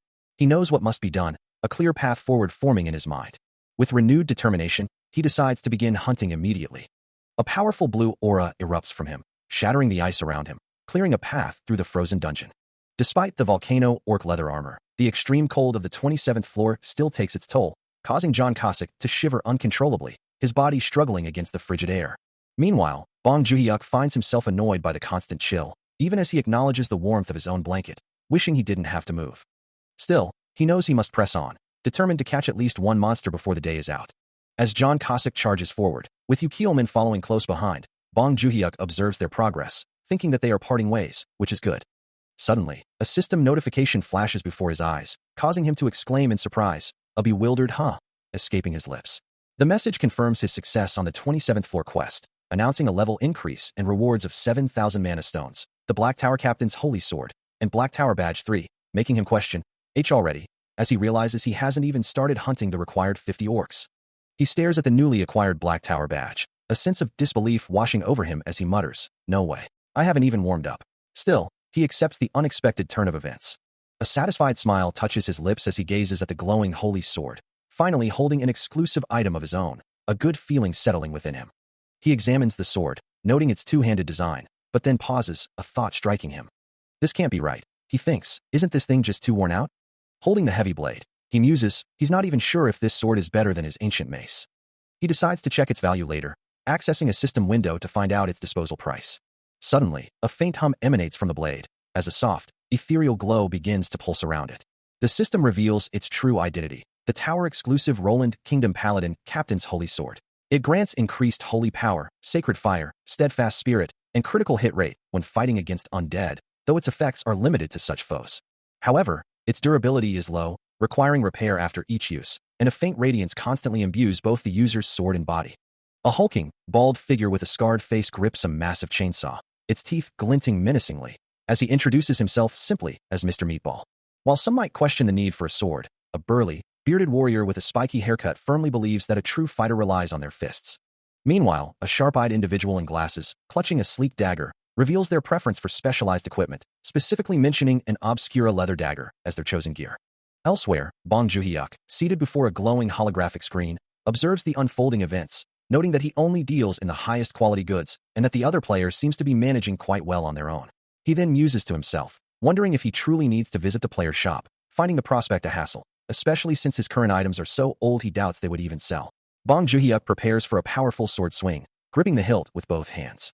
With a sudden burst of motion, he leaps into the air, executing a swift overhead strike. The momentum carries him through the air as he completes the fluid motion of the swing. A grunt of exertion escapes him, feeling the drain on his stamina from the powerful technique. He reflects on the new skill, 2 swings, noting that he gained it after just 2 attempts, and that it comes with no restrictions on his movement or attacking capabilities. Yet, a question lingers in his mind. Is his current inability to use other skills due to being limited to a single class, or perhaps because of his role as a summoner? His eye gleams with a determined glint as he considers the vast possibilities this new power presents. He understands that the skill disappears when he's not in the boundary between worlds, only returning when a gate is opened, making its usage highly situational. This realization brings a chilling thought. Players who enter such a gate will be completely overwhelmed by this power. He senses a shift in the air, a profound unease settling over him. For this feeling is nothing less than the very omen of impending doom. Meanwhile, in a different part of the city, the Japanese embassy in Seoul stands as a beacon of foreign presence. Within its walls, a man in dark sunglasses speaks with disdain, referring to someone as a rabbit brain who wishes to abandon their old master for a new one. He confirms the target must be brought back alive, though the injuries they sustain will certainly impact the fees. A phone screen displays a chilling directive, a clear order to kill him, but handle it well. Counselor Tomo, a Japanese embassy official, sits poised, his expression grim as he considers the unfolding situation. He declares with a sense of foreboding that a typhoon is about to hit. Simultaneously, a system message confirms the location of the Black Tower, successfully pinpointing Korea's rank 1 player on its 60th floor, with an estimated 32 days remaining. Having no other choice but to push through the higher floors, Bong Juhyuk knew he had to leave the top ranks to players like Yukielman. Still, worrying would solve nothing, and he simply needed to maintain his focus, progressing at his own pace. A system message confirmed the 28th floor was cleared, and the 29th floor began. He recalled the 28th floor's Yeti, and the 29th's relentless goblins and trolls attacking from every direction, a true headache. An S+ clear would have been simple if it were just him and Cossack alone. A monstrous roar echoed through the dungeon. But they had Meatball, which made all the difference. Thinking back, he wondered how the summoned entity managed to handle so many foes, a whirlwind of power against the horde. Observing the small, purple creature, he mused that if it were just a little bit bigger, it would be truly ugly, yet the enemies were dropping like flies around it. He warned himself to watch out. He continues his relentless assault, a blur of motion and glowing energy amidst the chaos of the 28th floor. Even Cossack's zombie form had been surprisingly clean, but the current floor he's clearing now is proving to be far more gruesome. He knows this won't end cleanly. With a name that already sounds like filth, he prepares to face the Plague Troll. These are creatures that ooze yellow pus and discharge, and there were others already clearing the area. Having successfully cleared the floor, Bong Joon-hyuk praises his summoned entity, now officially designated as Meatball, who responds with a simple, "We don't need to fight." As they prepare to ascend to the 29th floor, featuring stone lions, witches, and goblins, he wonders if these new enemies will try to play with magic. The summoned entity declares his immunity to illness, a statement Bong Joon-hyuk accepts with a sigh, acknowledging the strange reality of their current location, the 29th floor. He quickly agrees, urging them forward as they sprint through the medieval-style streets. Thanks to their unique constitutions, neither of them needs to worry about the diseases that might plague lesser adventurers. And their hunting speed on this floor feels even faster than their previous ascent through the 28th. The system confirms their success, announcing the defeat of the 100th stone lion on the 29th floor, followed by a triumphant level up to level 10. A new title, Stone Lion Hunter, is bestowed upon him, signifying the complete clearance of the 29th floor of the Black Tower, along with a bounty of clean rewards. The summoned entity, glowing with satisfaction, proudly asks if they are indeed the best team today. Meanwhile, in a different, darker location, Counselor Tomo, bound and distressed, desperately apologizes and questions why he is being abandoned. Suddenly, the system announces an unsummon, and the summoned entity begins to dissolve into particles, leaving Bong Joon-hyuk surprised and questioning the abrupt departure. The following day, the Awakening Management Department's gym stands quiet and empty, until a focused young woman begins her rigorous training, the heavy weights clanking with each repetition. The metallic thud of the weights echoes through the space.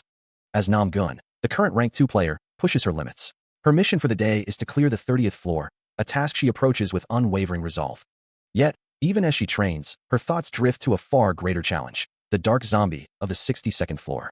A shadowy, monstrous figure with glowing eyes looms in her mind's eye, a silent question forming. Is she truly the only one capable of clearing that floor? As she gazes at a blank wall, the weight of the 62nd floor settles upon her, making her wonder if this formidable challenge might truly be her ultimate limit. Even if the path ahead was fraught with peril, she knew that as long as she earned her living this way, she would push herself until her body gave out. With a final gulp of her nutrition supplement, Nam Gun felt a surge of power. Flexing her muscles, she declared, "Let's go, Gun."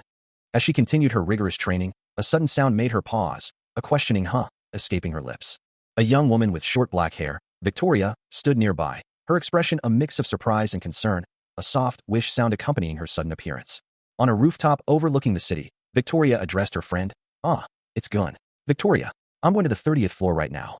Gun, however, was preoccupied, wondering, where is this guy? He didn't even show up. I thought he was the one to go. Victoria's eye narrowed, a flicker of anger crossing her face as she muttered, "Huh, you Keelman, that bastard." As two figures on a stoop exchange hushed words, one of them spitting in disgust, a lone figure walks away down a narrow alley, his back to the viewer. Meanwhile, a news report blares, proclaiming the future of the Republic of Korea to be bright, a stark contrast to the tension brewing. The news report continues, revealing that Yu Keelman, the country's only player of his caliber, is going to Japan, a development that elicits a visceral reaction from Bong Joon-hyuk, who lets out a frustrated cry. A dark, almost purple aura of displeasure radiates from him as he stares in disbelief, muttering a single word, "Disgusting." Back in the Awakening Management Department, Counselor Tomo confirms the news, explaining that the reason for granting Player Bong's request is tied to a deeper strategy. He elaborates on the immense challenge of the 60th floor, a task he himself undertakes daily, implying the difficulty of clearing it alone. Tomo continues, his gaze fixed on the screen, acknowledging that while the 60th floor might seem possible to clear, the reality is far more complex. Bong Joon-hyuk considers the immense challenge, acknowledging that it would be difficult to accomplish within 90 days. Counselor Tomo explains that in difficult situations, he himself spends at least 90 days preparing before climbing, adding that in this context, it means climbing the upper floors, and ultimately, the decision rests with him. He then apologizes, stating that it hasn't been long since the contract was signed, so he has no standing to ask for such a favor. Bong Joon-hyuk, however, counters that they are so desperate they are clutching at straws, urging Tomo not to make such a sad face, as it weakens his resolve. Still, he acknowledges the reality of the situation, thinking, what can't be done, can't be done. Counselor Tomo reiterates that he cannot make a promise he cannot guarantee. Elsewhere, Nam Gun excitedly exclaims, "Team leader, my player rank has gone up." She continues, mentioning, "I heard from Mina Uni. No, Lee Mina. Then, with a surprised expression, she asks, "Did he say they found us light attribute items?" Still unable to offer the favor Bong Joon-hyuk requested, Counselor Tomo expresses his deep regret, sighing with anxiety as he admits, "Ah, this is well." Bong Joon-hyuk lets out a soft exclamation of understanding, the conversation reaching its natural end. Meanwhile, Nam Gun, now in a more casual setting, proudly displays a glowing blue interface, explaining that she'd visited the item store. She reveals that she'd acquired something valuable, noting that it seems Bong Juhyuk might be lacking light attribute items. With a generous smile, she offers to let him try using one. Bong Juhyuk, now holding his sword, prepares to receive the item. As Nam Gun confirms, she has a few to spare for the moment. He reaches out, eager to examine the new acquisition. As the system window materializes, displaying the properties of the Roland Holy Kingdom Paladin Captain's Holy Sword, Nam Gun's eyes widen in disbelief, the words impossible flashing across the glowing blue interface she holds. The sword's effects, including increased attack power, critical hit rate, and enhanced damage against the undead, are so profound that she can only exclaim that she has never even heard of such powerful attributes before. Standing beside her, Bong Juhyuk stares in utter astonishment, barely managing to stammer out her name. P-player Nam Gun? Her face flushes a deep red, as a wave of embarrassment washes over her. A soft, rhythmic sound echoes as a dream unfolds, painting a picture of a grand wedding, with a man and woman standing at the altar, their faces beaming with joy as they exchange vows. Then walking hand in hand along a sun-drenched beach, the waves gently lapping at their feet. Later, in a tender embrace, the man, Bong Juhyuk, holds his partner close, a soft glow surrounding them as they contemplate the future. What should we name the child? He asks, his voice filled with hopeful anticipation. His partner, her cheeks flushed, whispers a name, Bong. Holy Sword. Juhyuk's eyes snap open, his expression shifting from tender to bewildered. What do you mean? Our growing child. He trails off, the words Holy Sword echoing in his mind. A hand reaches out, glowing with an ethereal light, as a voice cuts through the dream. Stop joking and come here. I'm going to feed you, player Bong. The words jolt him, his eyes widening in shock as the reality of his identity crashes down. Player Bong. A jolt of shock ripples through him, his eyes wide with a sudden, jarring realization. As he bows deeply before a woman with a confident smile, she readily agrees to his request, though her words trail off, leaving the terms unspoken. With a man in a dark suit standing silently nearby, she clarifies her only condition: the price must be reasonable and fair. As he departs, expressing his profound gratitude, the woman offers her continued support, reminding player Bong to call upon her if he ever needs help again. The memory of his own desperate plea echoes in his mind, a hand reaching out as he declared his willingness to do anything. Meanwhile, the woman stands alone, a confident smile playing on her lips, her sword resting casually at her side. Later, focused on a glowing interface, Bong Juhyuk declares his immediate intention to clear the 62nd floor of the Black Tower, a faint echo of "come back safely" lingering in his thoughts. His gaze hardens with resolve, as he questions how much stronger he needs to become to protect those he cares for, knowing he must keep pushing forward, entering the Black Tower's 62nd floor, where his physical abilities, traits, and combat skills have all increased with his level. The system interface materializes, detailing the 62nd floor mission, a time limit of 10 hours, with completion requiring the defeat of the floor boss, and failure resulting in death or mission abandonment. Stepping into the ominous glow of the dungeon entrance, Bong Juhyuk prepares himself for the trials ahead. A guttural growl echoes from the darkness, as a monstrous, glowing purple skull-like entity emerges, its presence chilling the air. Its full form, a skeletal figure wreathed in dark, ethereal energy, confirms it as an undead horror. A gasp escapes him, his eyes widening in a mix of shock and apprehension. Clutching a glowing item, he reflects on his own perceived weakness, wondering how he can protect others when he struggles to protect himself, before resolutely activating his player traits. His blade responds, transforming into a weapon of pure, radiant light, now known as White Radiance. Yet, even with the legendary item in hand, he notes the light is dimmer than expected, the radiance of his supported legendary items not as bright as it should be. Holding the newly empowered sword, a lingering doubt crosses his mind, questioning if this will truly be enough. He stands ready, a fierce resolve hardening his features as a vibrant purple aura erupts around him, crackling with raw power. Meanwhile, a young woman with her hair pulled back tightly, her brow furrowed in concentration, murmurs to herself, acknowledging the inevitable challenge. She understands that facing the battle head-on, without retreat, is the very essence of a player's destiny. Back in the dungeon, Bong Juhyuk lunges forward, his glowing sword a streak of light as he slams into the monstrous black troll, sending fragments of rock and dark energy scattering. The creature roars, its form momentarily obscured as a wave of dark, oppressive aura washes over the area. Undeterred, he channels even more power, his body becoming a conduit for the surging purple energy. A concentrated blast of that raw energy erupts from him, striking the black troll with immense force and forcing the hulking beast to reel back. Despite the physical toll, a determined glint in his eyes suggests he will not yield, even as his body feels heavy from the exertion. The black troll continues to take a relentless barrage of purple energy, its form visibly deteriorating under the assault. A powerful surge of purple energy erupts around him, signaling the activation of a new ability. Despite a frustrated sigh, the system confirms, Holy Sword effect, strength and mind activates. Before he can fully process it, a guttural growl echoes, and a monstrous arm lunges from the shadows. Bong Joon-hyuk reacts with surprise as the holy sword effect manifests, enveloping him in a brilliant golden aura. This new power courses through him, propelling him forward with incredible speed. He slams into the dark zombie, the system confirming critical damage. Observing the impact, he wonders if the enemy's dark aura has been nullified. Without hesitation, he presses his advantage, his golden aura blazing. Another devastating blow lands, as the system confirms yet more critical damage. A system message flashes, confirming the defeat of a dark zombie. The notification clearly states, 1 out of 201 dark zombies has been vanquished. Bong Joon-hyuk lets out a surprised sound, wondering if the battle was truly that effortless. He glances at his wristwatch, realizing 2 hours have already passed since he began, and he chastises himself for not heading home sooner. Sitting in quiet contemplation, he ponders if his current path is truly the right one. Suddenly, a burst of blue energy crackles through the air, and he realizes someone has arrived, a small child now standing before him. He walks away from the scene, his thoughts consumed by his identity as a summoner, a player who merely calls forth monsters and does little else. His mind races, wondering if the shadows have evolved, learning to wield human weapons, perhaps a new type of dark zombie, empowered by a holy sword. Suddenly, in his mind's eye, Nam-gun appears, her voice filled with relief as she welcomes him back safely. He imagines himself questioning her, demanding to know how his sword has become so powerful. She embraces him tightly, a whirlwind of emotion in his vivid imagination. A confused sound escapes him, as her face, close to his, seems to hold a strange intensity. Her chest presses against him, eliciting a startled cry from his inner world. He tries to pull away from the imagined embrace, the scene clearly a product of his delusion mode, a vivid, elementary school-level fantasy. Even Counselor Tomo appears in this delusion, crediting the holy sword Bong Joon-hyuk supposedly lent him for his success. Still lost in his vivid imagination, Bong Joon-hyuk stares at a screen, a flicker of surprise crossing his face as a system message declares the 62nd floor cleared as a success. In his mind, Nam-gun beams with admiration, proclaiming his triumph and acknowledging him as the one who conquered such a formidable challenge. Even Counselor Tomo, in this imagined scenario, looks up with hopeful eyes, musing that with his holy sword, even the 65th floor might be within reach. A wave of relief washes over him in this fantasy, though a part of him still wonders if bringing his holy sword sooner could have made things even easier.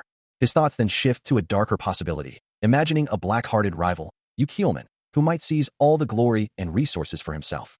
He envisions Keelman greedily consuming all support items from the management department before heading to Japan, a truly terrible prospect in his mind. Returning to his self-aggrandizing fantasy, he imagines Nam-gun's continued admiration, her thoughts filled with wonder at his fascinating ability to clear records so effortlessly. Both Nam-gun and Counselor Tomo nod in agreement, questioning if such a feat could even be possible for a single person alone. He gazes at his imagined holy sword, acknowledging its effectiveness, but noting the several places where the blade has sustained damage. He muses to himself that a few days have passed, considering it acceptable since many players can clear the 62nd floor. The thought of paying for repairs crosses his mind, wondering if the interest rate would be high, knowing the management department would decide the loan. He questions if he's the only one struggling, admitting to himself that he doesn't believe he can clear the 62nd floor. Instead of attempting it himself, a new idea forms: they will rent it out. Counselor Tomo, appearing in his mind, explains that keeping ownership of the dungeon would be much more financially beneficial. He adds that only a few hundred players worldwide have reached such high floors. Not many countries have even entered the 60th floors yet, but they will continue to advance, creating a demand for him to lend it to those nations. The price, 10 billion won per use, leaves Bong Joon-hyuk utterly stunned. Counselor Tomo confidently assures him it's definitely worth it, according to the management department statistics, leaving Bong Joon-hyuk speechless. Still lost in his elaborate fantasy, Bong Joon-hyuk imagines a helpful voice offering assistance, suggesting that if there's any part of the dungeon he'd like to rent, he should feel free to ask anytime. The thought alone sends a jolt through him, realizing just how incredibly good such a prospect would be. A rental business, he muses, would be nothing short of pure profit. He silently wishes for this imagined scenario to materialize, hoping someone would indeed take him up on the offer. In his mind, he confidently declares to Counselor Tomo that he'll rent out the 62nd floor to the management department for a staggering 1 billion, only for the counselor to quickly interject, suggesting he doesn't have to go that far. Tomo clarifies that the demand isn't just from other countries, but from the entire world, leaving Bong Joon-hyuk overwhelmed with gratitude for the imagined insight. The sheer scale of the imagined price, 10 billion for 1 month, makes him question its reality, as the number feels utterly surreal. He envisions himself as a sword-wielding landlord, marveling at how an item he was once going to discard has suddenly become worth a fortune. He savors the thought of his payday, imagining a feast of delicious food laid out before him. A small, eager figure presents a dish, as if Summoner Bong himself had prepared it, making the meal even more special. With a satisfied grin, the figure begins to eat heartily, reveling in the abundance. Bong Joon-hyuk's face lights up with a wide, almost predatory smile, thinking of all the food he can now afford to eat for the rest of his life, a true capitalist's dream. All this imagined wealth, he muses, is thanks to the efforts of others. That very evening, the news exploded across every media outlet in Korea, announcing the successful clear of the 62nd floor, complete with bodycam footage. Player Nam Gun was highlighted as a new rising star, confidently clearing the 60th floor, though Bong Joon-hyuk couldn't even recall her name. His brother's reputation, once in tatters, was now unexpectedly transformed into an opportunity. 10 days later, he had spent the last 10 days diligently clearing the 60th floor and was now deep within the 70th floor, facing downplay trolls. After a period of intense focus and anticipation, the system finally announces the return of his random summon cooldown. He begins his ritualistic preparation, scrubbing his body clean at the bathhouse, ensuring even his hands and fingernails are thoroughly purified. Next, he changes into fresh clothes and empties his stomach completely, having fasted since the previous day. Feeling as fresh as a daisy, he quickly prepares and eats a meal, readying himself for the challenges ahead. As he sets out the prepared dishes, his focus remains unwavering. He knows that once he finishes eating, they will head straight to a high-ranked dungeon. With the random summon cooldown now at 0, a glowing orb appears in his hand, signifying the moment has arrived. He kneels, praying fervently, begging for a legendary, super rare summon. His prayers are answered as a massive, horned figure appears before him, undoubtedly a legendary, super rare entity. As the final preparations concluded, a voice reassured him, saying he would turn out well. Yet, a deep worry gnawed at Bong Joon-hyuk, hoping that another entity like our meatball wouldn't emerge from the summon. His anxiety peaked as he imagined the worst, wondering what kind of trouble Mr. Meatball might cause. He knew his next challenge was imminent, with a summon to the 70th floor approaching rapidly. The image of a hulking, tattooed man with a menacing grin flashed in his mind, a visual representation of the kind of summon he desperately wished to avoid. Shaking off the negative thoughts, he closed his eyes and focused, a soft purple glow surrounding him as he centered his will. His eyes snapped open with renewed determination, knowing the moment had arrived as the countdown reached 3 seconds. The final seconds ticked away, 2, then 1. With a fervent prayer, Bong Joon-hyuk clasped his hands together, uttering the command to summon, hoping for a benevolent entity. He is enveloped in a swirling vortex of purple energy, the air crackling around him. The energy intensifies, forming intricate patterns as it coalesces around his form, until a hand emerges from the shimmering purple, glowing with the same ethereal light. His lips part slightly, a soft glow emanating from within as the summoning reaches its peak. From the blinding light, a figure materializes, a maiden in traditional attire, kneeling gracefully, who humbly offers her greetings to him, revealing herself as Giant Dalray, a summoned entity of unknown grade and type. With his status as Summoner Bong, confirmed at level 20, Bong Joon-hyuk channels his energy, initiating a powerful summoning ritual as vibrant purple light swirls around him. The ethereal energy intensifies, coalescing into a distinct humanoid silhouette before him. As the form solidifies, a glowing leg and the lower half of a body become clearly visible. A soft voice echoes through the space. The summoned entity's face comes into focus, revealing calm, dark eyes and a serene expression. Fully manifested, the maiden Giant Dalray stands gracefully, her traditional attire flowing around her. She humbly offers her greetings to her young master, identified as a special super rare entity of the shaman/human type. As Giant Dalray stood before them, her presence commanded attention, a silent hum of power filling the air. One of the onlookers, a man with reddish-brown hair, could only stammer, it's a woman." His voice laced with uncertainty. He then questioned, what do we do?" Before anyone could answer, a brilliant, ethereal blue light erupted, coalescing into a finely crafted sword, its blade humming with raw magical energy. Giant Dalray seized the weapon, her eyes burning with fierce determination, her entire being swearing to unleash her full strength. Every fiber of her being was dedicated to one purpose, to assist young Master Bong. Bong Joon-hyuk watched, utterly bewildered. Shaman," he exclaimed, then added, With a furious cry of, "You cur!" Giant Dalray lunged forward, her glowing blade arcing through the air, leaving an unseen opponent to wonder, what is? She moved with swift, decisive force, convinced that anyone who dared to insult her young Master Bong must be punished, dismissing their words as mere nonsense. A solemn warning echoes, cautioning that any wicked thoughts harbored upon witnessing divine beauty would not escape divine punishment.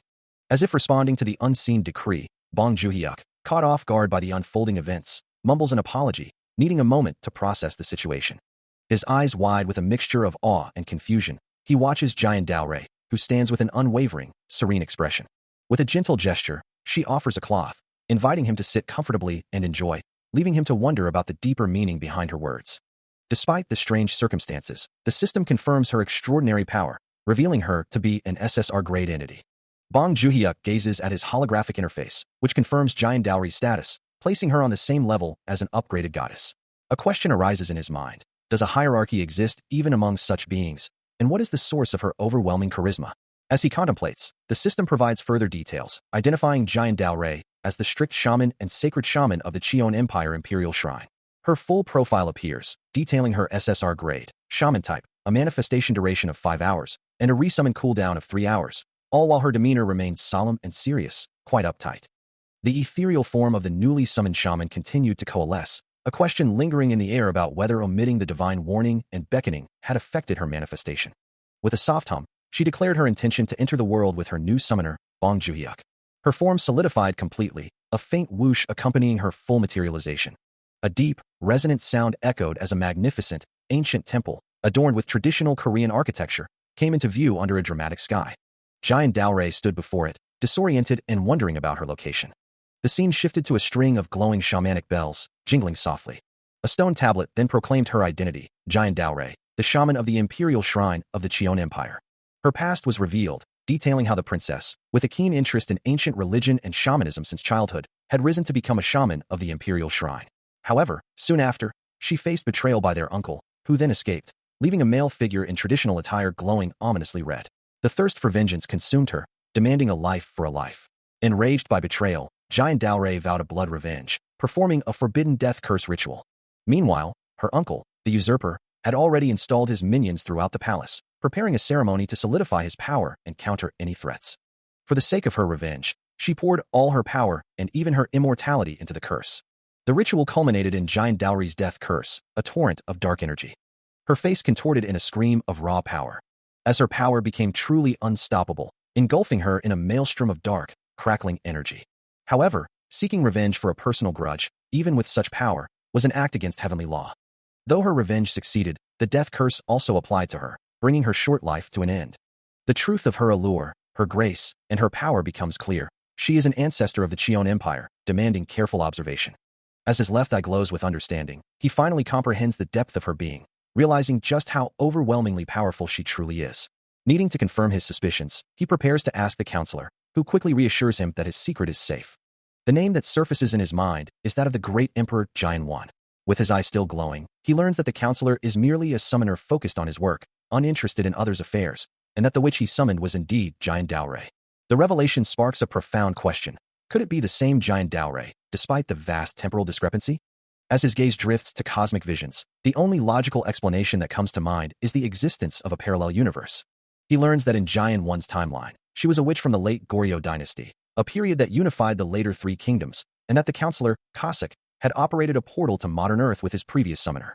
Listening intently, he confirms that the history before the Cheon Empire was identical to his own, with the divergence occurring precisely during the Three Kingdoms period.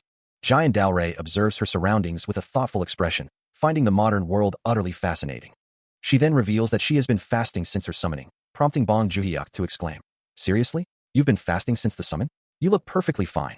Dowry muses about how wonderful human food must be, while Juhyuk agrees, only for Counselor Tomo to interject, "How about you picky about eating? You have no etiquette." Later, in the kitchen, Juhyuk ponders Dowry's words, wondering where she could have been living if she'd never tasted human food. Back in the living room, Dowry's patience snaps, her face flushing with anger as she curses Tomo. "Despite being here, you still act so arrogantly. You human." Tomo, however, remains unfazed, demanding that Dowry get up and prepare food herself, while Juhyuk, now on the floor, mutters about the stupid old man. Tomo continues to provoke her, suggesting she's too old to learn informal speech, then declares her a child who doesn't know her place. He states his intention to persuade her, but finding it impossible, he will have to cast a Yongbei upon her. As his eyes glow with an ominous purple light and a matching aura flares around him, Tomo prepares to bring her to her senses. Bong Juhyuk recoils in horror, the very idea of a curse sending shivers down his spine. He clutches the summoned spirit close, defiantly declaring that he won't allow anyone to harm her. Counselor Tomo, unfazed, offers a choice, suggesting they enter the tower with the maiden, who then pledges her unwavering loyalty to his command, a declaration the counselor accepts with satisfaction. With the decision made, a shimmering blue energy envelopes them, transporting the group directly into the 30th floor of the ruthless Korean Black Tower. They materialize amidst a dense, ancient forest, the towering trees forming a verdant canopy overhead. As they navigate the unfamiliar terrain, Bong Juhyuk questions the counselor's haste in discussing such a high floor, to which Tomo replies that his apprentice, Kunga, cannot be trusted. The memory of protecting his summoned spirit flashes through his mind, even as Tomo chides him for his lack of manners, then instructs him to hunt 10 of the local creatures. A mischievous grin spreads across his face as he considers the task, wondering if 10 would be enough for now. With a final, decisive call from the counselor, asking if everyone is ready, Bong Joo-hyuk reaffirms his internal vow, loyalty and safety first, ensuring they all survive this new challenge. He stands beside Dao Rei, who, with a determined expression, declares her unwavering loyalty, promising to do whatever is asked, even if it means her demise. Tomo, observing her, remarks on her newfound decorum, suggesting she has finally found a proper master, to which Dao Rei, with a slight huff, agrees. Now on the 30th floor, the mission parameters are clear. Hunt 80 trolls of any type and 1 twin-head troll within 13 hours. Joo-hyuk finds himself facing 2 hulking, green-skinned trolls, their crude weapons ready. He glances back at Dao Rei, a thought forming in his mind as he observes her expression, concluding that she seems to be a good type. Suddenly, a small, glowing blue cube materializes in his hand, catching him completely by surprise. Dao Rei, witnessing the strange object, questions its nature, wondering if it could be a portable speaker. As she speaks, a vibrant blue aura erupts from the cube, enveloping her entirely, its radiant energy swirling around her form. Accepting her new role, Giant Dao Rei resolves to do her best, despite feeling unqualified for the task at hand. As she makes her declaration, the mysterious blue cube in Bong Joo-hyuk's hand unleashes a powerful, roaring energy, erupting with a primal sound. The vibrant blue energy surges upward, expanding rapidly into the forest canopy, swirling and coalescing with shimmering green particles around her. Her eyes widen, reflecting the intense blue glow as the power envelopes her. And a new, fierce red light ignites within their depths. Lifted from the ground, she floats amidst the swirling blue and green aura, her voice echoing with a newfound authority, declaring herself the summoner's protector, destined to become all evil things. With a powerful burst, her transformation completes, revealing her in an elaborate, glowing blue and gold outfit, wielding a staff, her eyes now radiating a brilliant blue light. The sudden, dramatic display prompts a stunned question. A shamanic ritual, inside the Black Tower? A brilliant blue energy sphere coalesces within a hand, radiating intense light. The energy then expands with explosive force, sending out a powerful burst of light and particles. Overwhelmed by the sudden surge, Bong Joo-hyuk clutches his head, a blue aura flaring around him as he questions the phenomenon.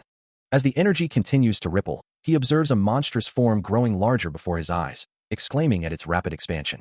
The creature, a hulking mass of gray muscle with glowing red eyes, stands fully formed, radiating raw power. Soon, more of these formidable beings emerge, their guttural roars echoing through the space. Their forms are imposing, with skin so hardened it appears like metal. Without hesitation, Bong Joo-hyuk and his allies launch into action, engaging the monstrous warriors in a fierce, chaotic battle. Amidst the struggle, a profound sensation washes over him, a surging power manifesting in his hand, hinting at new abilities. He unleashes a torrent of blue energy, shattering the metal-skinned monsters around him. An incredible surge of power washes over him, an exhilarating sensation as the blue energy swirls around his face. His senses sharpen, his eyes glowing with the raw power coursing through him. And a realization dawns. This new ability allows him to apply both buffs and debuffs simultaneously. He observes his hand, now glowing with a vibrant red energy, as the unique properties of his power manifest. Yet, even with this newfound strength, the monster's resilience is baffling. He has never encountered anything like it. His fighting style, usually precise, is now wild and unrestrained, but he embraces it, ready to unleash everything he has. With a roar, he charges forward, a brave man ready to face the overwhelming odds. From a distance, Giant Dao Rei and Counselor Tomo observe the unfolding chaos, with Tomo remarking that Bong Joo-hyuk is best left to his own devices. A heavy sense of unease settles over him. He argues with himself, refusing to follow an absurd order to remove his shirt, yet unwilling to be a coward. The command echoes in his mind, insisting he hurry and comply, even as he worries about his fishing prospects. He simply can't bring himself to do it, cursing the difficulty of finding clothes that fit him properly. Despite his internal struggle, the system confirms the successful completion of the 30th floor mission, with all trolls defeated and his level increases. Still, a wave of frustration washes over him, lamenting his inability to summon again and deeming her useless in her current state.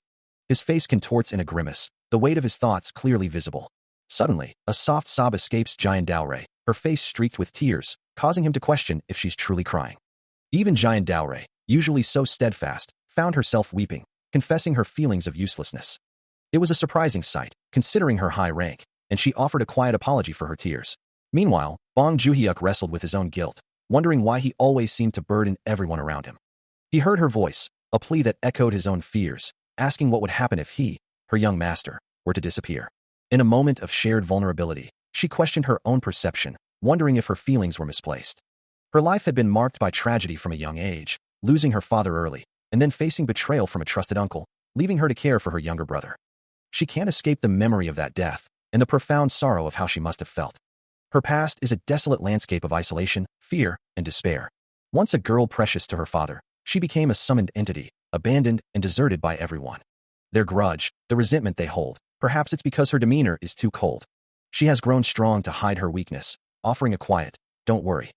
Bong Joon-hyuk, however, feels only selfishness, believing he doesn't deserve such dangerous things. He remembers Bong Soo-hyung and the orc and questions why he didn't participate in the fight. He wonders why he always thinks about himself, concluding he's no different from Bong Soo-hyung, hurt because he can't do anything. The memory of Counselor Tomo's harsh words echoes, "You knave. How dare you approach the young lady with a body stained by monster blood?" A memory flashes, showing a younger Bong Joon-hyuk sitting on concrete steps with another child, as his white-haired brother walks away down a narrow, trash-strewn alley. The other child spits in disgust, exclaiming, "Bro, what the hell? You got it on my..." The scene shifts to the present, a dense forest surrounding a towering structure, as a system notification confirms his successful departure from the Black Tower in Korea. A soft, ethereal blue glow emanates, and Bong Joon-hyuk stands amidst a chamber filled with floating blue particles, addressing his summons. "Good job. Everyone, get some rest." He looks towards a large, ornate chest. A system message appears, announcing that perks are awarded for accumulating 30 platinum badges, prompting him to wonder what new reward awaits him this time. His eyes widen slightly as the next notification reveals the perk, an item skill. The system continues, detailing that a cooldown reset ticket will be added to his exclusive inventory, causing him to exclaim in surprise as the full description appears. A perk that resets the cooldown of one random summon once per day. A wide, excited grin spreads across his face as he contemplates whether to use the powerful new ability immediately. He considers the cooldown reset ticket, deeming it too significant to waste on a mere low-rank monster, especially with his already formidable firepower. He resolves to save it, waiting for a truly desperate situation to arise. A small smile plays on his lips as he wonders if he will ever truly need to use such a powerful item. Meanwhile, the world outside continues its relentless pace as the sun rises over the city. A system announcement broadcasts news of another player's success. Player Nam Son has successfully cleared the second floor of the Black Tower. The footage of the clearance is clear, showing the decisive moments of the battle. It reveals that the holy attribute item, the Holy Sword, was instrumental in defeating the undead. The analysis concludes that if their poison aura can be neutralized, undead creatures are not significantly different from regular monsters. In a separate location, Counselor Tomo addresses someone, explaining that with the second floor cleared, both floor clearance and citizen anxiety are high, as the third floor is expected to open soon. Counselor Tomo, resolute, declares his guild's intention to clear the 66th floor within a week. His gaze sharpens, determined to ensure player Yu Keelman remains in his guild, despite rumors of his departure after a recent incident.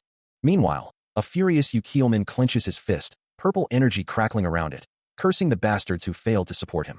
He stands over a glowing object on the ground, questioning if he truly found an item there. His eyes glow red with unbridled fury, yelling that he should have been supported from the very start. Elsewhere, a voice calls out, asking for Sam and requesting a moment of his time. Bong Joon-hyuk reacts, a bead of sweat tracing his temple, his expression tense with concern. Yu Keelman dismisses the item as nothing, claiming he would have cleared everything himself, while Bong Joon-hyuk, surprised by his sudden appearance, asks why he is there. "I mean, how could I not?" a man in a suit asks, discussing the 66th floor with an associate. "Then, what about clearing the 66th floor?" his companion inquires. "Well, it's not like I'm doing it by myself," but he replies, his voice trailing off. Meanwhile, consumed by fury, Yu Keelman stands amidst glowing red particles, a system message about the Holy Sword appearing before him. He seethes, wondering if it is his fault for clearing the floor too quickly.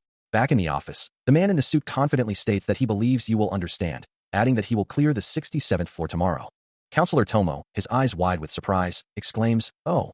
He then muses that Prime Minister Kangwook will surely be very pleased. Meanwhile, Keelman continues his solitary walk, a system window detailing his thoughts. He will stop depending on a guild that abandoned him and will immediately leave, publicly announcing his departure. Back in the office, the man in the suit agrees, "Let's do that," before adding, "We'll break up with a new one." He then tells his associate to get some rest. While far away, Yu Keelman continues to move, a powerful blue-purple aura trailing behind him. Keelman's eyes glow with intense red light, his rage palpable as he considers whether his guild's fear of joining him or the Holy Sword itself is the cause of his predicament, lamenting his discovery of the item. His final thought echoes with a chilling promise, "If I catch them." He scrolls through the news, the headlines flashing across his screen, all centered on the same sensational topic, player Nam Gaiden and the Holy Sword. The articles continue, highlighting the mysterious player and the first holy attribute item that has sent the world into a frenzy. Another headline blares, "Who is the true owner of the holy sword?" as the mystery deepens around the enigmatic figure. A system message from the NTS 2000 flashes, declaring it's time for a clear decision as the holy sword's appearance and a guild mastergon robe become a legal issue. The sheer volume of information, with people buzzing a lot about it, overwhelms him, his expression shifting from curiosity to genuine concern. He mutters to himself, a quiet, "Oh, it's here," as if the inevitable has finally arrived. Feeling the weight of the news, he considers turning off his phone, but quickly realizes he won't be able to simply handle it by ignoring it. A colorful array of ice cream tubs offers a momentary, sweet escape from the mounting pressure. Deciding he needs to clear his head, he resolves to visit the convenience store, hoping a change of scenery will help him process everything. Bong Joon-hyuk finds solace in a simple meal, his thoughts drifting to the billion won soon to be deposited into his account, a sum he considers insignificant. A voice, perhaps his own internal system, acknowledges his growth. As he continues to eat, silently urging the persistent system to leave him to his meal. Meanwhile, Giant Dalray savors a dish, her senses overwhelmed by its sweetness, declaring it the absolute best. She observes the vast array of goods in the convenience store, marveling at the commoner's immense purchasing power. A sense of obligation settles upon her, realizing she must find a way to reciprocate such generosity. Her hand reaches out, drawn by an enticing aroma. And a wave of pure delight washes over her, her eyes widening in surprise. She questions her own intense reaction, wondering what kind of expression she just made. Still reeling from the simple pleasure of ice cream, Giant Dowry's thoughts swirl with a sense of profound discovery, declaring that such frivolous delights were beyond anything she'd ever experienced, even in the royal palace. Her internal monologue continues, reflecting on how her mouth had never been pampered with such food, as if searching for the right words to describe the sensation. Overwhelmed by the kindness, she vows to repay Bong Joon-hyuk for the ice cream he bestowed upon her, to which he casually offers to buy her more next time. Observing her intense reaction, Bong Joon-hyuk muses that even a princess finds ice cream delicious. As he asks if something is troubling her, Giant Dowry's expression darkens, her thoughts turning to a grave matter, declaring that such an unforgivable act must be paid for. Her focus shifts to a specific individual, a scoundrel named Yu Kielman, whose image appears in her mind. Her eyes glow with fierce indignation as she exclaims, "What? Such a despicable wretch." Her internal monologue intensifies, believing that a person of great power should devote everything to their people and country, and even that isn't enough. She questions how Yu Kielman dared to betray his nameless brother and homeland to the Japanese. With unwavering resolve, she declares that she will not let this slide and will make him pay the price, a fierce patriot indeed. Still reeling from the implications of betrayal, Giant Dowray listens as Bong Joon-hyuk questions a young master about a cheated item, dismissing him as a Japanese monster and warning against interference, prompting a shocked, "What?" from her. He elaborates, explaining that this individual has forsaken his homeland, leaving him isolated and rampant, acknowledging her feelings but implying a need for caution. Bong Joon-hyuk then warns that elevating someone like that to a princess status could backfire, stating his absolute opposition but conceding they must deal with the situation rather than abandon it. Giant Dowry's thoughts glow with approval, affirming that Summoner Bong's opinion is indeed compassionate, wise, and simply the best, aligning perfectly with her own sense of justice. Suddenly, a figure with fiery red hair and glowing eyes appears, their form radiating an orange aura, as they abruptly ask, "Are you a bat?" Bong Joon-hyuk, taken aback, admits he doesn't know what kind of monster this new entity is, questioning if they are a fairy, yet still considering them potentially useful. But if not a fairy, then what? With a determined glow, Giant Dowray declares, "I will send karma." Bong Joon-hyuk looks on, a question forming on his lips, "Karma?" Her thoughts solidify, understanding that if karma is sent, its consequences will return to her sooner, but defending his brother and his evil deeds means the price of blood and betrayal will ultimately come to him. The concept of retribution hangs heavy in the air, a silent promise of consequences for past actions. A deep sigh escapes him, as Bong Joon-hyuk considers the intricate web of principles and motivations that drive such a pursuit, knowing that even the most righteous path can lead to unforeseen complications. He acknowledges the necessity of the coming events, understanding that sometimes there truly is no other option but to act. Giant Dowray stands before him, her presence radiating a quiet determination, while he remains seated, observing her with a thoughtful gaze. He then declares his return, proclaiming his loyalty to her cause. As a soft blue aura begins to emanate from her, Giant Dowray questions his whereabouts, her voice tinged with a hint of concern. Meanwhile, in a different location, a mysterious red-haired man holds up a device, revealing it to be the remote tracker used by the punk in question. Bong Joon-hyuk, with a hint of apprehension, asks for reassurance that he won't be implicated, only to be met with a confident declaration of SSR-grade capability, followed by an approving, "Okay, good job." Indeed, locating an item previously used by Yu Kielman had proven to be a straightforward task. Having been reassured, The focus shifts to the immediate task at hand. As a remote tracker confirms Kielman's address was easily found through team leader John, the man having fled in such a hurry that he left all his furniture and belongings behind. A voice declares, "Then, I shall begin the karma ritual." And Giant Dalray, enveloped in a soft blue aura, raises her hands, preparing to channel her power. Her finger glows with concentrated energy, as she commands, "Carry your finger." Holding an ornate red box, she declares, "As they have sown, so they shall reap." Her voice resonates with power. "If this man's karma is like a mountain, crumble that mountain today." She continues, "And if it's like a river, let it overflow today." The ornate box pulses with a deep red glow, as the ritual invokes the scales of heaven and earth. The red energy intensifies, sealing the decree. Weigh his burden. The powerful red energy of the karma ritual continues to surge, its geometric patterns pulsating with raw force. Before coalescing into a swirling green orb marked with crimson lines, a visible manifestation of the ritual's profound impact. Observing the lingering magical effects, Bong Juhyuk looks up, his expression a mix of awe and concern. Beside him, Giant Dalray confirms with a quiet finality, "It's all done." The ritual's outcome now rests solely on fate, for if his sins are light, it will end in minor misfortune, but everyone has been waiting for this moment. Meanwhile, under the bright lights of a grand stage, Kielman makes his entrance, announced as today's special guest. Yet, if his sins are heavy, a great misfortune will fall upon him, as the crowd enthusiastically welcomes Kielman. A grand announcement echoes through the hall, welcoming everyone to the event. As Japan's greatest player, Kielman is formally introduced. He steps onto the brightly lit stage, a faint purple aura shimmering around him, acknowledging the cheers of the crowd. Among the attendees, Nadio is designated to interpret for him, ensuring his words reach every ear. Later, in a more private setting, Counselor Tomo expresses his gratitude for Kielman's presence, who dismisses the thanks with a casual wave. Tomo then probes into his plans, mentioning the widespread anticipation for his upcoming attempt to clear the 22nd floor. He addresses the crowd, expressing his desire to support his citizens and acknowledging the disheartening incidents that have occurred. A slight smirk playing on his lips, he finds it thoughtful that they feel reassured by his presence. He continues, reminding them that Japan once suffered the sorrow of his absence, implying his return is a turning point. Dismissing any lingering concerns, he confidently states that there's no need to worry, having just reached level 60 in a mere 8 hours. As a brilliant light erupts from his hand, he confirms his new status, now truly at level 60. His armored leg glows with an intense, golden energy, the power coursing through his entire being. Surrounded by a vibrant, purple aura, he declares his intention to shorten the record even further, aiming for just 5 hours. A confident, almost smug expression settles on his face, his eyes gleaming with unwavering resolve. As a powerful symbol manifests behind him, he proclaims that as long as he is present, Japan will remain safe. Having just experienced a significant power surge, Bong Juhyuk stands clad in new, dark armor, a faint purple aura shimmering around him as he declares his intent to prove himself right now. With a determined resolve, he prepares to depart, the system confirming his entry into the 57th floor of the Black Tower campaign, his abilities now updated. As the system confirms his updated traits and abilities, he finds himself in a vast, alien landscape of floating rock islands, a place he hasn't seen in a long time. He begins to traverse the unfamiliar terrain, the system noting his return to this challenging environment. A new mission objective appears before him, to hunt 15 fire wyverns on the 57th floor, with a strict deadline of 14 hours. A monstrous fire wyvern, its scales glowing with heat, lets out a piercing shriek, revealing the formidable foes he must now face. The system provides further details on these creatures, explaining that wyverns are magic-based beings that feed on mana, conscious entities of the sky, distinct from dragons.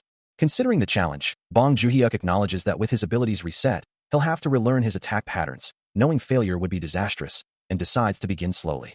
A sudden realization washes over him, as a strange chill runs down his spine, making him question the current state of his solo play. He wonders if he's truly in peak condition for the challenges ahead. A shimmering blue barrier of energy erupts from the ground, and the player resolves to enhance his skills, preparing for a series of one-on-one encounters. Another barrier, this one of vibrant purple, manifests with equal force, towering before him as a massive pillar of raw magical power. He concludes that the most effective strategy is to summon his creatures and defeat them individually. Just as a formidable fire wyvern materializes, its scales glowing with fierce red energy. The beast lets out a deafening roar, its maw agape. The fire wyvern descends, claws extended, purple energy crackling around it, and Bong Juhyuk braces with his glowing blue shield, acknowledging that a normal archer would need to create distance as the monster closes in. But he is an all-rounder, and if the distance closes, he can simply switch to a melee weapon, as a red glowing arrow deflects harmlessly off the wyvern's scales. The wyvern's massive claw, wreathed in purple energy, continues its descent, as he resolves to push his defense to the limit. The creature lets out a furious roar, As the wyvern pulls back, he questions why his arrow had bounced off so easily. He had calculated his attack perfectly, or so he thought. The wyvern screams, a red arrow now visibly embedded in its wing, proving his shot had indeed connected. Switching to his sword, he looks up, steeling himself for the fight, knowing it will be tough to take on a few of them. Blue energy ripples around him, signaling his readiness. Bong Joon-hyuk braces himself as a powerful impact reverberates against his blue energy shield, sending debris scattering. The force of the attack continues to push his shield back, the wyvern's maw looming. He holds his ground, acknowledging the need to stay vigilant, knowing he cannot afford to drop his guard. With a surge of purple energy, Bong Joon-hyuk manifests a glowing staff, his resolve hardening. Gripping the weapon firmly, he declares his intention to handle the situation personally. A deep breath escapes him, gathering his strength. Then, with an unexpected, explosive sneeze, a bright flash erupts. The energy from his sneeze transforms into a potent purple projectile, launching from the staff. It streaks forward, striking the fire wyvern with a devastating explosion of purple light and force. The fire wyvern retaliates with a furious roar, unleashing a torrent of scorching flames. Its fiery breath engulfs the area, forcing Bong Joon-hyuk to scramble for cover as he barely avoids the inferno. He thinks, this is crazy. It's too much. But even as the heat presses in, he stands firm, his purple staff glowing with an ominous light as he prepares his next move. The wyvern's attack intensifies, its maw spewing an even greater wave of fire. Yet, before the flames can fully connect, his unique projectile slams into the beast's face with a violent explosion. He watches the impact, a bead of sweat forming on his brow as he thinks, wow, that was a lot stronger than I thought it would be. He wonders if he should have held back. A golden aura flares around him, his eyes glowing with newfound power as he realizes, this is my ultimate battle mode. The wyvern, caught in the blast, is enveloped in swirling purple energy, its form distorted by the force. The powerful impact echoes, leaving a lingering sense of shock in its wake. The massive fire wyvern reels back, its body twisting from the unexpected force of the impact. Amidst the chaotic aftermath, Bong Joon-hyuk stands his ground, now surrounded by a swarm of smaller wyverns, their roars echoing across the desolate landscape. He considers his dwindling mana, unsure if his newly discovered abilities will be enough to turn the tide. One of the smaller wyverns snarls, convinced he's an easy target and deciding to eliminate him first. Yet, a confident smirk plays on Bong Joon-hyuk's lips, ready for whatever comes next. Before the wyvern can even finish its taunt, it erupts in a blinding explosion of fire, its boastful words silenced. He recognizes this as a textbook situation, one where he can't afford to make a mistake, prompting him to step back and reassess. Then, with a sudden burst of speed, he launches into a mid-air counter, delivering a powerful kick to another attacking wyvern. A crunching sound echoes as his attack connects, leaving him with a look of genuine surprise at his own power. Bong Joon-hyuk continued his relentless assault, bringing his weapon down with a sharp, decisive strike. Yet, a wave of exhaustion washed over him, making him curse under his breath at the sheer difficulty of the ongoing battle. As if in response, the wyvern's eyes began to glow with an ominous purple light, a clear sign of the potent magic they were about to unleash. More of the creatures joined the magical assault, their gazes burning with the same malevolent energy. He recognized the telltale signs. The wyvern's eyes glowing purple indicated the imminent use of their magic. The raw magical power, previously injected into the wyvern's bodies, now erupted, forming a volatile aura around him. A desperate cry escaped him as he realized the wyvern's magic was on an entirely different level, pushing his body to its absolute limit. The force of the magical blast sent him reeling backward, a whirlwind of purple energy pushing him through the air. Despite the overwhelming power, a strange realization dawned on him, leaving him utterly bewildered. The outcome was far better than he could have ever anticipated. As the previous battle concludes, a system message flashes, confirming that the mission has been successfully cleared. However, a subsequent notification reveals a more specific outcome. The mission to the Japanese Black Tower has failed, prompting an immediate exit from the dungeon. Despite the failure, a chorus of voices rings out, urging on a figure named Ryu, pleading for him not to fall.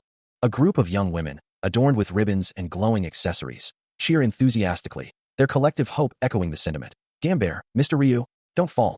Meanwhile, Mr. Ryu himself sits before a large screen, his expression unreadable as he hears the distant cheers, a voice from the screen cutting off mid-sentence, please fall do dash.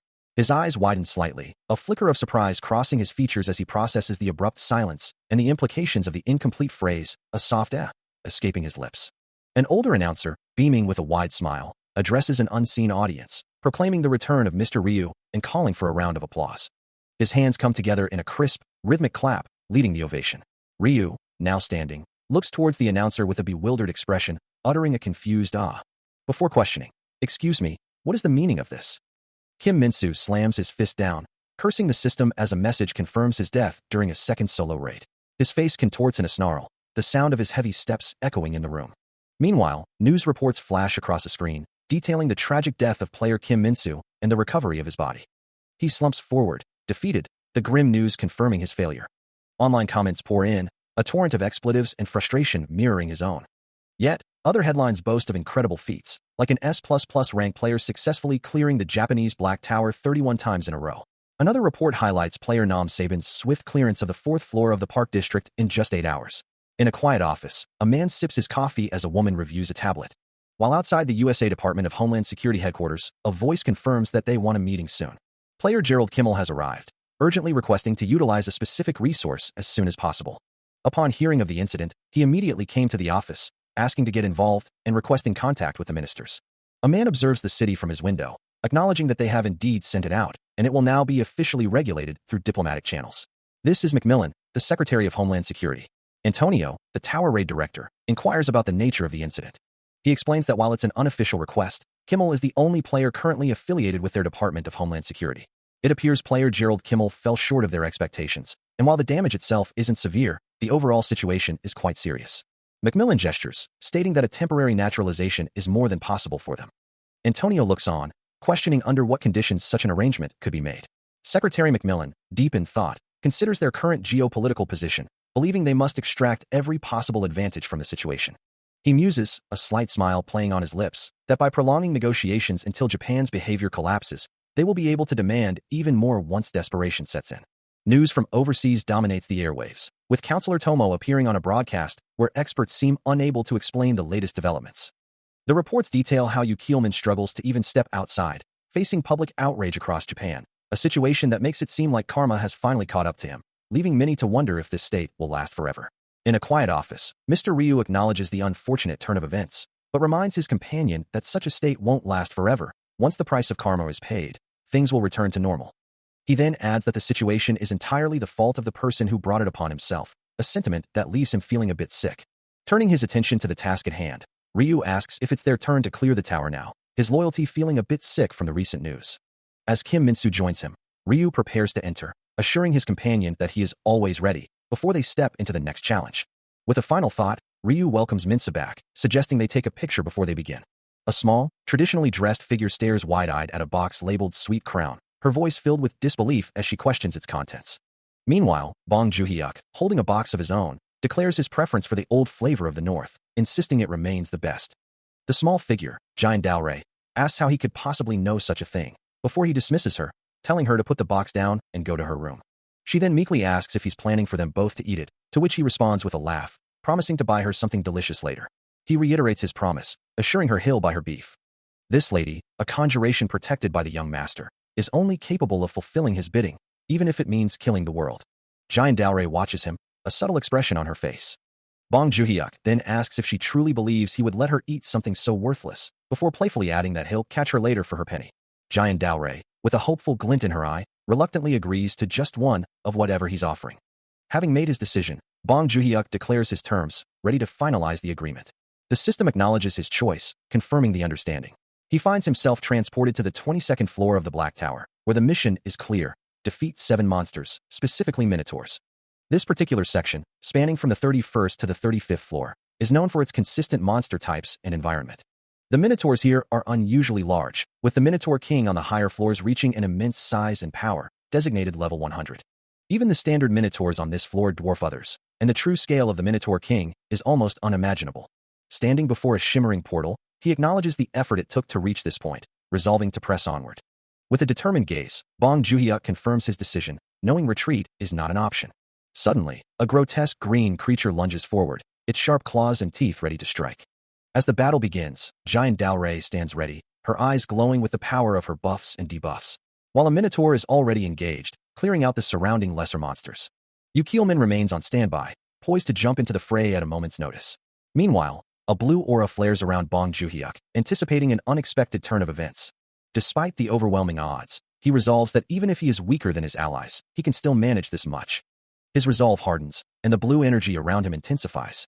Suddenly, the Minotaur King lets out a thunderous roar, its massive form bulging with raw power. Bong Joo-hyuk meets the charge head-on, his blue energy clashing against the beast's might as he engages it in fierce combat, other Minotaurs swirling in the background. He focuses his power, drawing on skills honed through countless previous clears. Unleashing the principal Thunder Staff, Thunder Fork, he channels a potent surge of yellow lightning. The weapon striking its target with a blinding flash of blue and yellow electrical sparks. It is an instantaneous movement, leaving no room for defense. The aftermath of the Thunder Flash is electrifying, the raw power still coursing through the air. Despite a moment of fear, he manages to clear the dungeon, quickly finishing off the buffed Minotaur King. Earning an S+ clear rank for the 22nd floor of the Black Tower dungeon, along with 10,000 gold and a platinum rune as a reward. The next day arrives, and he is seen practicing his skills, blue energy swirling around him. Gun praises his hard work, though he admits that particular floor was quite challenging. He stands before her, having just completed a strenuous task, as Gun advises him not to overdo it next time, suggesting he can always try again. Despite her caution, she acknowledges his success, a clear triumph achieved in a flash. Walking alongside him, Gun confirms that he cleared the 22nd floor right on schedule, just as promised. Meanwhile, in the aftermath of Yukielman's betrayal, the government still grapples with public anxiety, which had not completely subsided. After extensive debate, the National Assembly finally agreed to open the dungeon floors early, hoping to secure 6 more months of crucial time. In a grand, opulent chamber, Yukielman reflects on the passage of time, noting that in those 6 months, player Bong would have already cleared up to the 60th floor, perhaps even the 64th. He turns away from the window, his thoughts turning to the concept of a team. Elsewhere, a frustrated female official exclaims in disbelief, wondering why the task is so difficult and why the craftsmen are so slow, before demanding they do it themselves if it's so easy. Counselor Tomo, observing the unfolding events, poses a question to an unseen listener, asking if player Bong's talent is truly an anomaly. He then answers his own question with absolute certainty, affirming that the person is indeed an anomaly. He had achieved such an unprecedented record for Black Tower clears, to the point where no one even dared to speak back. However, Counselor Tomo simply stated, "You're wrong about that." As if on cue, a system notification flashed across the screen, confirming that it had just been updated, announcing, "Notice, you have achieved clear rank S++ on the 33rd floor of the Black Tower." A woman with dark hair watched the data intently, her expression shifting as she processed the new information. Now it's a record of 33 consecutive S+ clears. Counselor Tomo, still observing the screen, mused that the fact such an anomaly had just appeared was quite certain. His gaze then fell upon a specific detail, prompting a question. "Oh ho, a perception-blocking talisman." He held up a glowing, ornate talisman, confirming with a slight nod. Indeed it is.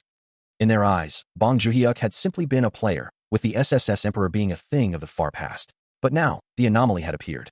Bong Juhyuk stands by a window, a casual figure against the backdrop of the city, pondering his unique position as one who ascends the tower and yet can wander freely outside of it.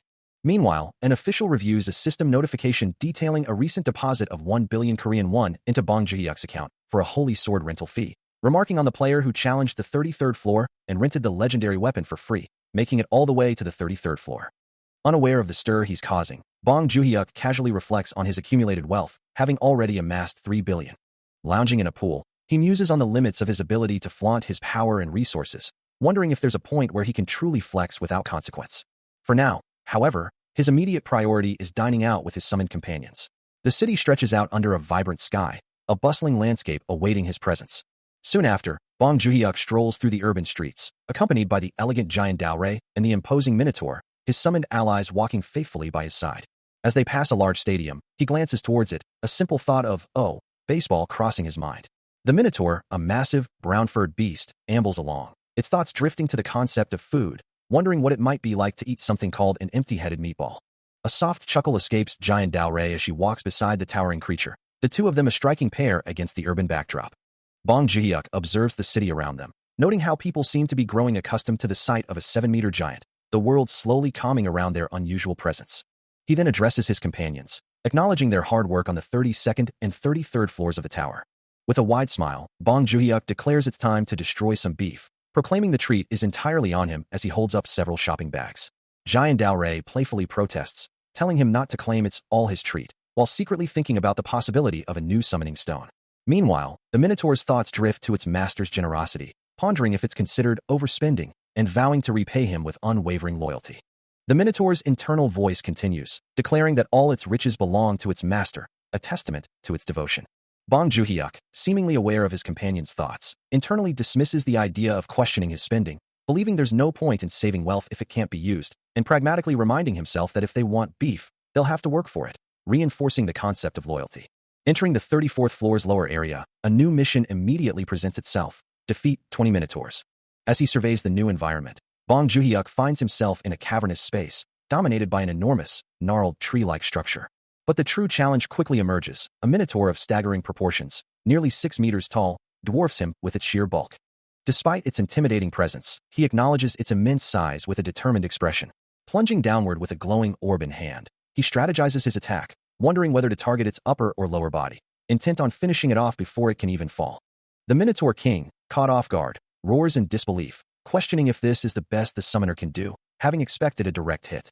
Facing the colossal beast, Bong Joon-hyuk calmly assures his companions that he will handle the situation. With a brilliant move, he effortlessly catches the now-shrunken Minotaur King, its massive form reduced to a manageable size in his arms, prompting an astonished reaction from his loyal Minotaur. Sitting on the ground, the loyal Minotaur addresses the captured beast, telling Meatball that it must earn its own beef, not rely on the master, before reaffirming its own unwavering devotion. The loyal Minotaur addresses the shrunken Minotaur King. He then playfully calls the Minotaur King Meatball, instructing it to follow him. The loyal Minotaur then boosts his own summoner, Bong Joon-hyuk, with a surge of power. As the energy flows, a sudden, unseen force grabs hold of Bong Joon-hyuk, pulling him violently. He cries out in surprise, struggling against the invisible pull, wondering why he cannot stop himself. A scream tears from his throat as the force continues to drag him away. Plummeting through the dark abyss, Bong Joon-hyuk's mind raced, trying to grasp the sheer distance he had fallen. Disoriented and helpless, he could only register the blur of his surroundings as he continued his uncontrolled descent. The impact lines around him suggested a violent journey, but he forced himself to calm down, to think. He reassured himself that his levels were high enough, that even a fall from this height wouldn't be fatal. Still, the panic threatened to overwhelm him, until a thought sparked in his mind, a memory of a skill.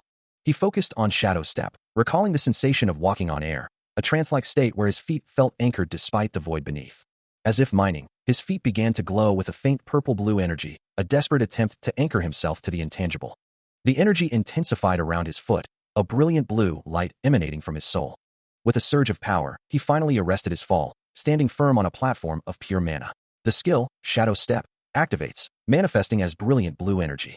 The energy crackles and expands, solidifying into a stable platform beneath him. Bong Joon-hyuk stands firm, enveloped in a vibrant blue aura, his fall finally arrested. A wave of realization washes over him.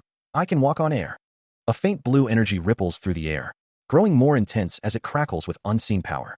Below, a hulking minotaur and a gray-armored monster stand guard, their attention drawn by the subtle sound of movement as one of them mutters, "Someone whispers in my ear." The other confirms, I hear it too. Above them, Cossack looks on with a surprised expression, observing the impossible feat of Shadow Step in midair. Turning to the armored figure below him, he asks, "Captain, did you know? They say with Shadow Step, you can walk on the sky." The captain, looking up, dismisses the notion, retorting, "Stop trying to fool me, Captain. How is that actually possible?" A confident smirk plays on Bong Joon-hyuk's lips, acknowledging the sheer power he wields. He moves with such incredible speed, a blur of motion, that he wonders if he can even aim properly. Blue lightning crackles around him as he closes the distance, striking the Minotaur and forcing it to recoil. There's only one way to find out, he decides, as yellow energy now envelopes him. Activating the Primal Lightning Staff, third form. The Minotaur attempts to retaliate, its hand glowing menacingly. But Bong Joon-hyuk is faster, unleashing a falling thunder flash. The attack connects with explosive force, sending a shockwave through the air. He lands gracefully, using the impact's recoil to stabilize himself, leaving the Minotaur reeling from the devastating blow. After the intense battle, a moment of relief washes over him, leaving Bong Joon-hyuk to wonder if he had soiled himself from the sheer adrenaline. Meanwhile, from a distant observation point, Yu Keelman praises his performance, marveling at the dazzling talent that even he, a seasoned warrior, couldn't replicate, as a new Summoner-designated warrior title appears. Counselor Tomo, however, maintains a more cautious demeanor, humbly reminding the young master to be careful. Back with Bong Joon-hyuk, he recalls a previous warning, acknowledging that his hair had indeed stood on end from worry during the ordeal.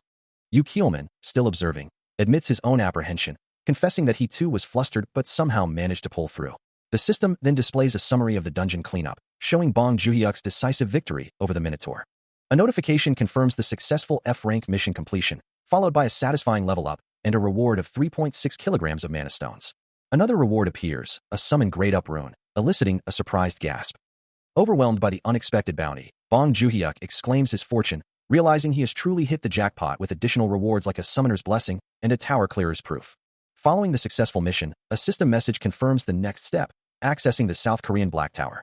With the tower now accessible, Bong Joon-hyuk addresses his summoned companions, commending them on a job well done, as the hulking figure of Cossack acknowledges him.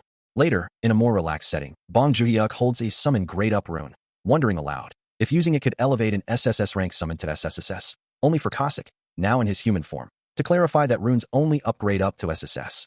Considering the information, he hums thoughtfully, before shifting the topic to a more immediate concern, asking if they should eat out today. Cossack's eyes light up at the mention of food, declaring his love for warrior-like Korean beef, finding it delicious. Bong Joo-hyuk, however, reminds him of his previous bottomless appetite, prompting Cossack to sheepishly promise to eat less next time.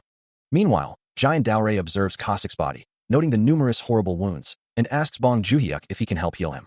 She then offers Cossack something, perhaps a healing item, while also commenting on their room getting messy. Cossack, still focused on his injuries or the offered item, responds with a confused, huh? Bong Joo-hyuk offers a Grade Up rune to his summoned entity, John Cossack, instructing him to rank up. Holding the glowing blue artifact, he prepares to bestow its power. A faint sound echoes as something small drops to the floor. Overwhelmed by the gesture, John Cossack sheds tears of gratitude. But as the rune takes effect, a strange transformation begins, fur rapidly sprouting across his body, causing Bong Joo-hyuk to question the unexpected change.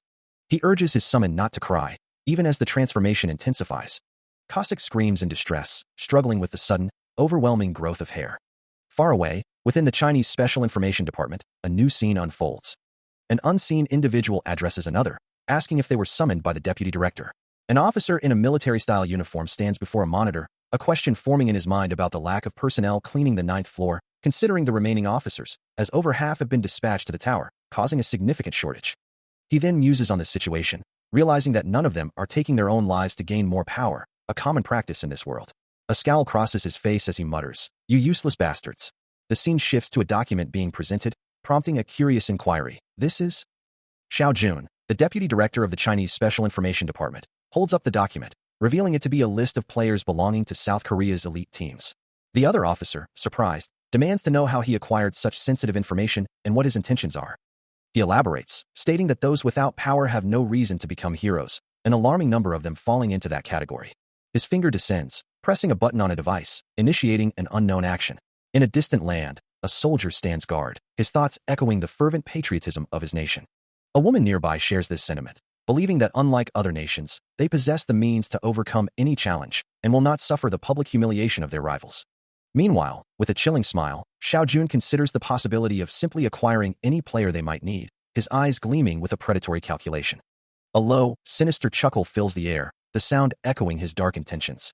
3 days later, the scene shifts to a bustling city, where life continues its ordinary rhythm.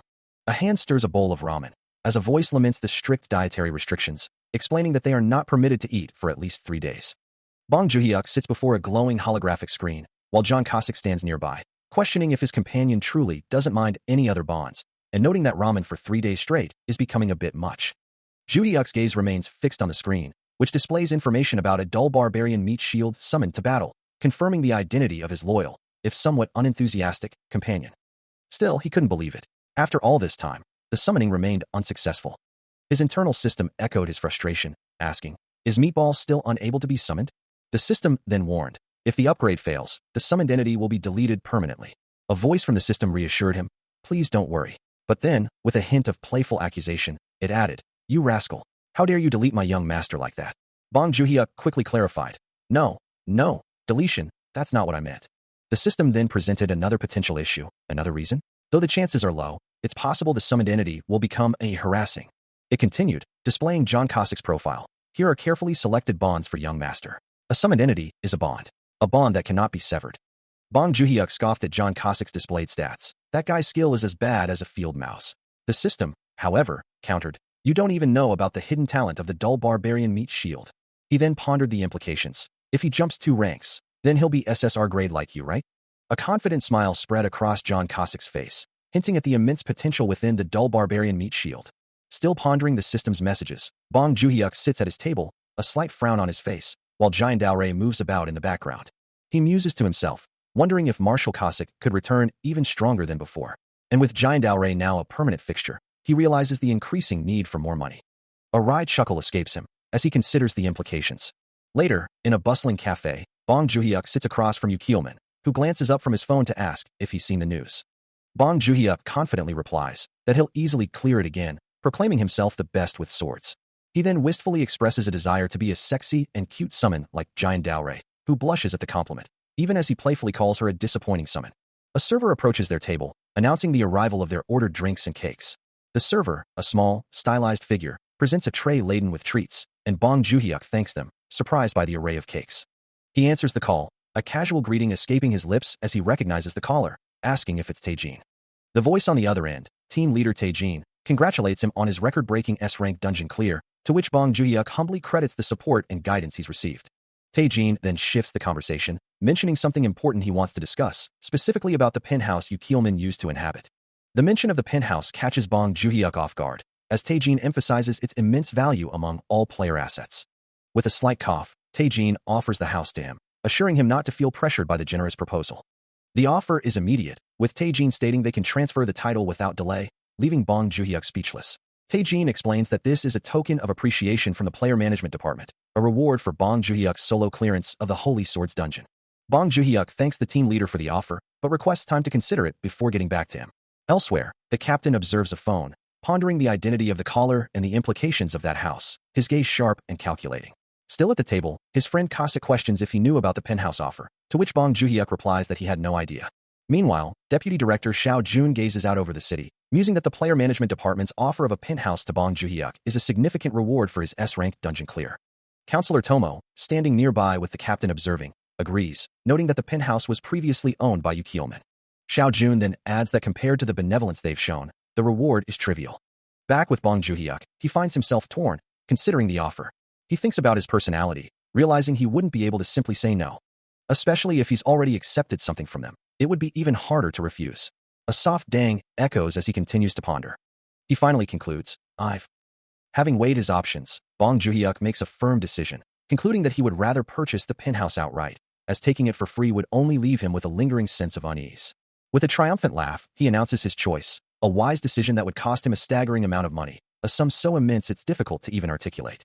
As the details of the ultra-luxury penthouse, once owned by player Yu Keelman, flash across his phone screen, revealing a market price of 20 billion won, Bong Joon-hyuk's expression shifts to one of utter disbelief. Nearby, John Kasik dismisses a question with a grunt, while Giant Daorei suggests it's time for them to head home. Standing before the imposing building, Bong Joon-hyuk ponders if such a massive apartment is truly necessary, but Giant Daorei reassures him that anywhere is fine, as long as she is with him. As Bong Joon-hyuk walks away, a spitting sound echoes from behind him, and a man's voice complains about something landing on him. He turns back, a slight smirk playing on his lips as he addresses John Kasik, acknowledging his companion's brilliance with a hint of sarcasm. But his expression quickly shifts as his eyes glow with a faint purple light, observing the two figures with a keen, analytical gaze, wondering what he has stumbled upon. His hand begins to glow with the same ethereal energy, confirming that the trick was effective and the mana signature was strong. A faint scent of gunpowder reaches him, a subtle detail his enhanced senses pick up. He realizes they are carrying firearms, and a chilling thought crosses his mind. These individuals are of the same kind as him, the type who kill for a living. His purple glowing eyes narrow, his expression hardening with grim determination. These men have killed dozens, he deduces, activating his mark of tracking skill, and he can't help but wonder if it's truly a coincidence that such dangerous individuals are loitering around his studio apartment. Two brilliant blue energy spikes pierce the sky, descending rapidly with an ethereal hum. In a narrow alleyway below, two men look up, their faces illuminated by the strange, crackling light as the energy continues its descent. Meanwhile, across the city's rooftops, Bong Joon-hyuk sprints with urgency, calling out to Kasik, who questions his haste. He replies, confirming he is on his way. For now, a secret must be kept from Summoner Bong. High above the city, the imposing structure of the Awakening Management Department stands tall, bathed in the morning light. Inside, a female warrior sits in quiet contemplation, her armored form still amidst the silence. She reflects on her role, understanding that the Holy Knight class is vital for any party, offering both protection and healing. Yet a growing unease tells her she cannot rely on that alone. Her gaze lifts, a silent resolve hardening her expression. Suddenly, the warrior is in action, a golden aura flaring around her as she unleashes a torrent of purple energy towards a decaying mummy-like creature. The purple energy engulfs the creature, tearing into its ancient form with a furious, crackling sound. The attack culminates in a violent explosion, utterly obliterating the dark mummy. A female warrior unleashes a torrent of purple energy, obliterating a dark zombie and a skeletal foe in a simulated environment. Even the formidable dark ghoul falls before her might, as she systematically clears the entire undead legion. Her golden aura flaring with each strike, she acknowledges the hundreds of enemies she has overcome to reach this point. her eyes glowing with fierce red light. The image training concludes, a testament to her honed skills. Meanwhile, in a sterile hallway, Yu Kielman stands with another man, awaiting a significant departure. Back in the physical world, the female warrior prepares for her next challenge, promising a swift return as she leaves the gym. At the entrance to the Black Tower, Yu Kielman and his colleagues bid farewell, wishing Bong Joon-hyuk good luck as he steps into the glowing blue portal. The system confirms the entry, announcing the daunting task of entering the 66th floor of the Black Tower in Korea. Inside, a glowing purple sword cuts through the darkness, as the female warrior immediately engages shadowy figures. A dark, monstrous form coalesces from swirling purple energy, its shadowy mass taking on a menacing shape. Before it can fully manifest, Gun, wreathed in a golden aura, lunges forward, her glowing weapon poised to strike. A powerful cry escapes her as a blinding flash of light erupts from the impact, obliterating the shadowy foe. 10 hours later, a bright column of light descends, carrying Gun through a shimmering, ethereal space. She lands gracefully in a futuristic training chamber, a voice calling out her name, Gun. With a confident ho, she gives a thumbs up, her expression resolute. Meanwhile, Bong Joon-hyuk sits before a holographic screen, reviewing the status of the Black Tower's 66th floor, noting Gun's progress and the remaining 71-day time limit for her, against a general limit of 180 days. In a control room, a man with dark hair watches a screen, a satisfied smile spreading across his face as a colleague exclaims, "It's a success. That's right. Yes." Meanwhile, in a dimly lit alley, a white-haired figure walks away, a small screen nearby displaying a critical message. "What are you doing? Send out the reinforcements right away." The public reacts with a flurry of comments on a special broadcast, celebrating the news that Nam Gun has achieved the impossible, declaring, "We did it again in a time of crisis," and hailing her as Korea's rank 1 from now on. The praise continues to pour in, with citizens expressing their unwavering loyalty and admiration, one commenter stating, "I watched Gun's raid video this time and cried watching her hold out alone. She surpassed human limits." A powerful surge of energy ripples through the air, manifesting as a vibrant, colorful burst of light. On a bustling city street, a massive public screen proudly displays Nam Gun's image, her name emblazoned alongside the remaining time limits of 180 and 71 days. A woman with short, wavy brown hair, holding a tablet, addresses the crowd, humbly stating, "I didn't do it alone. It's all thanks to the citizens' support." As the broadcast continues, a man's hand rests on a tablet, his thoughts clear, "I knew she would do it." Bong Joon-hyuk watches the news of Gun's success, noting that she now has about 6 months left on her timer, which gives him confidence that he can easily reach the 60th floor himself. Still, the thought of watching television makes him hungry, and he reaches for a bowl of food. With a satisfied sigh, he pulls up his system interface, his eyes glowing faintly blue as he considers his next move, aiming for the 39th floor, but his summoned entity, the dull barbarian meat shield, is still a concern. Suddenly, a jolt of surprise runs through him as the system indicates his summoned entity has vanished. His eyes glow brighter, a determined expression settling on his face as he prepares for whatever comes next.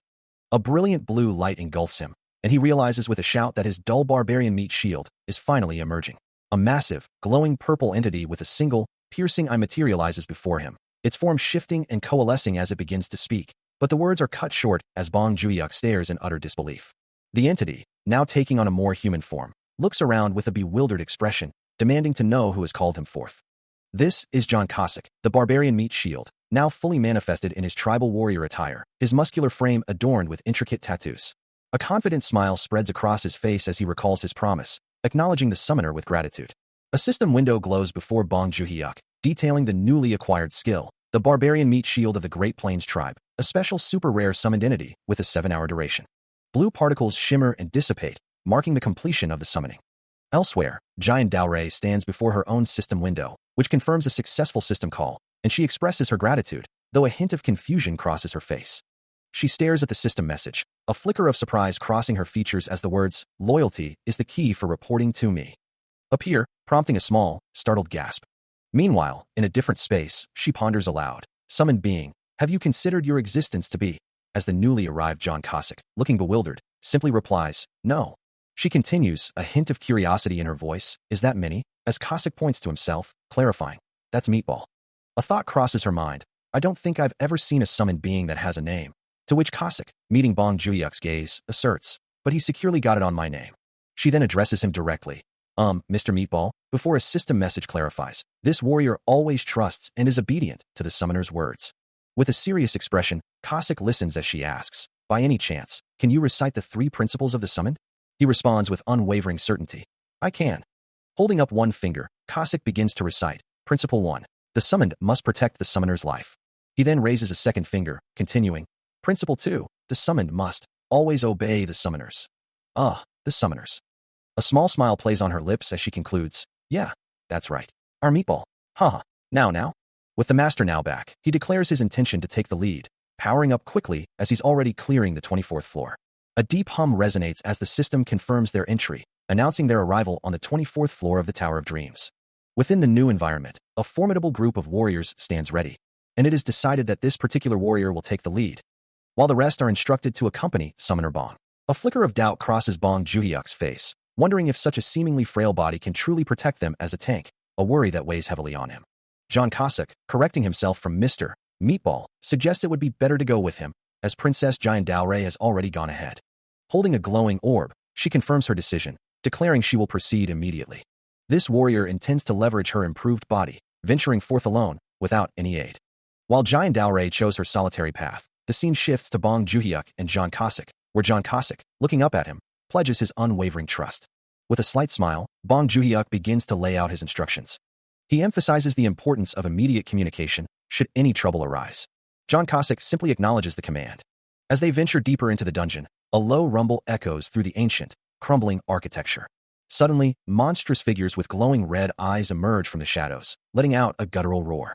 Without hesitation, John Cossack surges forward, his body enveloped in a brilliant yellow aura, meeting the threat head-on. The ground trembles beneath his powerful advance. The monstrous creatures recoil, their red eyes wide with a mixture of fear and surprise at his overwhelming presence. He watches, a dark aura swirling around him in confusion, as the summoned entity charges forward. Why would he specifically target the aggro? He wonders if his intention was to hunt them down. Before he can fully process the thought, a massive, glowing fist erupts into the fray. The sheer force of the blow sending a monster reeling as the summoned entity's form expands dramatically. Now towering over the battlefield, John Cossack stands transformed, his body radiating immense power. Bong Juhyuk can only stare, realizing the meatball hasn't just returned to his original form. He's become something far larger, almost like a minotaur. Another devastating strike lands, and the red-hued power of the transformed entity tears through a dark mummy, utterly overwhelming it. Still in his monstrous minotaur form, he unleashes a furious assault, his glowing fist connecting with the dark mummy. The impact sends the creature reeling, as he follows up with a sweeping, glowing strike. A guttural roar escapes him, his eyes burning with an intense red light. Another devastating blow shatters a mummy, its form disintegrating under the sheer force. He continues his relentless attack, pulverizing the remaining enemies with overwhelming power. Later, back in his human form, John Cossack stands beside Bong Juhyuk, who exclaims, "That's what I'm saying." John Cossack responds, "Anyway, it seems like the guy who was killing people here was a good guy, right?" Bong Juhyuk looks thoughtful, then begins, then. John Cossack clarifies, "I used a rune stone, but that guy was so strong. I didn't think I'd even have to cancel." As the dust settled from the previous encounter, a sudden system notification flashed before Bong Juhyuk, announcing that he had been struck by an attack, a critical disaster where the enemy had acted before he could even react. Turning his attention to a companion, he gently reminded her, Princess Jian Daorei, Mr. Cossack uses honorifics with you, so I wish you wouldn't speak so harshly to him." He continued, a hint of annoyance in his tone, explaining that referring to him simply as this guy and that guy was becoming a bit problematic. Jian Daorei, looking mortified, pleaded with him to stop embarrassing her, feeling as though she might die of shame. Bong Juhyuk retorted, urging her to then try using honorifics with Mr. Cossack, to which she responded with a surprised, "Pardon?" From behind them, Cossack simply urged them to hurry. Looking down in apology, Jian Daorei addressed Cossack directly, admitting she had been too harsh and promising to be more careful from now on. Cossack, calm and collected, dismissed her apology with a casual, "It's fine." He then declared that it was getting late, and they shouldn't be fighting amongst themselves, adding that their bickering was getting on his nerves, and he would separate the two of them. With a sudden surge of power, his form began to shift, muscles bulging and skin transforming into a reddish-brown hide, a fierce red aura flaring around him. Now fully transformed into his minotaur state, he declared, "Just me, meatball," as the others realized he was indeed going to separate them. A deep, guttural roar rips through the air, as John Cossack, now in his towering minotaur form, lets out a thunderous bellow, his immense power palpable. Yet, even in this form, he takes a powerful, glowing punch directly to the face, the impact rippling across his massive frame. Another glowing strike lands, sending energy rippling across his dark hide. A final, explosive impact engulfs him in a burst of light, but he stands firm. His incredible durability and resistance are noted, a quality truly befitting a boss monster. Despite the barrage, the Minotaur glares with fierce determination, his eyes glowing red. Suddenly, a system notification appears, confirming the successful completion of the 100th floor of the Black Tower in Korea. After the trial, John Cossack, still in his Minotaur form, stands alongside Bong Ji-hyuk in a new, cavernous environment, the air thick with an unknown energy. A warrior with dark skin and tightly braided hair surveys his surroundings, a look of mild disdain on his face as he declares the 34th floor to be far too easy for even someone like the SSR Meatball. He continues, stating that this warrior desires a stronger challenge, eager to fight as much as possible. Meanwhile, a knowing smile plays on Bong Ji-hyuk's lips as he considers that even S++ ranked clears won't be so simple from this point forward. After a long day, John Cossack and Bong Ji-hyuk find a moment of peace, indulging in a colorful array of macarons. With each sweet bite, Cossack feels the day's hardships melt away, finding pure bliss in the delicate pastries. He savors the flavor, licking his lips clean with utter contentment. As crumbs scatter around him, he declares his happiness, feeling as though he could die from sheer delight. Watching his messy companion, Bong Ji-hyuk can only sigh in exasperation, urging him to stop making such a mess. Meanwhile, elsewhere, a stern-faced man stands silently, his gaze distant and contemplative. Bong Ji-hyuk watches Cossack devour the macarons, finding his subordinates' enthusiasm a bit much, though the treats themselves are surprisingly good. Meanwhile, Nam-gun, observing the scene, can't help but comment on Cossack's overt jealousy. Jian Daorei, equally exasperated, questions how he can be so transparent in front of their acting master. Bong Ji-hyuk quickly dismisses their accusations, while Cossack, oblivious to the side comments, expresses his gratitude, finding the macaron even tastier thanks to his summoner. Still, Bong Ji-hyuk advises him to be less obvious with his feelings, then, with a sigh, offers him another one. Cossack is deeply touched by the gesture, feeling a profound sense of appreciation for his summoner. As he continues to happily munch, he asks if there's anything his summoner might need from him. He then remembers his manifestation time is drawing to a close, inquiring if he should be summoned again after midnight. The reason for his concern is quickly revealed. An important football game is on all night. He sighs, expressing his frustration at the timing of the news, but Cossack quickly retorts that it wasn't his choice either. Agreeing to resummon him after midnight, Bong Ji-hyuk receives a condition from the summoned entity. He'll only agree if his football game is over by then. Reiterating his priority, Cossack confirms his terms, prompting Nam-gun to suggest they accompany him, just to be safe. However, Bong Ji-hyuk quickly dismisses the idea, reminding her that she can't enter the facility without being a registered player, much to her visible annoyance. The scene shifts to the imposing exterior of the Awakening Management Department. A vehicle speeds past the building. As a figure approaches the entrance with purpose. Inside, Yu Kielman stands with the captain, both looking stern and ready for whatever lies ahead. Meanwhile, Bong Ji-hyuk sits in his car, contemplating a thought about someone having a car but still choosing a bicycle, a subtle reflection on efficiency or perhaps a past conversation. He walks away from the alley, leaving two men behind on the steps, one of whom spits in frustration. The other man, clearly annoyed, asks, "Bro, what the hell? You got it on my..." Meanwhile, in a sleek office, Yu Kielman sits casually as the captain stands nearby, discussing recent developments. "The funds you brought for player Bong, 2.7 billion won, have been deposited right now." Kielman acknowledges the news with a slight smile. "Ah, congratulations. Player Nam-gun is also doing quite well, isn't she?" He continues, expressing his gratitude for the Holy Sword. "It's all thanks to player Bong for finding the Holy Sword. Also, have you made sure to transfer the ownership of the Holy Sword?" He then muses on his own situation. About that, getting it for free is just too much pressure. I'm just going to earn enough money on my own and buy it later." The captain, ever diligent, confirms the transfer. "We'll keep the documents for you. Oh, and," he adds, with a serious tone, "there is an important matter we need to discuss." Kielman looks up, his expression shifting to one of curiosity, and asks, "What is it?" The captain informs Yu Kielman that it's none other than player Gerald Watson, scheduled for a visit in a few days, prompting a surprised "oh" from him. A name impossible not to know, Gerald Watson is introduced as a figure of immense renown. His known trait is magic, and he stands as America's U.S. player with the currently highest level in the world, a true global powerhouse. Still processing the revelation, Yu Kielman asks why he's being told this now. The captain calmly explains that the purpose of Watson's visit is to rent the Holy Sword. Considering the implications, Yu Kielman muses that the terms must be more than fair, yet still questions why he's only hearing about this now. The captain then reveals the staggering sum, stating it's roughly 13 billion won. The sheer magnitude of the number causes Yu Kielman to exclaim, 13 billion. Just as he expected, the captain observes Kielman's expression change, noting that practically buying the nation's economic pillar alone isn't enough to sway him. The captain continued, explaining that if the U.S. negotiation failed, they would try to stall for time, but he would rather not have to spend $10 million. Bong Ji-hyuk's eyes widened, his face contorting in disbelief as he processed the astronomical figures. While a thought echoed in the air, what if another item like the Holy Sword was discovered? The captain then clarified, his voice firm, that the $10 million was just the initial amount. and the actual rental fee would be even higher. He concluded, stating the plan was to take that amount and lend it. The city skyline stretched out under a clear sky, the towering buildings reflecting the light. As Bong Joon-hyuk stood silhouetted in a doorway, the weight of the information settling upon him, his body slumping forward in utter shock as the true figure was revealed, 13 billion won. After the shocking revelation, he finds himself consumed by a different kind of craving, a gnawing hunger that demands more of anything edible. His mind races through possibilities, from savory beef yuko to delicate tuna sashimi. Even as he leaps from a window, a thought crosses his mind. Should he just order every single dish? But then, a simpler, more comforting idea takes hold, a firm no to extravagance, settling instead for the humble ramen. And as he savors each mouthful, he confirms that truly, nothing beats ramen right now.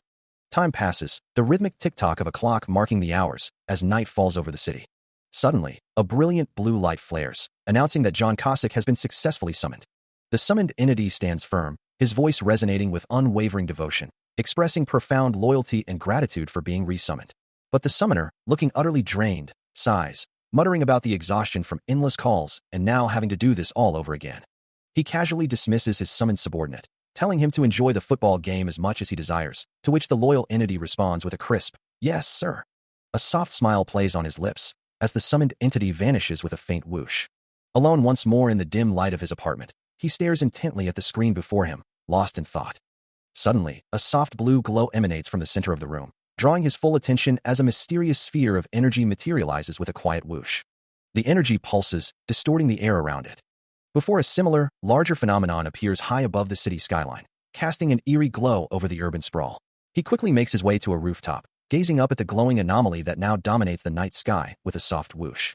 From his vantage point, the mysterious energy continues to pulse, its silent whoosh echoing the strange events unfolding.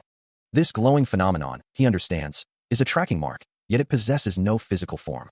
The humans of Earth remain completely unaware of the strange, glowing shard of magic that has appeared, unable to detect its presence.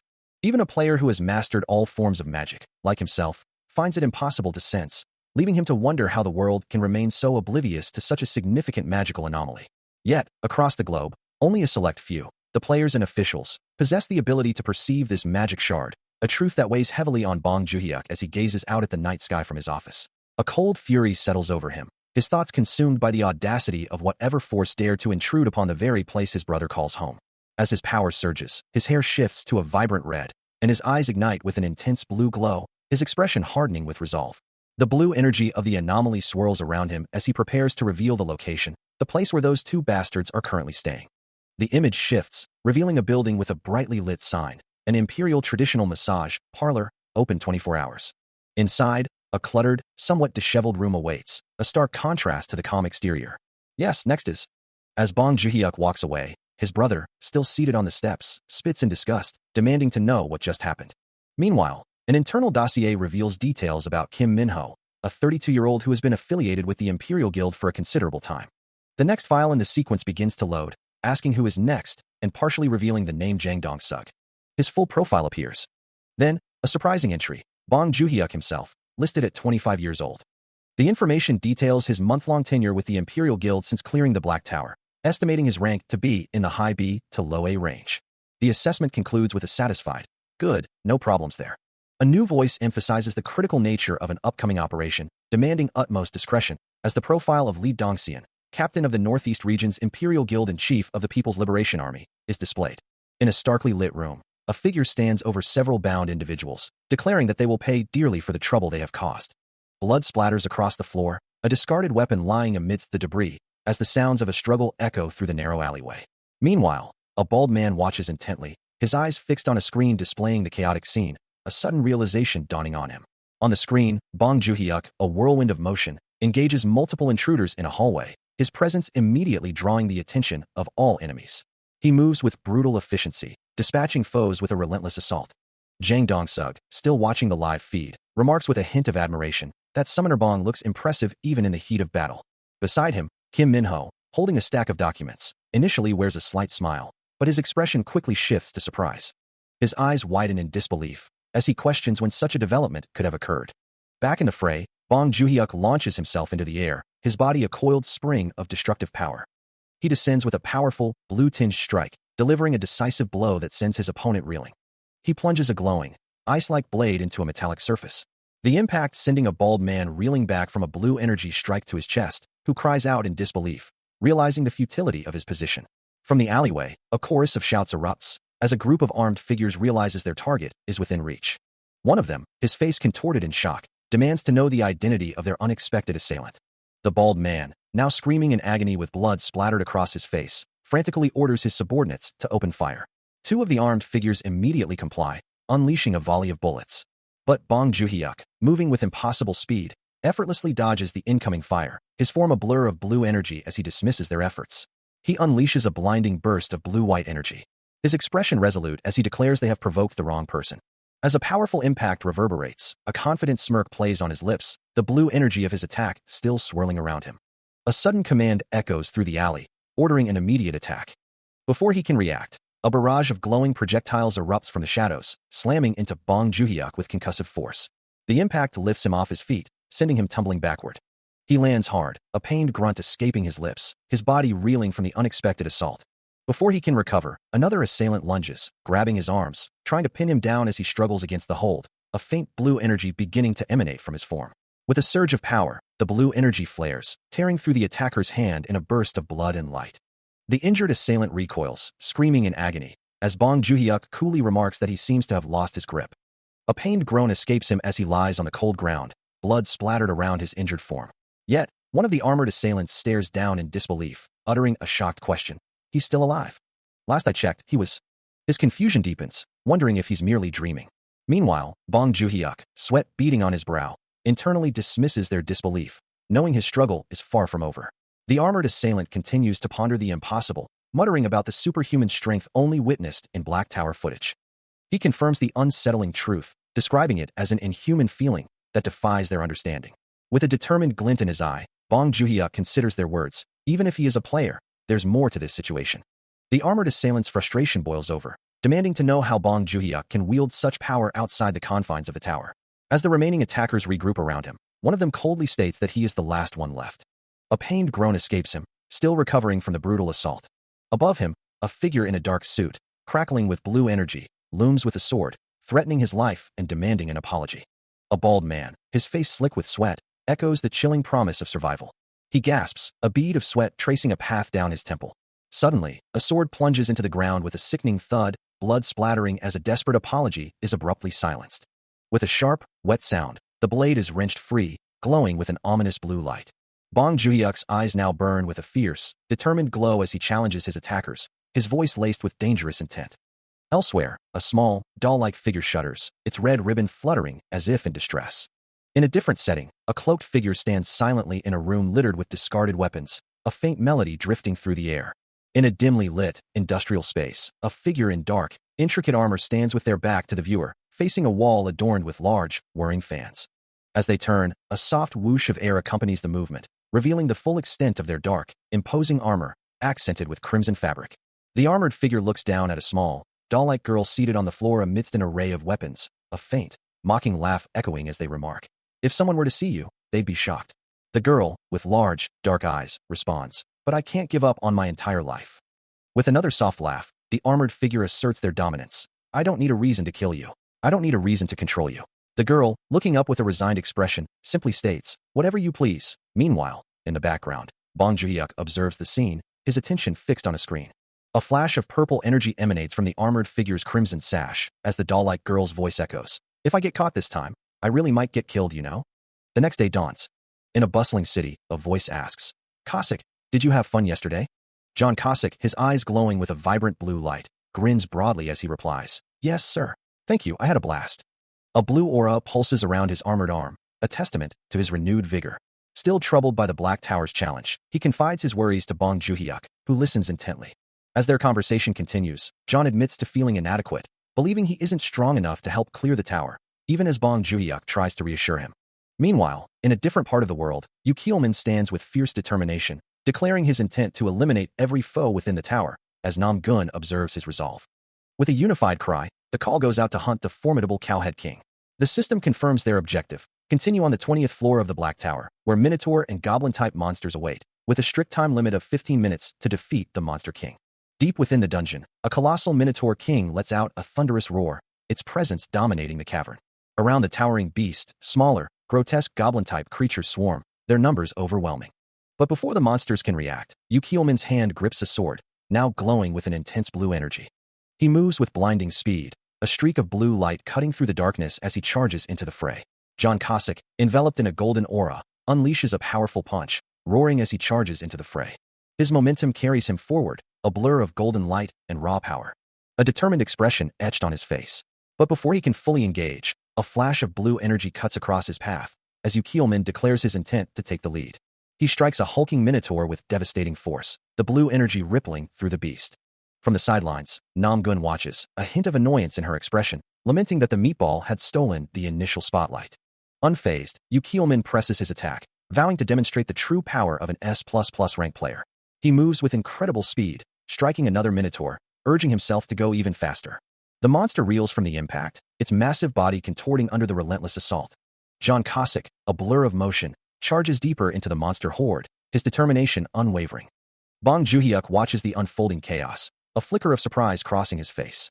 He hears Cossack's voice, a mix of urgency and confidence, wondering how the barbarian is moving so quickly, while Yu Kielman's calm voice assures him he can fight safely from behind. A hulking minotaur-type monster bellows, its massive fist poised to strike. But before it can land its blow, Yu Kielman, wreathed in crackling blue energy, intercepts the beast with blinding speed. Lying on the ground, Joo-hyuk observes the incredible pace of the battle, realizing that with both Cossack and Yu Kielman fighting at full strength, the clearing speed is astonishingly fast, prompting him to decide he should also contribute. With a surge of resolve, Bong Joo-hyuk rises, his body now radiating a vibrant blue energy. He leaps high into the air, a shimmering blue circle forming beneath him as he ascends. His eyes glow with fierce blue light as he unleashes a powerful attack, a question echoing in his mind about his true identity and power. A problem that would eventually loom over him, now manifested as a vibrant blue energy, swirling around Bong Joo-hyuk. With a sudden burst, he struck the towering Minotaur King, who roared in defiance, believing the attack was only picking off the weakest enemies. Die! The beast's massive axe swung, but the impact of Bong Joo-hyuk's power was already taking its toll, leaving the Minotaur King stunned. But we just started. He could only stare in disbelief as his own defeat became clear. Minotaur King. Even Bong Joo-hyuk himself was taken aback by the swiftness of his victory. Already, the massive form of the Minotaur King began to topple, crashing heavily to the ground. The Minotaur King lets out a guttural roar, its massive fists glowing with raw power. But before it can strike, a blinding surge of blue energy slams into its head. The force of the impact ripples through the air, leaving only shimmering particles in its wake. With a final, shuddering collapse, the Minotaur King falls, utterly defeated. Looking up at the sky, Bong Joo-hyuk can only utter a surprised, "Huh? It's already over." He had barely begun to take the fight seriously. A flicker of disappointment crosses his mind, as he had hoped to challenge himself more, to prove his worth against such a formidable foe. Suddenly, a system notification appears before him, announcing his rank up on the 35th floor of the Black Tower. Another message follows, confirming his new platinum grade status. Meanwhile, in a different part of the city, two uniformed guards stand watch before a secured building entrance, a sleek car parked nearby. The previous events fade as a new, grim scene unfolds, revealing a tiled floor stained with blood, where a knife, an axe, and a pistol lie amidst scattered evidence markers. A closer look at the scene highlights the bloodied knife and pistol, silent witnesses to a violent act. An investigator, dressed in a sharp suit, carefully secures the perimeter with yellow police tape, his female colleague observing nearby as a camera flashes, documenting the grim discovery. Later, the same investigator speaks into his phone, confirming his arrival at a different location. There, a bespectacled colleague explains that further analysis of the body and the recovery of a crucial chip are needed to provide more details. The stern-faced investigator listens intently, then requests his colleague to return to the scene and prioritize the chip's retrieval. Back in an office, the first investigator examines crime scene photos on a monitor, noting a disturbing detail: the victim's missing fingernail. Returning to the scene, he stands over the evidence, the truth of the gruesome detail sinking in. A gasp escapes the stern-faced investigator as the full horror of the situation becomes clear. A critical breach has occurred, as even player Bong's personal information has been compromised and leaked. Meanwhile, an urgent message comes through, Chief Lee requesting an immediate assembly. The agent, standing amidst the chaotic scene, receives the order for an emergency assembly of all personnel to happen right now. Without hesitation, he acknowledges the command. A glowing interface displays a curt refusal, declaring, "I'm sorry, but I can't help you. I'm not a dispenser." Meanwhile, Bong Joo-hyuk and an associate discuss a different matter, wondering if they should retrieve purified water from the dispenser, suggesting a prayer before drawing for perks. After a moment of consideration, Bong Joo-hyuk agrees that it's probably for the best. Back at his desk, the agent reiterates his refusal, stating he cannot help and is not a dispenser, adding that he'd rather not risk bad luck by going himself. Bong Joon-hyuk's expression hardens as he considers the situation, thinking of the princess, who seems unable to function without the dispenser water he provides. Still processing the recent events, he finds himself questioning his own appearance, wondering if he's being mocked. Dismissing the thought, he then shifts his attention to the system, eager to claim the perks awarded for his 35 platinum badges. 3 ethereal, wing-like icons shimmer into view, representing the available rewards. A fleeting thought crosses his mind, perhaps of a future challenge, as he considers the impending random summon. Returning his focus to the system, he silently pleads for a trade enhancement. Instead, the system confirms the acquisition of 2 powerful items, the Golden Aegis of Acheron and the Golden Mask of Cold Twilight, both sent directly to his exclusive inventory. His blue eye glows with intense satisfaction, realizing he's received not 1, but 2 valuable items. The system then details the Golden Aegis of Acheron, a mythic-grade tower-exclusive shield that enhances concentration, negates human flaws, and grants a 100% chance to block, reflect, or evade any attack, all while maintaining composure and remaining indestructible. A system window materializes, detailing the Golden Aegis of Acheron, a mythic-grade tower-exclusive shield that increases defense and reduces damage, alongside the Golden Mask of Cold Twilight, another mythic-grade tower-exclusive item that boosts attack speed and movement and sets enemies ablaze. The sheer power of the artifacts causes him to grin from ear to ear, overwhelmed by the incredible boost they promise. He marvels at their effects, knowing he will be even stronger now, and wonders what his next move should be. Meanwhile, a small, doll-like figure contemplates her own existence, believing she must awaken the true power of her name and find a new body. Back with Bong Joon-hyuk, he observes 2 towering, muscular figures, his recent summons, and a thought crosses his mind. This summon feels a bit different than usual. One of the summons, John Cossack, recalls his origin, explaining that when Summoner Bong used a prayer, a new body was created, and through a random summon, he was brought forth. The distressed doll figure, observing from afar, reacts with shock, her plans to become strong enough to take over his body seemingly thwarted by this unexpected turn of events. Bong Joon-hyuk simply agrees with Cossack's explanation, while the other muscular summon begins to speak, though his words are cut short. The doll figure lets out a frustrated gasp, realizing the summon is merely a water dispenser and lamenting that it could have been a summon from a purified zone. The doll-like figure, still reeling from the unexpected summon, mutters in disbelief, questioning how such a thing could happen. She continues to lament, realizing that the trait enhancement system, which she had planned to exploit, would now be maintained by this new, unknown entity. This development means her carefully laid plans to take over Bong Joon-hyuk's body are now in jeopardy, as the 3-person system she had anticipated would be maintained by a male. Meanwhile, Bong Joon-hyuk, looking at his 2 newly summoned figures, one of whom is John Cossack, expresses his own confusion, wondering which of the 3 of them would have to step down. His question hangs in the air, a testament to the unexpected outcome of his random summon. The 2 summoned figures stand side by side, one a hulking barbarian with a massive build, the other a mysterious armored warrior. Their imposing presence fills the space, a clear indication of their power. Narration explains that Jayun Daldae, the barbarian, has overpowered the summoner's brother, while on the other hand, an assassin is in a relatively advantageous position. This raises the question of whether the summoner, Bong Joon-hyuk, will be able to find his own way to end this complicated situation. As a lone figure walks away down a dimly lit alley, Bong Joon-hyuk sits on the steps, startled as his brother, Bong Sucheol, spits in disgust, muttering, "Bro, what the hell? You got it on my."